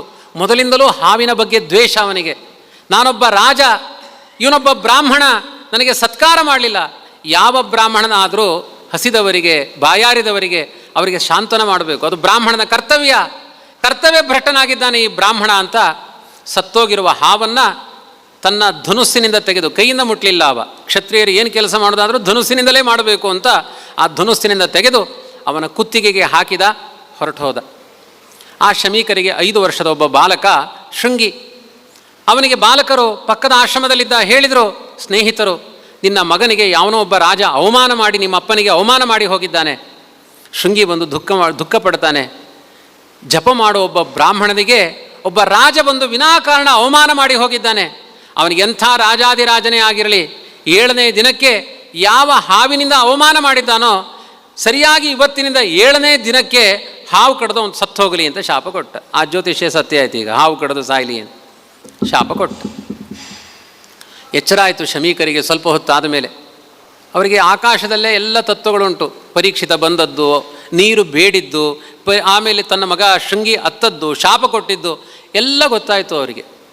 ಈಗ ಅವ್ರು ಹೇಳಿದ್ದಾರೆ ಸೈಲೆಂಟ್ ಮೋಡಲ್ಲಿ ಇಡೀ ಮೊಬೈಲು, ಆಮೇಲೆ ನೀವು ಜನರಲ್ ಮೋಡಿಗೆ ತೊಗೊಂಡು ಬನ್ನಿ. ಫ್ಲೈಟ್ ಮೋಡಿಂದ ಜನರಲ್ ಮೋಡಿಗೆ ಬಂದರೆ ಅಲ್ಲಿಯ ತನಕ ಎಷ್ಟೆಲ್ಲ ಮೆಸೇಜ್ ಇತ್ತು, ಬಡ ಬಡ ಬಡ ಬಡ ಬರುತ್ತೆ. ಅದು ಎಲ್ಲಿತ್ತು? ಆಕಾಶದಲ್ಲಿ ಇತ್ತು. ಅದು ಓಪನ್ ಮಾಡಿದ್ಮೇಲೆ ಎಲ್ಲ ಬರುತ್ತೆ. ಹಾಗೆ ಆಕಾಶ ತತ್ವದಲ್ಲಿ ಅವರು ಆಡಿದ ಮಾತುಗಳೆಲ್ಲ ಇರುತ್ತೆ.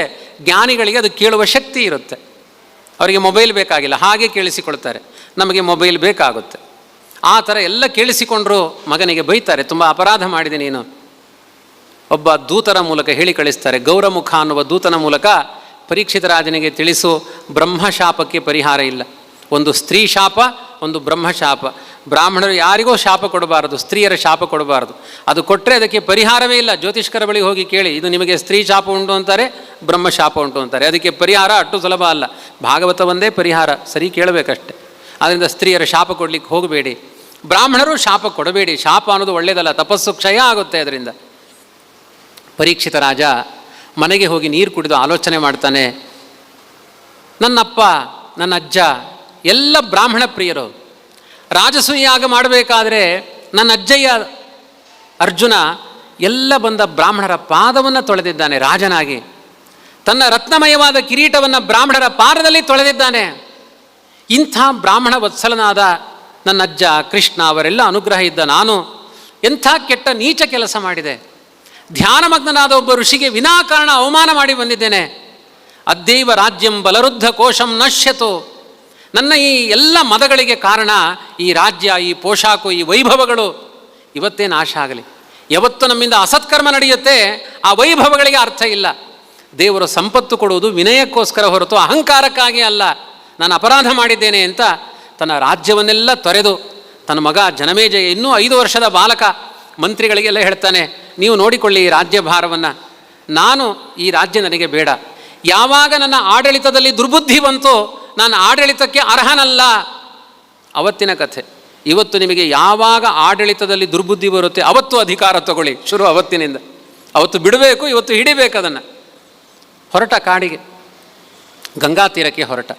7 ದಿನಗಳ ಕಾಲ ಹರಿಸ್ಮರಣೆ ಮಾಡಿ ದೇಹಾಂತ್ಯ ಪ್ರಾಯಶ್ಚಿತ್ತ ಅಂತ ಕರೀತಾರೆ. ಅದಕ್ಕೆ ಪ್ರಾಯೋಪವೇಶ. ಪ್ರಾಣ ಹೋಗುವ ತನಕ ಉಪವಾಸ ಕೂತ್ಕೊಳ್ಳೋದು.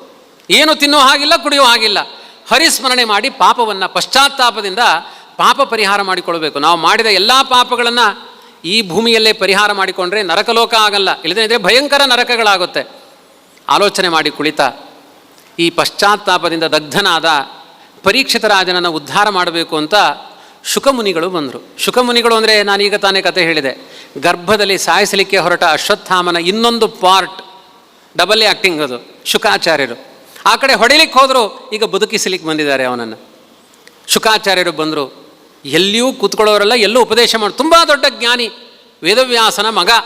ಅಂಥ ಶುಕಮುನಿ ಬಂದಾಗ ಸಾವಿರಾರು ಜನ ಋಷಿಮುನಿಗಳೆಲ್ಲ ಗಂಗಾ ತೀರದಲ್ಲಿ ಸೇರಿದರು. ಪರೀಕ್ಷಿತ ರಾಜ ಕೇಳ್ತಾನೆ, ನಾನು ಬಯಸದೆ ಬಂದ ಭಾಗ್ಯ ನೀವು. ಅಂತ್ಯಕಾಲದಲ್ಲಿದ್ದ ಜನರೆಲ್ಲ ಅವರಿಗೆ ಬೇಕಾದ ಕರ್ತವ್ಯಗಳೇನು, ಅವರ ಜೀವನದ ಚರ್ಯೆ ಹೇಗಿರಬೇಕು? ದೇವರು ಕಣ್ಣು ಕೊಟ್ಟಿದ್ದಾನೆ, ಕಿವಿ ಕೊಟ್ಟಿದ್ದಾನೆ, ವಾಗೀಂದ್ರಿಯ ಕೊಟ್ಟಿದ್ದಾನೆ, ಕೈಕಾಲು ಕೊಟ್ಟಿದ್ದಾನೆ. ಅವನ ಉದ್ದೇಶ ಏನು? ನಾವು ಮಾಡ್ತಾ ಇರುವುದೇನು?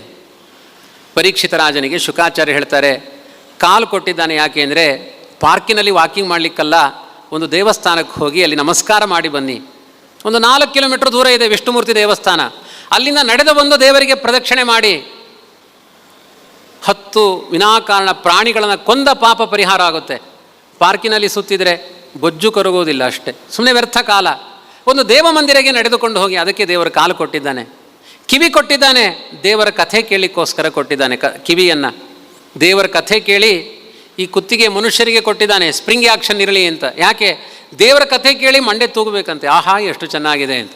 ನಮ್ಮ ಮಂಡೆ ತುಂಬ ಕಥೆ 2 ಗಂಟೆ ಹೇಳಿದರೆ ತೂಗುತ್ತಾ ಇರುತ್ತೆ, ಅದು ಹೀಗೆ ಮುಂದೆಗಡೆ ಮಾತ್ರ, ಅದು ಹೀಗೆ ತೂಗೋದೇ ಇಲ್ಲ. ಅದು ಅದೇ ಪಕ್ಕದ ಮನೆಯವರು ಹೀಗೆ ಅಂತ ಹೇಳಿ, ಅವರು ಗಾಯತ್ರಿ ಮೇಡಮ್ ಇದ್ದಾರಲ್ಲ, ಯಾರು ಇಲ್ಲ ತಾನೇ ಇಲ್ಲಿ, ಗಾಯತ್ರಿ ಮೇಡಮ್ ಇದ್ದಾರಲ್ಲ, ಅವ್ರಿಗೆ ಎಂಥ ಪಟಿಂಗ ಬುದ್ಧಿ ಗೊತ್ತುಂಟ ಅಂಥೇಳಿ, ಇಂಗ್ಳೆಗೆಲ್ಲ ಅಂಚನೆ ಅಂತೀರಾ ಅಂತ ಕುತ್ತಿಗೆ ಡ್ಯಾನ್ಸ್ ಶುರು ಆಗುತ್ತೆ. ಕುತ್ತಿಗೆ ಇಷ್ಟು ಸ್ಪ್ರಿಂಗ್ ಆ್ಯಕ್ಷನ್ ಪಕ್ಕದ ಮನೆಯವರಿಗಿದೆ, ದೇವರ ಕಥೆಯಲ್ಲಿ ಯಾಕಿಲ್ಲ?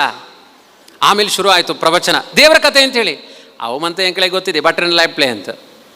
ಪಕ್ಕದ ಮನೆಯವರ ಬಗ್ಗೆ ಹೇಳಿ, ಪ್ರತ್ಯಕ್ಷ, ಅನುಮಾನ, ಆಗಮ ಎಲ್ಲ ಪ್ರಮಾಣಗಳಿಂದ 2 ಗಂಟೆ ಪ್ರವಚನ. ಆಮೇಲೆ ಹೇಳ್ತಾರೆ, ಆಕಳ ಸುದ್ದಿ ಎಂಕ್ಳೆಗೂ ವೈಕ್ ಹೇಳಿ ಆಗಿದೆ 2 ಗಂಟೆ. ಈ ರೀತಿ ನಮ್ಮ ನಾಲಿಗೆ ಇನ್ನೊಬ್ಬರ ಬಗ್ಗೆ ಮಾತನಾಡಬೇಕು ಅಂದರೆ ಪರಪರ ಅಂತ ಇರುತ್ತೆ.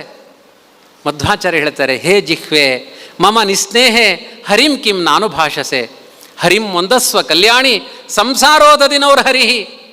ಇದನ್ನು ಬಂದು ಹೇಳಿದ್ದು ಈ ಭೂಮಿಯಲ್ಲೇ ಹೇಳಿದ್ದು ಮಧ್ವಾಚಾರ್ಯರು. ಕೃಷ್ಣಾಮೃತ ಮಹಾರ್ಣವ ಕೊಕ್ಕಡ ಕ್ಷೇತ್ರದಲ್ಲಿ ಎಡಪಡಿತಾಯರ ವಂಶಕ್ಕೆ ಮಧ್ವಾಚಾರ್ಯರು ರಚನೆ ಮಾಡಿಕೊಟ್ಟಿದ್ದಾರೆ. ಆ ಗ್ರಂಥದ ತುಂಬ ಏನಿದೆ ಅಂದರೆ, ಕಾಲಿಗೆ ಸಾರ್ಥಕ್ಯ ಹೇಗೆ, ನಾಲಿಗೆ ಸಾರ್ಥಕ ಆಗುವುದು ಹೇಗೆ, ಮಂಡೆ ಸರಿಯಾಗುವುದು ಹೇಗೆ, ನಾರಾಯಣೇತಿ ಮಂತ್ರೋಸ್ತಿ ವಾಗಸ್ತಿ ವಶವರ್ತಿನಿ ತಥಾಪಿ ನರಕೆ ಘೋರೆ ಪತಂತಿ ತೇತದದ್ಭುತಂ. ನಾರಾಯಣ ಅನ್ನುವ ನಾಮ ಇದೆ, ಬಾಯಿ ತೆಗೆದಾಗ ಹೇಳಲಿಕ್ಕೆ ಆಗುತ್ತೆ, ಆದರೂ ನಾರಾಯಣ ಅಂತ ಹೇಳಲ್ಲ. ಯಾವುದೋ ವಾರ್ತಾಲಾಪಗಳಲ್ಲಿ ಕಾಲ ಕಳೀತಾರೆ, ನರಕಕ್ಕೆ ಹೋಗಿ ಬೀಳ್ತಾರೆ. ಇವರಿಗೆ ಪ್ರಾಯಶ್ಚಿತ್ತ ಏನು? ನಮ್ಮ ಮನಸ್ಸು ಬುದ್ಧಿಗಳನ್ನು ಸರಿ ಮಾಡುವ 100 ಸುಭಾಷಿತಗಳನ್ನು ಕೃಷ್ಣಾಮೃತ ಮಹಾರ್ಣವ ಅನ್ನುವ ಗ್ರಂಥದ ಮೂಲಕ ಈ ಪವಿತ್ರವಾದ ಮಣ್ಣಿನಲ್ಲಿ ಕೊಟ್ಟವರು ಮಧ್ವಗುರುಗಳು, ಮಧ್ವಾಚಾರ್ಯರು. ಆದ್ದರಿಂದ ನಮ್ಮ ಬದುಕಿನ ಸಾರ್ಥಕತೆಯ ಬಗ್ಗೆ ಪ್ರಶ್ನೆ ಕೇಳ್ತಾನೆ. ಆವಾಗ ಶುಕಾಚಾರ್ಯ ಹೇಳ್ತಾರೆ, ನಿದ್ರಯ ಕ್ರಿಯತೆ ನಕ್ತಂ ವ್ಯವಾಯೇನ ನವಮಯ ದಿವಾಚ ಅರ್ಥೇಹಯ ರಾಜನ್ ಕುಟುಂಬ ಭರಣೇನವ ಶ್ರೋತವ್ಯಾನೀಹ ರಾಜೇಂದ್ರ ನೃಣಾಂ ಸಂತಿ ಸಹಸ್ರಶಃ ಅಪಶ್ಯತಾಂ ಆತ್ಮತತ್ವಂ ಗೃಹೇಶು ಗೃಹಮೇಧಿನ. ಕೇಳಲಿಕ್ಕೆ ಸಾವಿರಾರು ಚಿಂತನೆಗಳಿದೆ, ನೋಡಲಿಕ್ಕೆ ಸಾವಿರಾರು ದೃಶ್ಯಗಳಿದೆ, ಆದರೆ ಅದು ಯಾವುದರ ಬಗ್ಗೆ ನೀನು ಗಮನ ಹರಿಸಬೇಡ.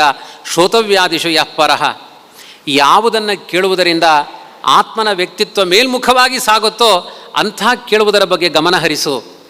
ಒಳ್ಳೆಯ ವಿಚಾರಗಳನ್ನು ಕೇಳಿಸಿಕೋ. ಶ್ರೋತವ್ಯಾದಿಷು ಯಃ ಪರಃ. ಒಬ್ಬ ಮನುಷ್ಯ ಬದುಕುತ್ತಾನೆ, ಎಂಥದ್ದೇ ಆಯುಷ್ ಕರ್ಮಗಳನ್ನು ಮಾಡಲಿ, ಜಪಗಳನ್ನು ಮಾಡಲಿ, ತಪಸ್ಸು ಮಾಡಲಿ, ಧನ್ವಂತರಿ ಜಪ ಮಾಡಲಿ, ಎಷ್ಟು ಚಿರಂ ಜೀವತಿ ವರ್ಷ ಶತಂ ಜೀವತಿ. ಬದುಕುತ್ತಾನಪ್ಪ, 100 ವರ್ಷ ಬದುಕಬಹುದು ಅಷ್ಟೇ, ಆಮೇಲೆ ಬದುಕಲಿಕ್ಕೆ ಆಗಲ್ಲ ಯಾರಿಂದಲೂ. 100 ವರ್ಷದಲ್ಲಿ 50 ವರ್ಷ ನಿದ್ರೆಯಲ್ಲೇ ಹೋಗುತ್ತೆ, ರಾತ್ರಿ ಎಲ್ಲ ನಿದ್ರೆಯಲ್ಲಿ ಕಾಲ ಕಳೀತೇವೆ, 12 ಗಂಟೆ ನಿದ್ರೆಯಲ್ಲಿ ಹೋಗುತ್ತೆ. ಪ್ರವಚನದಲ್ಲಿ ಬಂದರೆ ಎಕ್ಸ್ಟ್ರಾ ಬೆನಿಫಿಟ್ ಅಷ್ಟೇ, ನಿದ್ರೆಯಲ್ಲಿ ಹೋಯಿತು.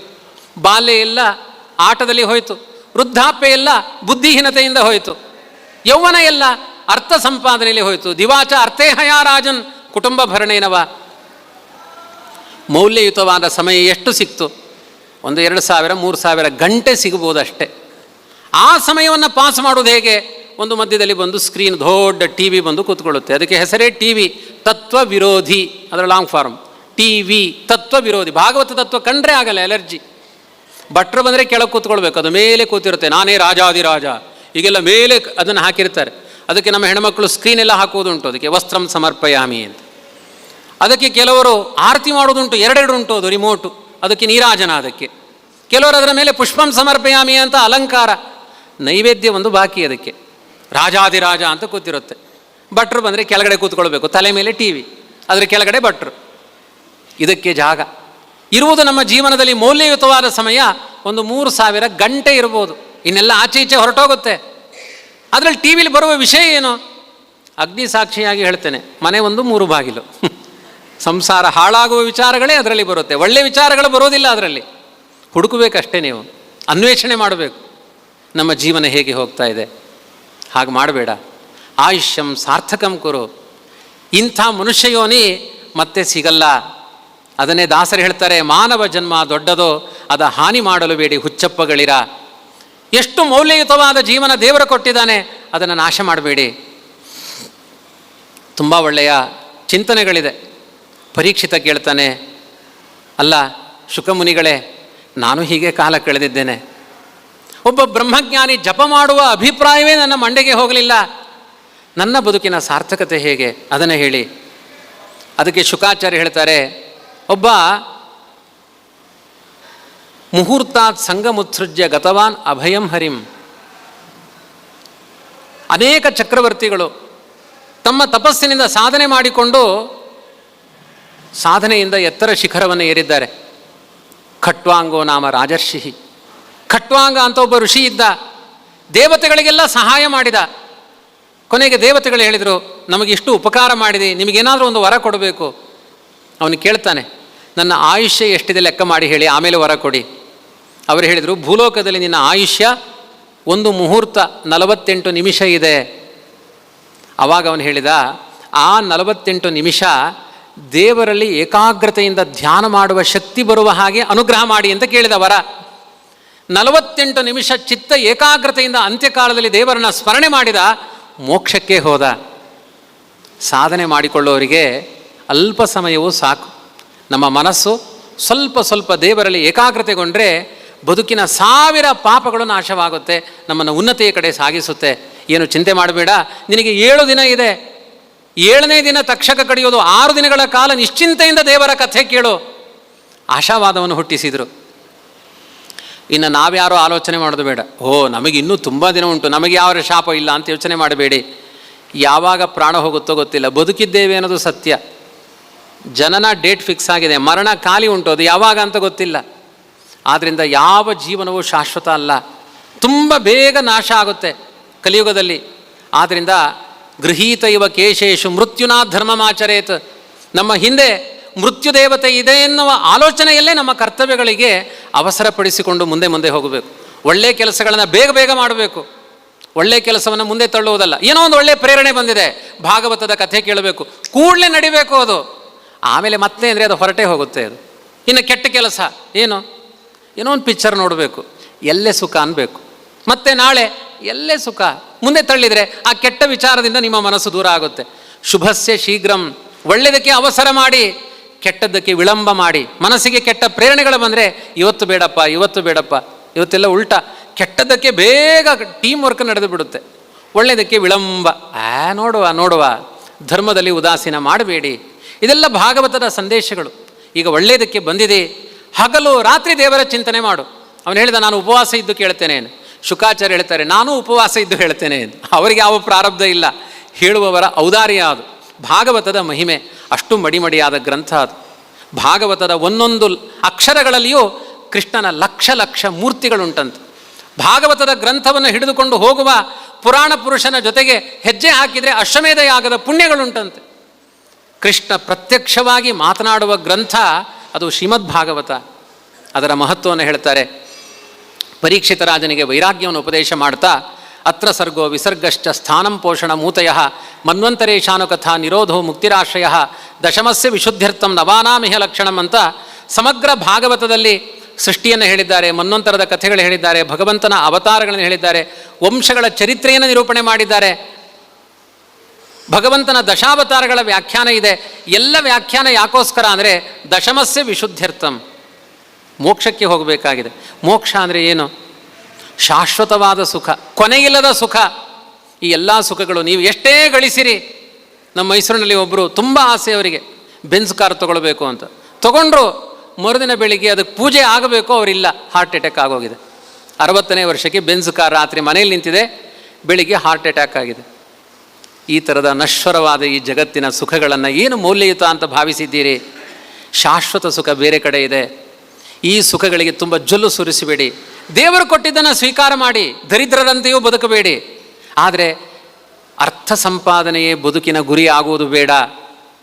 ಅದು ಒಂದು ಧರ್ಮ, ಅರ್ಥ, ಕಾಮ, ಮೋಕ್ಷ, ಚತುರ್ವಿಧ ಪುರುಷಾರ್ಥಗಳಲ್ಲಿ ಒಂದು ಅಂಗ, ಅದೇ ಪ್ರಧಾನ ಅಲ್ಲ. ಹಾಗಾಗಿ ದಾಸರು ಹೇಳ್ತಾರೆ, ಧರ್ಮವೆಂಬ ಸಂಬಳವ ಗಳಿಸಿಕೊಳ್ಳಿರೋ. ಯಾವುದ್ಯಾವುದೋ ಸಂಬಳಕ್ಕೆ ಆಸೆ ಪಡಬೇಡಿ. ಧರ್ಮ ಅನ್ನೋದು ಒಂದು ಸಂಬಳ, ಅದು ಪರಲೋಕ ಸಾಧನ, ಅದರ ಬಗ್ಗೆ ನಿಮ್ಮ ಉಪಾಯಗಳಿರಲಿ ಅಂತ ಶುಕಮುನಿಗಳು ಇಲ್ಲಿಗೆ 2 ಸ್ಕಂದಗಳ ಮುಕ್ತಾಯ ಆಗುತ್ತೆ. 3ನೇ ಸ್ಕಂದದಲ್ಲಿ ಸೃಷ್ಟಿಯ ಬಗ್ಗೆ ವಿಸ್ತಾರವಾದ ವಿಚಾರಗಳನ್ನು ಹೇಳ್ತಾರೆ. ಬ್ರಹ್ಮನಿಂದ ಸೃಷ್ಟಿ ಹೇಗಾಯಿತು, ವರಾಹನ ಚರಿತ್ರೆಯನ್ನೆಲ್ಲ ಹೇಳಿಕೊಂಡು ಸ್ವಯಂಭೂ ಮನುವಿನಿಂದ ಸೃಷ್ಟಿ ಆರಂಭವಾಯಿತು. ಸ್ವಯಂಭೂ ಮನು, ಶತರೂಪಾದೇವಿ ಇಬ್ಬರು ಸೇರಿ ಮಿಥುನಿ ಸೃಷ್ಟಿಯನ್ನು, ಭೂಲೋಕದಲ್ಲಿ ಸೃಷ್ಟಿ ಡೆವಲಪ್ ಆಗಿರಲಿಲ್ಲಂತೆ. ಈ ಟೆಕ್ನಾಲಜಿ ಡೆವಲಪ್ಮೆಂಟ್ಸ್ ಅಂತಾರಲ್ಲ, ಹಾಗೆ ಸೃಷ್ಟಿ ಡೆವಲಪ್ ಆಗಿರಲಿಲ್ಲ. ಬ್ರಹ್ಮದೇವರು ಆಲೋಚನೆ ಮಾಡಿದ್ರಂತೆ, ಸೃಷ್ಟಿ ಮುಂದುವರಿಬೇಕು ಅಂದರೆ ಏನು ಮಾಡಬೇಕು? ಪುರುಷರು ತಾವೇ ಸೃಷ್ಟಿಗಳನ್ನು ಮಾಡ್ತಾಯಿದ್ರು, ಅವರಿಗೆ ಸ್ತ್ರೀ ಬೇಕಾಗಿರಲಿಲ್ಲ. ಉದಾಹರಣೆಗೆ ವೇದವ್ಯಾಸರೇವರಿಗೆ ಮಗ ಶುಕಮುನಿಗಳು ಒಂದು ಕಾಷ್ಟವನ್ನು ಮಥನ ಮಾಡಿ ಹುಟ್ಟಿಸಿದ ಮಗ, ಅದು ಯಾವ ಹೆಣ್ಣಿನ ಗರ್ಭದಿಂದ ಬಂದವರಲ್ಲ. ಹೀಗೆ ತುಂಬ ಜನ ಋಷಿಮುನಿಗಳು, ದ್ರೋಣಾಚಾರ್ಯರ ಮಗ ಭರದ್ವಾಜರ ಮಗ ದ್ರೋಣಾಚಾರ್ಯರು, ಭರದ್ವಾಜರು ಒಂದು ದ್ರೋಣದಲ್ಲಿ ತಮ್ಮ ತೇಜಸ್ಸನ್ನು ಧರಿಸಿದರು, ಅಲ್ಲಿಂದ ಒಂದು ಮಗುವನ್ನು ಸೃಷ್ಟಿ ಮಾಡಿದರು. ಅಲ್ಲಿ ಹೆಣ್ಣು ಗರ್ಭಧಾರಣೆ ಮಾಡಲಿಲ್ಲ. ಹಾಗಾಗಿ ಸ್ತ್ರೀಯ ಅಪೇಕ್ಷೆಯೇ ಇಲ್ಲದೆ ಸೃಷ್ಟಿ ಇತ್ತು, ಅದು ತುಂಬ ವಿಳಂಬವಾಗಿತ್ತು. ಇಲ್ಲ, ತುಂಬ ಜೀವರಾಶಿಗಳು ಭೂಮಿಯಲ್ಲಿ ಮನುಷ್ಯರಾಗಿ ಬರಬೇಕು. ಅದಕ್ಕೋಸ್ಕರ ಬ್ರಹ್ಮದೇವರು ಶತರೂಪೆ ಮತ್ತು ಸ್ವಯಂಭೂಮನು ಅನ್ನುವ ಇಬ್ಬರು ಮಕ್ಕಳಿಗೆ ಆದೇಶ ಮಾಡ್ತಾರೆ, ನೀವಿಬ್ಬರು ಪರಸ್ಪರ ಪ್ರೀತಿಸಿ ಮದುವೆಯಾಗಿ ಜಗತ್ತಿಗೆ ಬೇಕಾದ ಧರ್ಮಸ್ಥಾಪಕರಾದ ಸಂತಾನವನ್ನು ಪಡಿರಿ. ಬ್ರಹ್ಮದೇವರು ಹೇಳ್ತಾರೆ, ಹೆಣ್ಣನ್ನು ನೋಡಿದರೆ ಗಂಡಿಗೆ ಒಂದು ಅನುರಾಗ, ಗಂಡನ ನೋಡಿದರೆ ಒಂದು ಹೆಣ್ಣಿಗೆ ಅನುರಾಗ ಹುಟ್ಟಲಿ, ಅವರಿಬ್ಬರ ಮೂಲಕ ಸೃಷ್ಟಿ ಜಗತ್ತಿನಲ್ಲಿ ಅಭಿವೃದ್ಧಿಯನ್ನು ಹೊಂದಲಿ ಅಂತ ಬ್ರಹ್ಮದೇವರ ಸಂಕಲ್ಪಕ್ಕೆ ಅನುಗುಣವಾಗಿ ಸೃಷ್ಟಿ ಮುಂದುವರಿಯುತ್ತೆ. ಆ ಸ್ವಯಂಭೂಮನು ಶತರೂಪಾದೇವಿಗೆ 5 ಜನ ಮಕ್ಕಳು, ಪ್ರಿಯವ್ರತ, ಉತ್ತಾನಪಾದ, ಆಕೂತಿ, ಪ್ರಸೂತಿ, ದೇವಹೂತಿ ಅಂತ. ಸ್ವಲ್ಪ ಫಾಸ್ಟಾಗಿ ಹೇಳ್ತೇನೆ, ಸಮಯ ಆಗ್ತಾ ಇದೆ. ಇನ್ನು 20 ನಿಮಿಷದಲ್ಲಿ ಕಥೆ ಮುಗಿಬೇಕು. 5ನೇ ಸ್ಕಂದದ ತನಕ ಹೋಗಬೇಕು ನಾವು. 2ನೇ ದಿನದ ಕಥೆ ಕೇಳುವುದೇ ಮುಖ್ಯ ಅಲ್ಲ, ಅದರಲ್ಲಿರುವ ತತ್ವಗಳು ಮುಖ್ಯ. ಆ 5 ಜನರಲ್ಲಿ ಕೊನೆಯ ಮಗಳು ದೇವಹೂತಿ, ಅವರನ್ನು ಕರ್ದಮ ಪ್ರಜಾಪತಿಗೆ ಕೊಟ್ಟು ವಿವಾಹ ಮಾಡ್ತಾರೆ. ಆ ಕರ್ದಮ ಪ್ರಜಾಪತಿಯಿಂದ 9 ಜನ ಹೆಣ್ಣುಮಕ್ಕಳು ಮೊದಲು, 10ನೇಯವನು ಭಗವಂತ ಅವತಾರ ಮಾಡ್ತಾನೆ. ಇದೆಲ್ಲ ಹೆಣ್ಣುಮಕ್ಕಳಿಗೆ ಸಂದೇಶ. 9 ಹೆಣ್ಣು ಹಡಿರಿ, 10ನೇಯವನು ದೇವರೇ ಮಗನಾಗಿ ಬರ್ತಾನೆ ಅಂತ. ಸುಮ್ಮನೆ ಬರೆದಿಟ್ಕೊಳ್ಳಿ ಅಷ್ಟೆ. ಯಾವುದಾದ್ರೂ ಜನ್ಮದಲ್ಲಿ ದೇವರು ವರ ಕೊಟ್ಟರೆ ಉಂಟು ಅಷ್ಟೆ. 1, 2 ಸಾಕು ಅನ್ನುವ ಕಾಲ ಇದು. ದೇವರೇ ಮಗನಾಗಿ ಬರ್ತಾನೆ, ಅವನಿಗೆ ಕಪಿಲ ಅಂತ ಹೆಸರು. ಕರ್ದಮರು ದೇವರ ಅವತಾರ ಆದ ಮೇಲೆ ಅವನ ಅನುಗ್ರಹವನ್ನು ಪಡೆದು ಅರಣ್ಯಕ್ಕೆ ಹೊರಟು ಹೋಗ್ತಾರೆ. ಆ ಸಮಯದಲ್ಲಿ ಆ ದೇವಹೂತಿ ಕಪಿಲನಲ್ಲಿ ಕೇಳುತ್ತಾಳೆ, ನನ್ನ ಬದುಕಿನ ಸಾಧನೆ ಏನು? ಅದಕ್ಕೆ ದೇವಹೂತಿಗೆ ಕಪಿಲ ಹೇಳ್ತಾನೆ, ಸಜ್ಜನರ ಸಂಘ ಮಾಡು. ಮೊದಲನೇ ಉಪದೇಶ ಕಪಿಲನದ್ದು, ಸತ್ಸಂಗ ಮಾಡು. ನಮಗೇನೂ ಅರ್ಥ ಆಗಲ್ಲ, ಏನೂ ಓದಿದರೆ ತಿಳಿಯಲ್ಲ, ಒಳ್ಳೆಯವರ ಸಹವಾಸ ಮಾಡಿ. ಸತಾಂ ಸದ್ಭಿಸ್ಸಂಗೋ ಮಹತಿ ಪುಣ್ಯೇನ ಲಭತೆ. ಸತ್ಸಂಗ ಮಾಡೋದು ತುಂಬ ದೊಡ್ಡದು. ಎಷ್ಟೆಷ್ಟು ಸಜ್ಜನರ ಸಹವಾಸ ಮಾಡ್ತಿರೋ ಅಷ್ಟು ಪಾಪಗಳು ಪರಿಹಾರ ಆಗುತ್ತೆ. ನೀವೆಲ್ಲ ಬನ್ನಿ, ದಿನ ಇಷ್ಟು ಒಂದು 200-300 ಜನದ ಒಟ್ಟಿಗೆ ಹೀಗೆ ಕೂತ್ಕೊಂಡ್ರೆ ಅಷ್ಟು ಸಜ್ಜನರ ಜೊತೆಗೆ ಸಹವಾಸ ಮಾಡಿದ ಪುಣ್ಯ ನಮ್ಮ ತುಂಬ ಕಷ್ಟಗಳನ್ನು ಪರಿಹಾರ ಮಾಡುತ್ತೆ. ನೀವು ತೂಕಡಿಸಿದರೂ ಪರವಾಗಿಲ್ಲ, ಇನ್ನು ತೂಕಡಿಸಬೇಡಿ, ತೂಕಡಿಸಿದರೂ ಪರವಾಗಿಲ್ಲ, ಸತ್ಸಂಗದಿಂದ ಒಂದು ಪುಣ್ಯ ಬರುತ್ತೆ, ಪಾಸಿಟಿವ್ ಎನರ್ಜಿ ಕ್ರಿಯೇಟ್ ಆಗುತ್ತೆ. ಸತ್ಸಂಗ ಮಾಡಿ. ದೇವಿ ಭಾಗವತದಲ್ಲಿ ಒಂದು ಕಥೆ ಇದೆ. ನಾರದರು ಹೋಗಿ ದೇವರಲ್ಲಿ ಕೇಳ್ತಾರೆ, ಸಜ್ಜನರ ಸಹವಾಸಕ್ಕೆ ಅಷ್ಟೇನು ಮಹತ್ವ ಇದೆ ಅಂತ.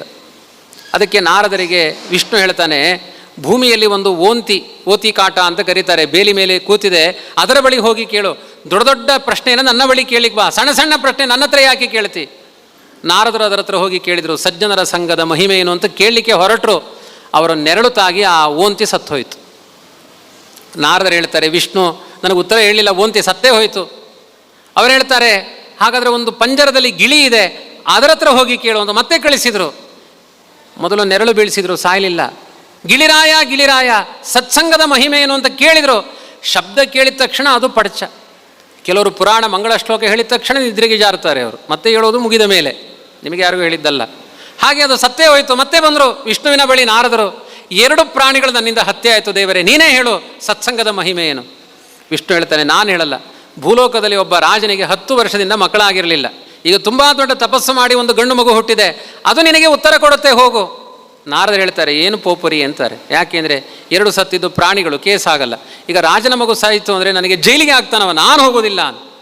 ವಿಷ್ಣು ನಾರದರನ್ನ ಕರ್ಕೊಂಡು ಬರ್ತಾನೆ, ಬಾ ನಿನ್ನೊಟ್ಟಿಗೆ ನಾನು ಬರ್ತೇನೆ, ಆ ಮಗುವೇ ನಿನಗೆ ಉತ್ತರ ಕೊಡುತ್ತೆ. ನಾರದರು ರಾಜನ ಹೆಬ್ಬಾಗಿಲಿನಲ್ಲಿ ಪಾದ ಇಟ್ಟಿಲ್ಲ, ತೊಟ್ಟಿಲಲ್ಲಿ ಹುಟ್ಟಿದ ಮಗು ಕರೆಯುತ್ತೆ, ನಾರದರೇ ಬನ್ನಿ ಬನ್ನಿ ಅಂತ ಕರೆಯುತ್ತೆ. ಆಶ್ಚರ್ಯ ನಾರದರಿಗೆ, ಹುಟ್ಟಿದ ಮಗು ಮಾತನಾಡೋದು ಅಂದರೆ ಏನು, ನನ್ನನ್ನು ಕರಿತಾ ಇದೆಯಲ್ಲ ಗಮನಿಸಿ. ಅದು ಹೇಳುತ್ತೆ, ನಾನು ಮೊದಲನೆಯ ಜನ್ಮದಲ್ಲಿ ಓಂತಿಯಾಗಿ ಹುಟ್ಟಿದ್ದೆ, ನಿಮ್ಮಂಥ ಸಜ್ಜನರ ನೆರಳು ತಾಗಿದ ಪುಣ್ಯದಿಂದ ಹಾರಾಡುವ ಗಿಳಿಯಾದೆ. ಅವಾಗಲೂ ಬಂದು ನೀವೇನೋ ಮಾತನಾಡಿದರೆ ಅರ್ಥ ಆಗಲಿಲ್ಲ, ಆದರೂ ಕಿವಿಯಲ್ಲಿ ಬೀಳ್ತು ಶಬ್ದಗಳು. ಈಗ ಒಬ್ಬ ರಾಜನ ಮಗನಾಗಿ ಹುಟ್ಟಿದ್ದೇನೆ, ಕೋಟಿ ಕೋಟಿ ಜನ್ಮಗಳಲ್ಲಿ ಸಾಧನೆ ಮಾಡಿ ಹುಟ್ಟಬೇಕಾದ ರಾಜತ್ವ 3 ಜನ್ಮದಲ್ಲಿ ಬಂದಿದೆ ನಿಮ್ಮಂಥ ಸಜ್ಜನರ ಸಹವಾಸದಿಂದ. ಇದನ್ನು ಭಾಗವತ ಹೇಳುತ್ತೆ. ಸತ್ಸಂಗ ಮಾಡಿ ನಿಮ್ಮ ಕಷ್ಟಗಳೆಲ್ಲ ಪರಿಹಾರ ಆಗುತ್ತೆ. ಇದು ಕಪಿಲ ಮಾಡಿದ ಮೊದಲನೇ ಉಪದೇಶ. ಆದೌ ಸಂಗಂಚ ಸಾಧುಷು, ಸಜ್ಜನರ ಸಹವಾಸವನ್ನು ಮೊದಲು ಮಾಡಿ, ದುಷ್ಟರ ಸಹವಾಸ ಮಾಡಬೇಡಿ. ಹೀಗೆ ಕಪಿಲನ ಉಪದೇಶವನ್ನು ಕೇಳ್ತಾ ಕೇಳ್ತಾ ದೇವಹೂತಿ ಬದುಕು ಒಂದು ದಿವ್ಯವಾದ ನದಿಯಾಗಿ ಹರಿದು ಹೋಗುತ್ತೆ. ದೇವಹೂತಿಯ ಬದುಕು ಸಾರ್ಥಕ ಆಗಿಬಿಡುತ್ತೆ. ತಾಯಿಗೆ ಪ್ರತ್ಯಕ್ಷವಾಗಿ ಮೋಕ್ಷವನ್ನು ಕರುಣಿಸಿದ ಕರುಣಾಳು ಕಪಿಲ. ಭಾಗವತದ ಮೊದಲನೆಯ ಕಥೆಯಲ್ಲಿಯೇ ಒಂದು ಹೆಣ್ಣಿಗೆ ಮೋಕ್ಷ ಆಯಿತು ಅನ್ನುವ ಕಥೆ ಇದೆ. ಕರುಣೆಯ ಕಥೆ ಇದು. ಹೆಣ್ಣಿಗೂ ಮೋಕ್ಷ ಇದೆ. ಎಷ್ಟೋ ಧರ್ಮಗಳಿದೆ, ಇಸ್ಲಾಂ ಧರ್ಮದಲ್ಲಿ ಹೆಣ್ಣಿಗೆ ಮೋಕ್ಷ ಇಲ್ಲ, ಅದೊಂದು ಮಕ್ಕಳನ್ನು ಹಡಿಯುವ ಮಿಷನ್ ಅದು. ನಮ್ಮ ಹಿಂದೂ ಧರ್ಮದಲ್ಲಿ ಯಾವ ಮೋಕ್ಷಕ್ಕೆ ಬ್ರಾಹ್ಮಣ ಹೋಗ್ತಾನೋ ಅದೇ ಮೋಕ್ಷಕ್ಕೆ ಶೂದ್ರನೂ ಹೋಗ್ತಾನೆ, ಅದೇ ಮೋಕ್ಷಕ್ಕೆ ಕ್ಷತ್ರಿಯನೂ ಹೋಗ್ತಾನೆ, ಅದೇ ಮೋಕ್ಷಕ್ಕೆ ಗಿಡ ಮರ ಪ್ರಾಣಿ ಪಕ್ಷಿ 84 ಲಕ್ಷ ಜೀವರಾಶಿಗಳಿಗೂ ಮೋಕ್ಷ ಇದೆ ಅಂತ ಹೇಳಿದ ಧರ್ಮ ಹಿಂದೂ ಧರ್ಮ. ಅಷ್ಟು ಮಹತ್ವ ಇದೆ ಹಿಂದೂ ಧರ್ಮಕ್ಕೆ.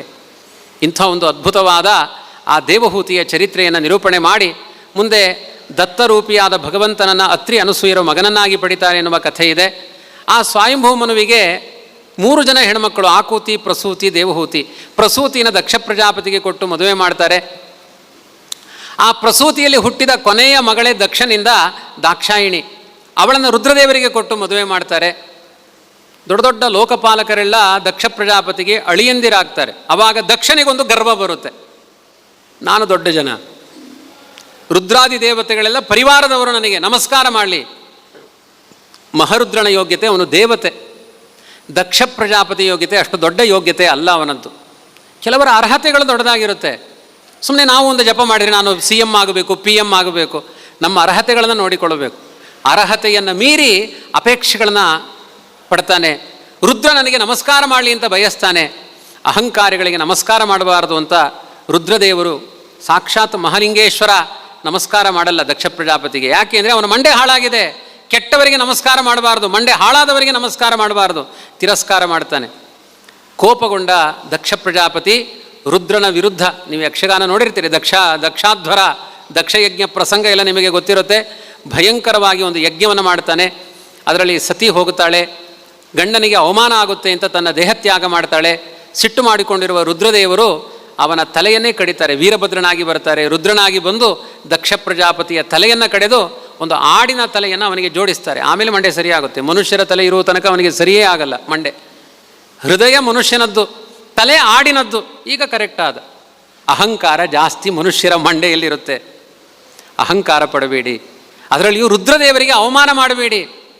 ಕೆಲವರು ಭಯಂಕರ ರುದ್ರದೇವರಿಗೆ ಅವಮಾನ ಮಾಡೋರಿದ್ದಾರೆ.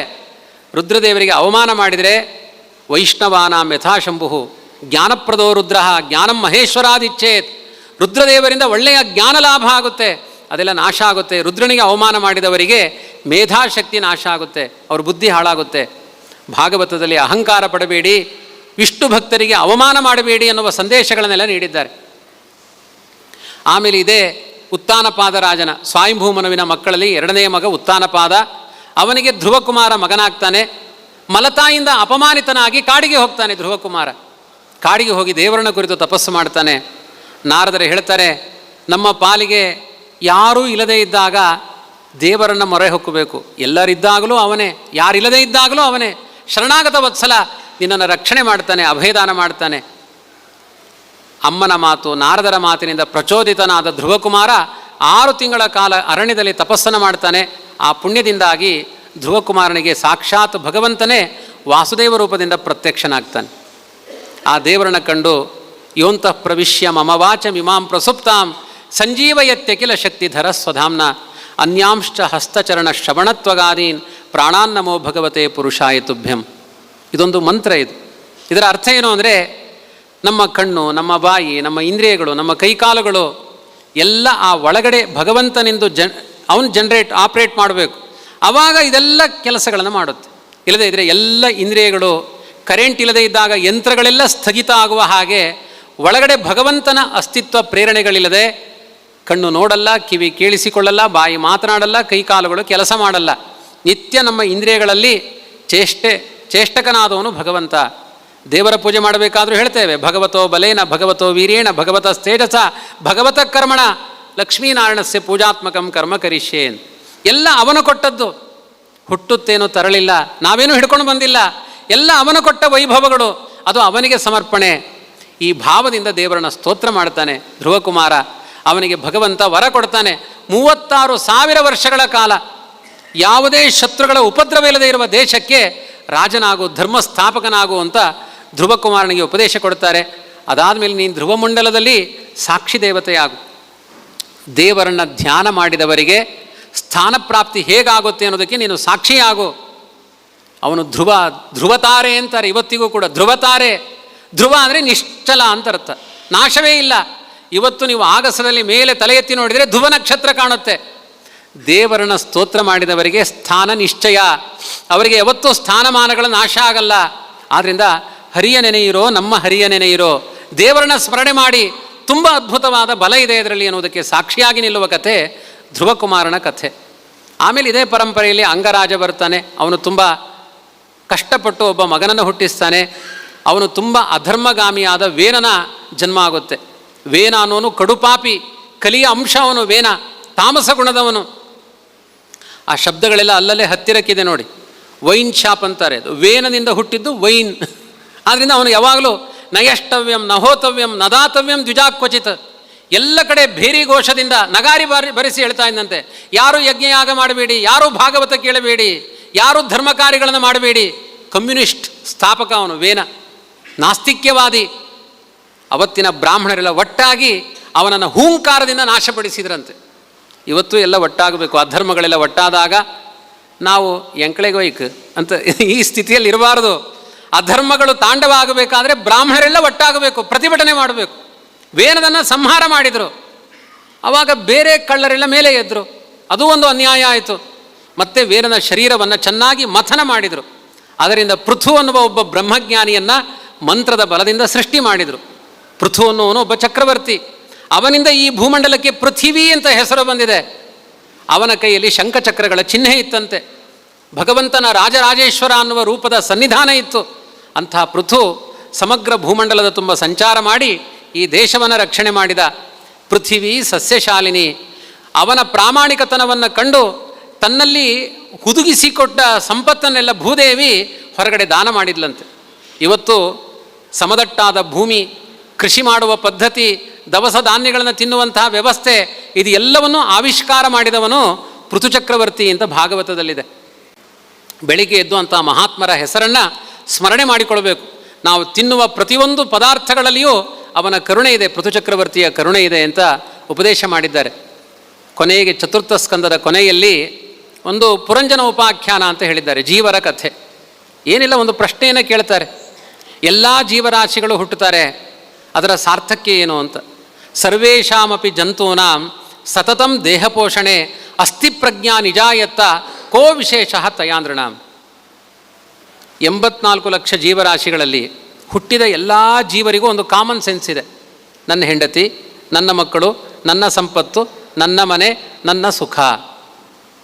ಇದೇ ಭಾವ ಮನುಷ್ಯರಲ್ಲಿಯೂ ಇದೆ. ಅಂದರೆ ಆ ಪ್ರಾಣಿ ಪಕ್ಷಿಗಳಿಗೂ ಮನುಷ್ಯರಿಗೂ ಏನು ವ್ಯತ್ಯಾಸ? ಸತತಂ ದೇಹ ಪೋಷಣೆ ಪ್ರಜ್ಞಾ ಅಸ್ತಿ. ದೇಹ ರಕ್ಷಣೆ ಮಾಡಬೇಕು ಅನ್ನೋ ಎಚ್ಚರ ಎಲ್ಲರಿಗೂ ಇದೆ. ಕೋ ವಿಶೇಷ ತಯಾಂದ್ರಣಾಂ, ಮನುಷ್ಯರ ಹೆಚ್ಚುಗಾರಿಕೆ ಏನು? ಅದೇ ಥರ ಆದರೆ ನಮ್ಮನ್ನು ಕತ್ತೆ ಅಂತಲೂ ಕರಿಬೋದು. ಯಾಕೆಂದರೆ ಕತ್ತೆಗೂ ಆಸೆಗಳಿದೆ. ನನಗೆ ಹೆಂಡತಿ ಬೇಕು ಅನ್ನೋ ಆಸೆ ಇದೆ, ಸುಖ ಬೇಕು ಅನ್ನೋ ಆಸೆ ಇದೆ. ಮನುಷ್ಯನಿಗೂ ಅದೇ ಈಕ್ವೆಲ್ ಆಗಿದೆ ಅಂದರೆ ಸಾಕ್ಷಾತ್ ಪಶು ಪುಚ್ಛ ವಿಷಾಣಹೀನ ಅಂತ ನಿಂದನೆ ಮಾಡುತ್ತೆ ಭಾಗವತ. ಅದನ್ನು ಪಶು ಅಂತ ಗಮನಿಸಲಿಕ್ಕೆ ಬೇಕಾದ ಕೊಂಬು ಬೀಲ ಇದೆ. ಮನುಷ್ಯನಲ್ಲಿ ಅದೆರಡು ಇಲ್ಲ. ಇದು ಪಶುವೇ. ಪಶುತ್ವದ ಕಡೆ ನಮ್ಮ ಬದುಕು ಸಾಗಬಾರದು. ಹಾಗಾದರೆ ಏನು ಮಾಡಬೇಕು? ಅದಕ್ಕೆ ಉತ್ತರ ಭಾಗವತವೇ ಹೇಳುತ್ತೆ. ವಾಚಂ ಯಚ್ಛ ಮನೋ ಯಚ್ಛ ಯಚ್ಛ ಪ್ರಾಣೇಂದ್ರಿಯಾಣಿ ಚ ಆತ್ಮಾನಂ ಆತ್ಮನಾ ಯಚ್ಛ ನ ಪುನರ್ಭೂಯಸೆ ಧ್ವನೆ. ದೇವರು ಕೊಟ್ಟ ನಾಲಿಗೆಯನ್ನು, ಈ ಮಾತನಾಡುವ ಶಕ್ತಿಯನ್ನು ಭಗವಂತ ಮನುಷ್ಯರಿಗೆ ಮಾತ್ರ ಕೊಟ್ಟಿದ್ದಾನೆ. ಯಾವ ಪ್ರಾಣಿಗಳಿಗೂ ಮಾತನಾಡುವ ಶಕ್ತಿ ಇಲ್ಲ. ಹೊಟ್ಟೆ ತುಂಬಿಸಿಕೊಳ್ಳಿಕ್ಕೆ ತುಂಬ ಮಾತನಾಡಬೇಕಾಗಿಲ್ಲ.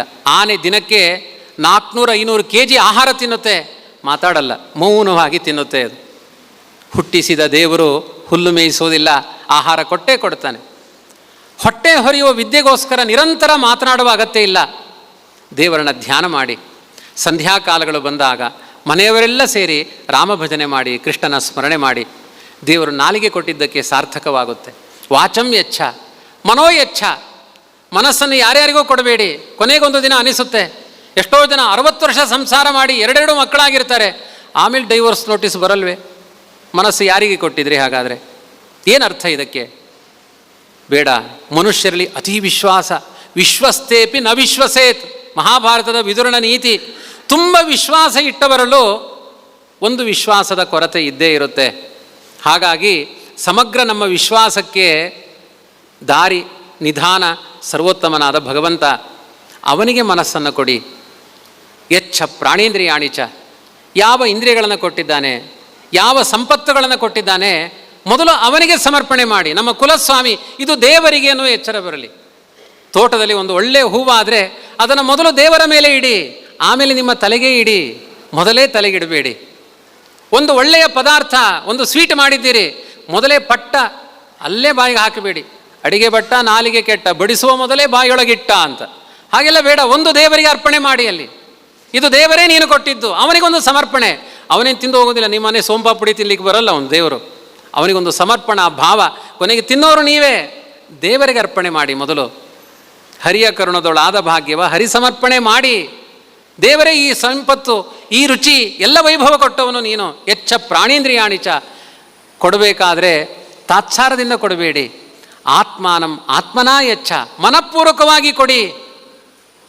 ಇಂಥ ಮಕ್ಕಳನ್ನು ಕೊಟ್ಟವನು ನೀನು, ಇಂಥ ತಂದೆ ತಾಯಿಗಳನ್ನು ಕೊಟ್ಟವನು ನೀನು, ಇಂಥ ಪುತ್ತೂರನ್ನು ಕೊಟ್ಟವನು ನೀನು, ಇಂಥ ದೇಶದಲ್ಲಿ ನಮಗೆ ಬದುಕನ್ನು ಕೊಟ್ಟವನು ನೀನು. ಈ ಎಚ್ಚರದಿಂದ ನಿಮ್ಮ ಬದುಕು ಸಾಗ್ತಾ ಇದ್ದರೆ ಮನುಷ್ಯ ಜನ್ಮ ಸಾರ್ಥಕ ಆಗುತ್ತೆ. ಈ ಸಾರ್ಥಕತೆಯ ಉಪಾಯಗಳನ್ನೆಲ್ಲ ಭಾಗವತ ನೀತಿ ಸಂಹಿತೆಯ ಜೊತೆಗೆ ಉಪದೇಶ ಮಾಡ್ತಾ ಹೋಗುತ್ತೆ. ಇಲ್ಲಿಗೆ 4th ಸ್ಕಂದ ಮುಗಿಯುತ್ತೆ. ಇನ್ನು 5ಮ ಸ್ಕಂದದಲ್ಲಿ ಅದೇ ಸ್ವಾಯಂಭೂಮನುವಿನ ಮೊದಲನೆಯ ಮಗ ಪ್ರಿಯೋವ್ರತ. ಆ ಪ್ರಿಯೋವ್ರತನಿಗೆ ಆಗ್ನೇದ್ರ ಅಂತ ಒಬ್ಬ ಮಗ, ಅವನಿಗೊಬ್ಬ ನಾಭಿ ಎನ್ನುವ ಮಗ, ಅವನಿಗೆ ಒಬ್ಬ ಋಷಭ ಅನ್ನುವ ಭಗವಂತನ ಅವತಾರ, ಅವನಿಗೊಬ್ಬ ಭರತ ಅನ್ನುವ ಮಗ. ಆ ಋಷಭರೂಪಿಯಾದ ಭಗವಂತನಿಗೆ ಪ್ರಧಾನರಾಗಿ 9 ಜನ ಜ್ಞಾನಿಗಳಾದ ಮಕ್ಕಳು ಹುಟ್ಟುತ್ತಾರೆ. ಕವಿರ ಹರಿರ ಅಂತರಿಕ್ಷ ಪ್ರಬುದ್ಧ ಪಿಪ್ಪಲಾಯನಃ ಆವಿರ್ಹೋತ್ರೋತ ದ್ರುಮಿಲಃ ಚಮಸಕ್ಕರ ಭಾಜನಃ ಅಂತ. ಕವಿ, ಹರಿ, ಅಂತರಿಕ್ಷ, ಪ್ರಬುದ್ಧ, ಪಿಪ್ಪಲಾಯನ, ಆವಿರ್ಹೋತ್ರ, ದ್ರುಮಿಲ, ಚಮಸ, ಕರಭಾಜನ ಅಂತ 9 ಜನ ತುಂಬ ದೊಡ್ಡ ಜ್ಞಾನಿಗಳು. ಅವರ ಕಥೆಯನ್ನು ಕೊನೆಗೆ ಹೇಳ್ತಾರೆ, 11ನೆಯ ಸ್ಕಂದದಲ್ಲಿ ಹೇಳ್ತಾರೆ. ಆಗ್ನೇದ್ರನ ಮಗ ನಾಭಿ, ನಾಭಿಯ ಮಗ ಋಷಭ, ಋಷಭನಿಗೆ 100 ಜನ ಮಕ್ಕಳು. ಆ 100 ಜನ ಮಕ್ಕಳನ್ನು ಕೂಡಿಸಿ ಧರ್ಮೋಪದೇಶ ಮಾಡ್ತಾನೆ. ನಿಮಗೆ ಯಾರು ನಿಜವಾದ ತಂದೆ?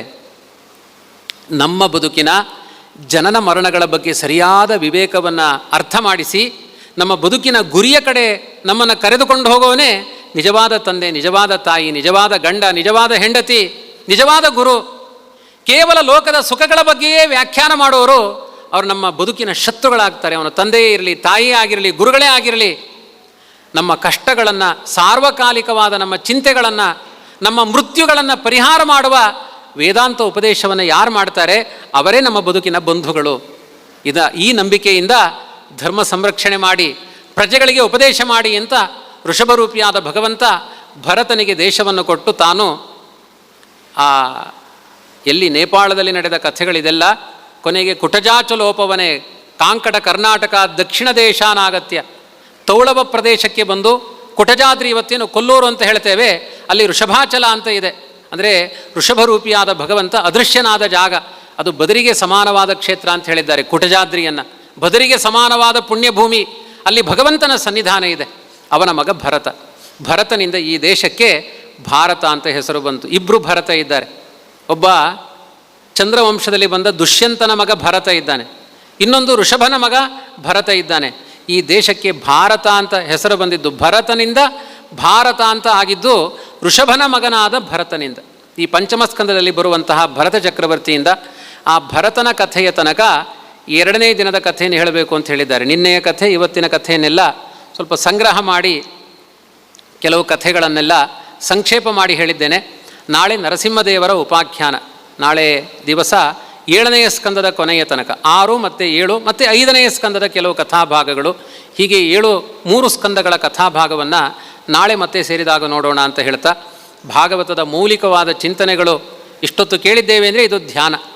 ಮನೆಯಲ್ಲಿ ಒಂದು ಧಾರಾವಾಹಿ ಅರ್ಧ ಗಂಟೆ ನೋಡಲಿಕ್ಕಾಗಲ್ಲ, ಮಧ್ಯದಲ್ಲಿ ಚಹಾ ಕುಡಿತಾ ಇರ್ತೇವೆ. ಈಗ ಒಂದು ಅರ್ಧ ಅಡಿಯ ಚೇರಿನಲ್ಲಿ, 1 ಅಡಿಯ ಚೇರಿನಲ್ಲಿ 2 ಗಂಟೆಗಳ ಕಾಲ ಮನೆಯಲ್ಲಿ ಹೀಗೆ ಕೂತ್ಕೊಳ್ಳಿಕ್ಕಾಗುತ್ತಾ? ಇದನ್ನೇ ತಪಸ್ಸು ಅಂತ ಕರೆಯೋದು. 4 ಧಾರಾವಾಹಿ ಟೈಮ್ ಇದು.